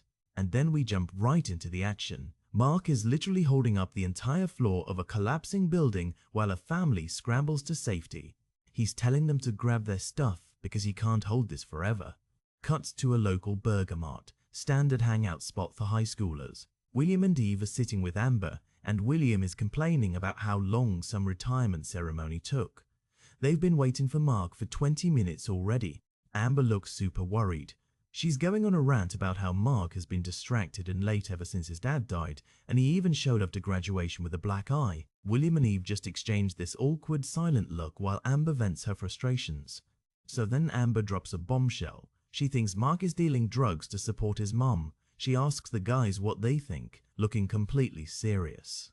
The silence in the booth is deafening. Even William are just staring at her, processing that crazy theory, and then they just lose it. They start laughing their heads off because the idea of Mark as a drug kingpin is just too much. Right then, Mark finally shows up, looking a bit beat up but smiling. He asks what's so funny while they try to catch their breath. Mark's not letting it go though. He's playful, asking if they were talking about him behind his back. Amber tries to play it cool, saying it was nothing really, but you can tell she's embarrassed. But then beep, beep, beep. Mark's pager goes off in his pocket and his face just drops. He has to pull the old "something came up" excuse again. He's looking at his pager while his friends watch him bail yet again. As Mark runs out the door, Amber is left stunned, asking if she just imagined that. William and Eve are still chuckling in the background. Mark is diving straight down from the sky toward a massive government building. He sticks the landing right in front of Cecil Stedman, asking, "You rang," and wondering what the new mission is. Cecil explains that ever since the invasion, the space program is a top priority. He wants Mark to accompany a NASA team to Mars to make sure nothing goes wrong. Mark is actually excited. He always wanted to be an astronaut, but Cecil says there's a catch. The public can't know superhumans are involved. The catch is, he has to stay outside the shuttle the whole time. He's basically an invisible space guard for a 2-week trip. Mark realizes he starts college in 2 weeks and a day, so he asks how soon they're leaving. Cecil just says, "Soon," and boom, we have liftoff. The shuttle roars into the sky while a crowd watches from below. Cecil's voice comes through the radio, checking if Mark is in position. Mark is literally holding onto the side of the ship as it leaves the atmosphere. Mark mentions his mom packed him some sandwiches, but he's worried Amber didn't buy his family emergency excuse for being gone. Cecil drops some more intel. The real reason Mark is there is because of Martians. They're usually subterranean, but they aren't exactly friendly. Cecil tells him the mission is just to collect minerals and get out. He wishes Mark luck as the Earth starts to look like a small blue marble in the distance. Meanwhile, back on Earth, we see a quiet harbor with a purple van parked on the pier. Inside, a bunch of different guys are standing around 2 massive blue-skinned giants. It's a crowded room and everyone looks confused. A man named Angstrom Levy is talking to one of the blue giants. He explains he's been collecting his own counterparts from other dimensions to gain their knowledge. The 2 giants, who are definitely Mauler twins, tell him they can do the knowledge transfer if they have the right equipment and space to work. Back in the void of space, the NASA shuttle is cruising along silently. There's Mark, still holding on for dear life, looking out at the endless darkness. He lets out a massive yawn. Space travel is apparently a bit boring when you're hitching a ride on the hull. He settles back into his position, just drifting along with the ship. The shuttle continues its long journey through the stars, switching gears to a high-rise office building during a sunset. Titan is standing before his boss, Machine Head, who is sitting at a desk with a guy in a green suit named Isotope. Machine Head is not happy about Titan working with some costumed clown named Invincible. Machine Head's face is literally a robotic mask. He tells Titan he better live long enough to make it up to him. Titan, looking like a man made of stone, apologizes and promises to turn things around. Isotope just smirks, looking like he knows something Titan doesn't. Machine Head dismisses Titan but warns him that he'll be keeping a very close eye on him. Back to the shuttle. Mark is still there, floating in the cosmic silence. He decides it's lunchtime and starts reaching into his pack. He pulls out one of the sandwiches his mom made. It's wrapped in a little plastic baggie. He looks at the sandwich through his visor. It looks pretty normal, right? He takes a big, hopeful bite, and his face just crumples. The sandwich is frozen solid, and he's nearly breaking his teeth on it. Coldest lunch ever, bro. He just stares at the frozen bread, looking totally defeated by physics. Finally, the red planet is right there. The shuttle is approaching Mars, and it looks massive. The astronauts step out onto the surface, planted the flag. One guy is joking about Neil Armstrong eating his heart out, while the others bicker about who got to go first. They're still arguing about who's more famous, the first guy or the third guy on the moon. Mark is actually standing on top of the shuttle, watching them from above. The leader tells them to get to work before they run out of air. Then one of them notices something weird and points it out. One astronaut looks up toward the top of the shuttle. eyes wide behind his helmet. We see the tip of the shuttle, but it looks empty now. The guy insists he saw a man standing on the shuttle, but the others just tell him he's seeing things. The leader tells him to get it together because they're all alone up there. Little do they know. Suddenly, a group of Martians riding big multi-legged beasts surrounds them.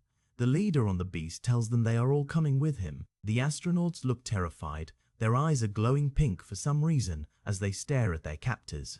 The Martians lead the group toward a mechanical platform that's descending into the Martian soil. Mark flies back over, panicking because he was only gone for 2 seconds and now the astronauts have vanished. He spots the opening in the ground and their discarded gear. He realizes they must have been taken below the surface. He lands near the opening, checking the ground and trying to figure out where the secret entrance is. He finds a hatch and starts to pry it open with his bare hands. He thinks he's found the way in. As soon as he opens it, a bunch of weird pink squid-like creatures fly out at him. He lets out a yell as they swarm over his suit. Mark is struggling, trying to pull these pink things off his helmet. He's completely confused by what they are. They're wrapping around his hands and trying to find a way inside his gear. These things are persistent. Suddenly, bolts of electricity hit the pink squids, frying them right off him. Mark looks around to see who his savior is. 2 Martians standing nearby with energy stays tell him he needs to come with them. Mark is still on the ground, trying to recover from the swarm. Mark gets up and agrees to follow. He's just glad to be away from those pink things. They lead him through a high-tech corridor into the heart of their underground city. The Martian leader apologizes for the attack. He calls the creatures sequids and mentions they've been in a frenzy since the solids arrived. Mark is confused by the term. Mark tells them those solids are under his protection and demands to know where they are. He's not messing around now. The Martian explains that Mark's resistance to the sequids earned him an audience with Monad Prime, who may or may not answer his questions.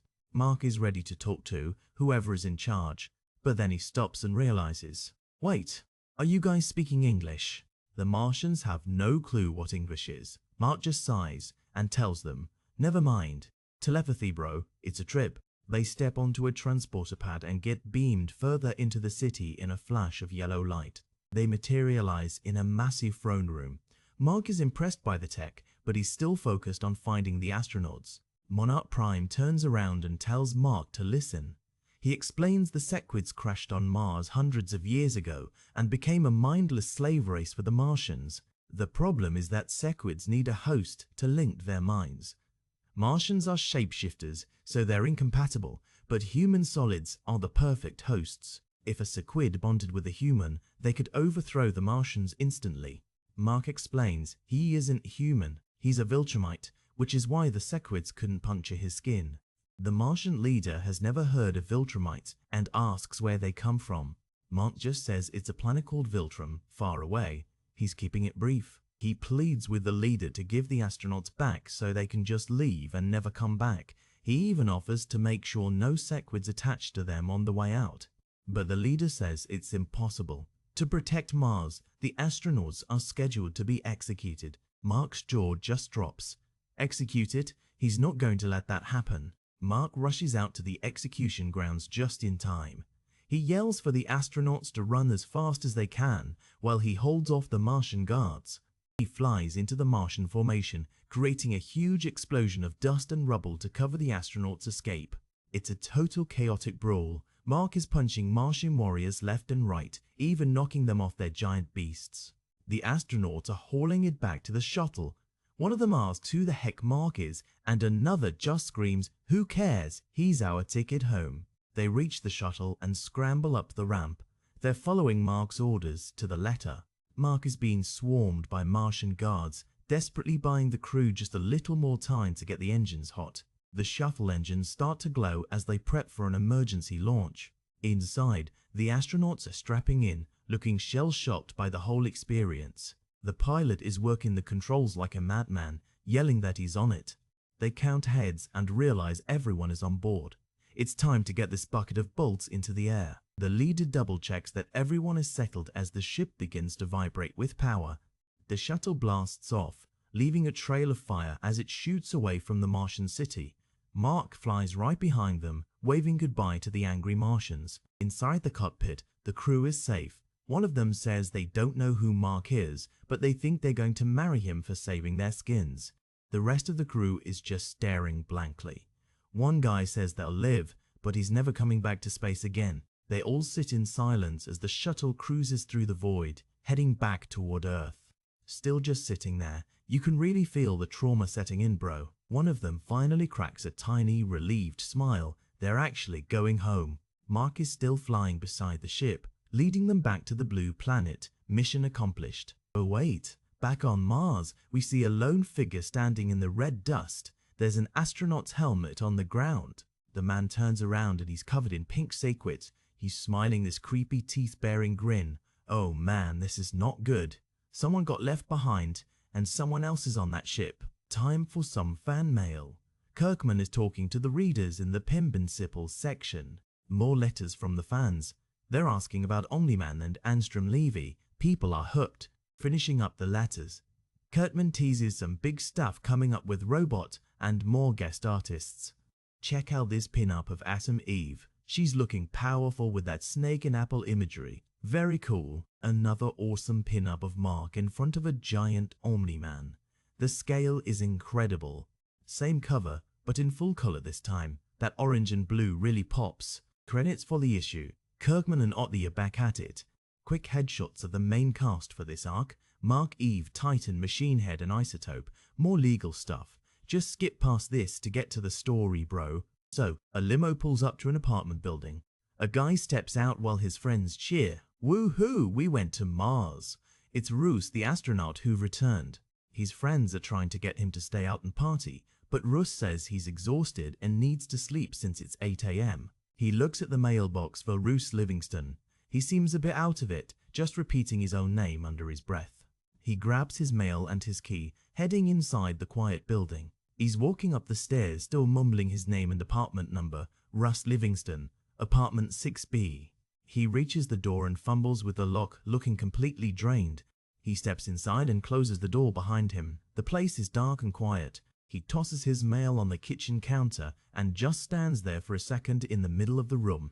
He gives a little sigh of relief, his face starting to twitch and change. And then whoa, his human skin starts to melt away and those green Martian antennae pop out of his head. He fully shifts back into his Martian form and collapses into a chair. He says he couldn't have held that human shape another minute. Talk about a long-distance undercover mission. Cut to a sunny suburban house. Everything looks peaceful. Inside, William is coming down the stairs in his boxers. He sees Eve on the couch and mentions that Mark might be back soon. He also tells Eve she could have slept in his bed with him since his parents are away. Eve just gives him this stone-cold, angry stare. She is definitely not in the mood for his jokes. William immediately backtracks, looking nervous. Or not, forget I mention it. Ha, sorry. But Eve is done. She tells him he's fun and all, but this just isn't working out. She's breaking up with him right then and there. Meanwhile, Mark finally gets home. The house is quiet as he walks up to the front door. He finds his mom in her bedroom, still in bed with the curtains drawn. He calls out to her softly. She jumps and screams, totally startled to see him. She says she didn't know he was home yet. Mark mentions he got in late, but then he looks at her nightstand and asks, "Mom, what's with there?" She's got a bunch of liquor bottles on the table. She tries to brush it off, saying it helps her sleep and relax. She even offers to make him breakfast to change the subject. Mark looks really concerned. He tells her he's meeting Amber for lunch and that they can have dinner together later. He tells her he loves her, but he looks heartbroken. Later, Mark is at a restaurant with Amber. She arrived late on purpose because she figured he would be late too, and she's being pretty blunt about it. Amber tells him he's basically late every single time. She's looking at him expectantly, waiting for a real answer. Mark just rubs the back of his neck and says he's not a very punctual guy. It's a pretty weak excuse, man. Amber leans in, asking if that's really it, or if something else is taking up all his time and attention, something he won't tell her about. Mark's eyes go wide. He's sweating, stuttering that he has no idea what she's talking about. And of course, right as the tension peaks, beep, beep, beep, his pager goes off again. He says it's his mom and he has to run. He ducks out of the restaurant, leaving Amber sitting there alone. She yells after him, "Mark, where are you really going?" She's clearly hitting her limit. Mark is flying over the city listening to Cecil through his earpiece. Cecil mentions some villain is demolishing condemned buildings just to get attention. Mark spots the guy, it's Titan. Titan says he was hoping Mark would show up. Mark jokes that he's already kicked Titan's butt twice, so why the warm welcome? Titan raises his hand saying he's not there for a fight. He needs Mark's help to take down Machine Head for good. Mark lands and just asks who. He's still relatively new to the big crime scene. Titan explains that Machine Head is the top crime boss in the country. He does it all, murder, drugs, everything, and the police can't touch him. Mark asks why someone powerful hasn't taken him out yet. Titan says even if he's caught, nobody is brave enough to testify. But Titan is fed up and ready to do what it takes.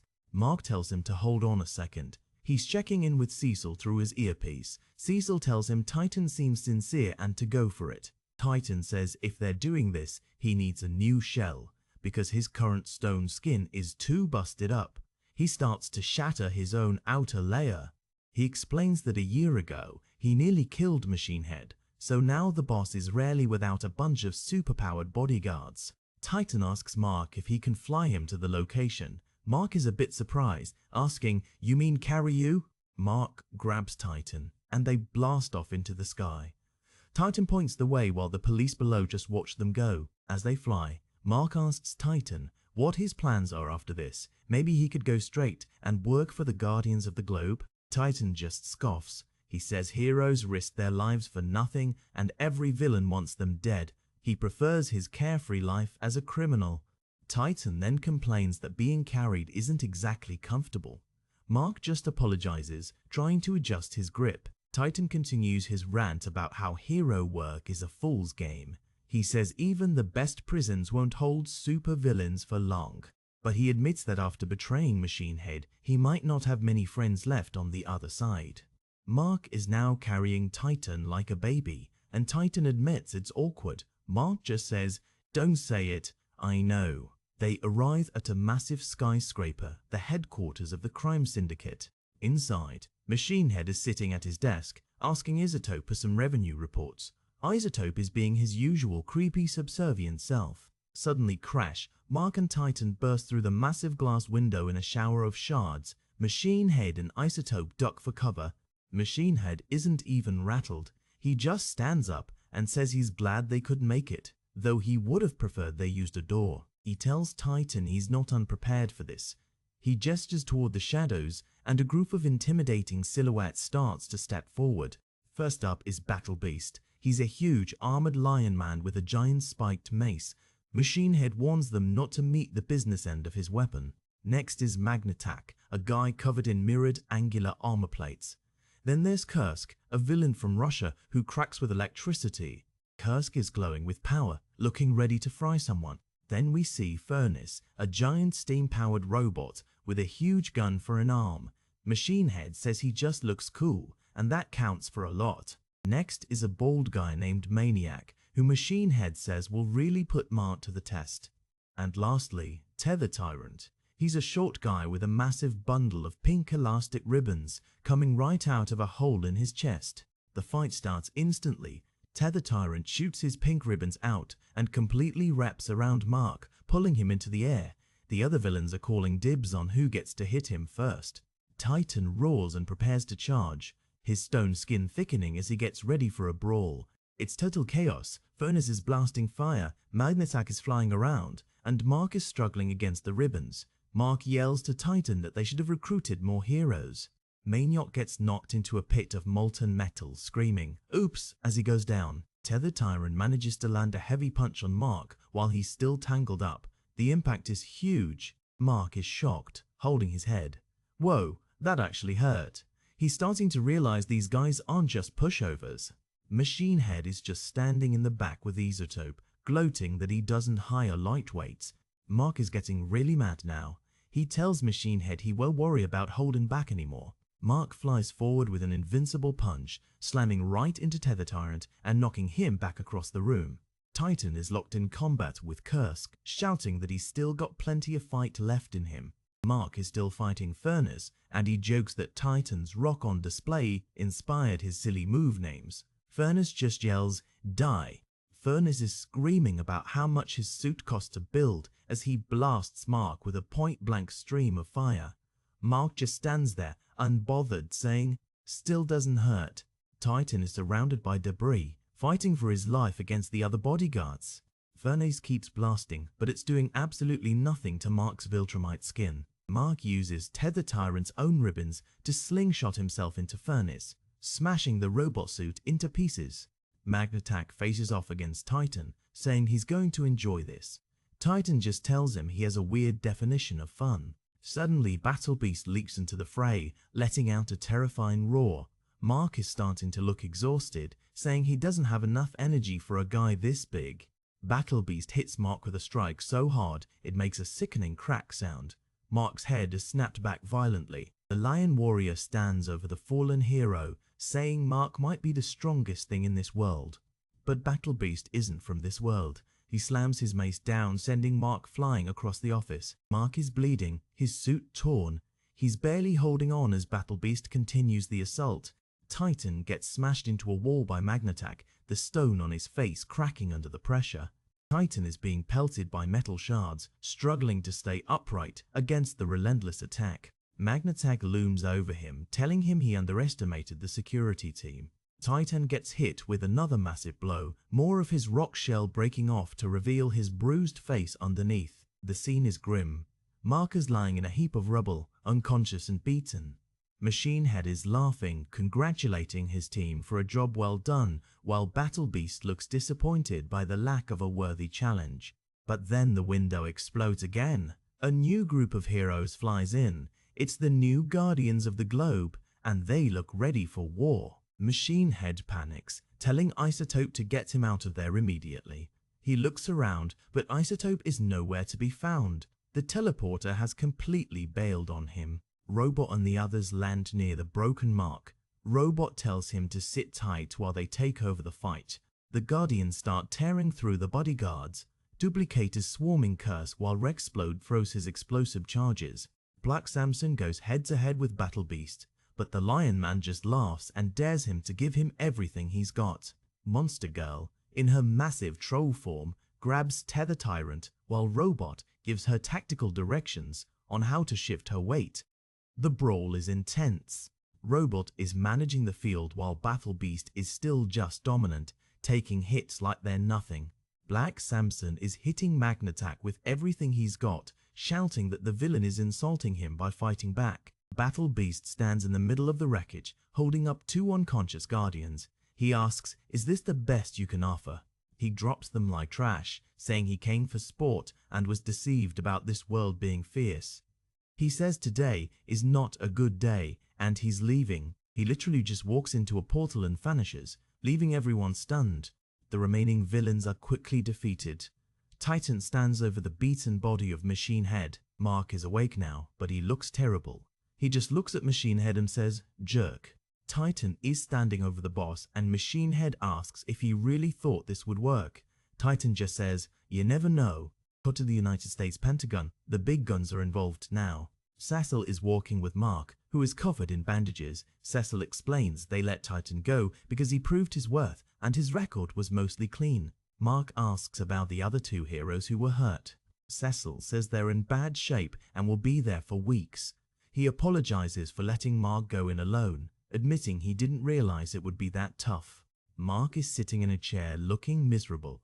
He says he has to earn his pay somehow after a 2-week trip to Mars and this mess. Mark mentions his mom bought a new washer and a car while he was gone.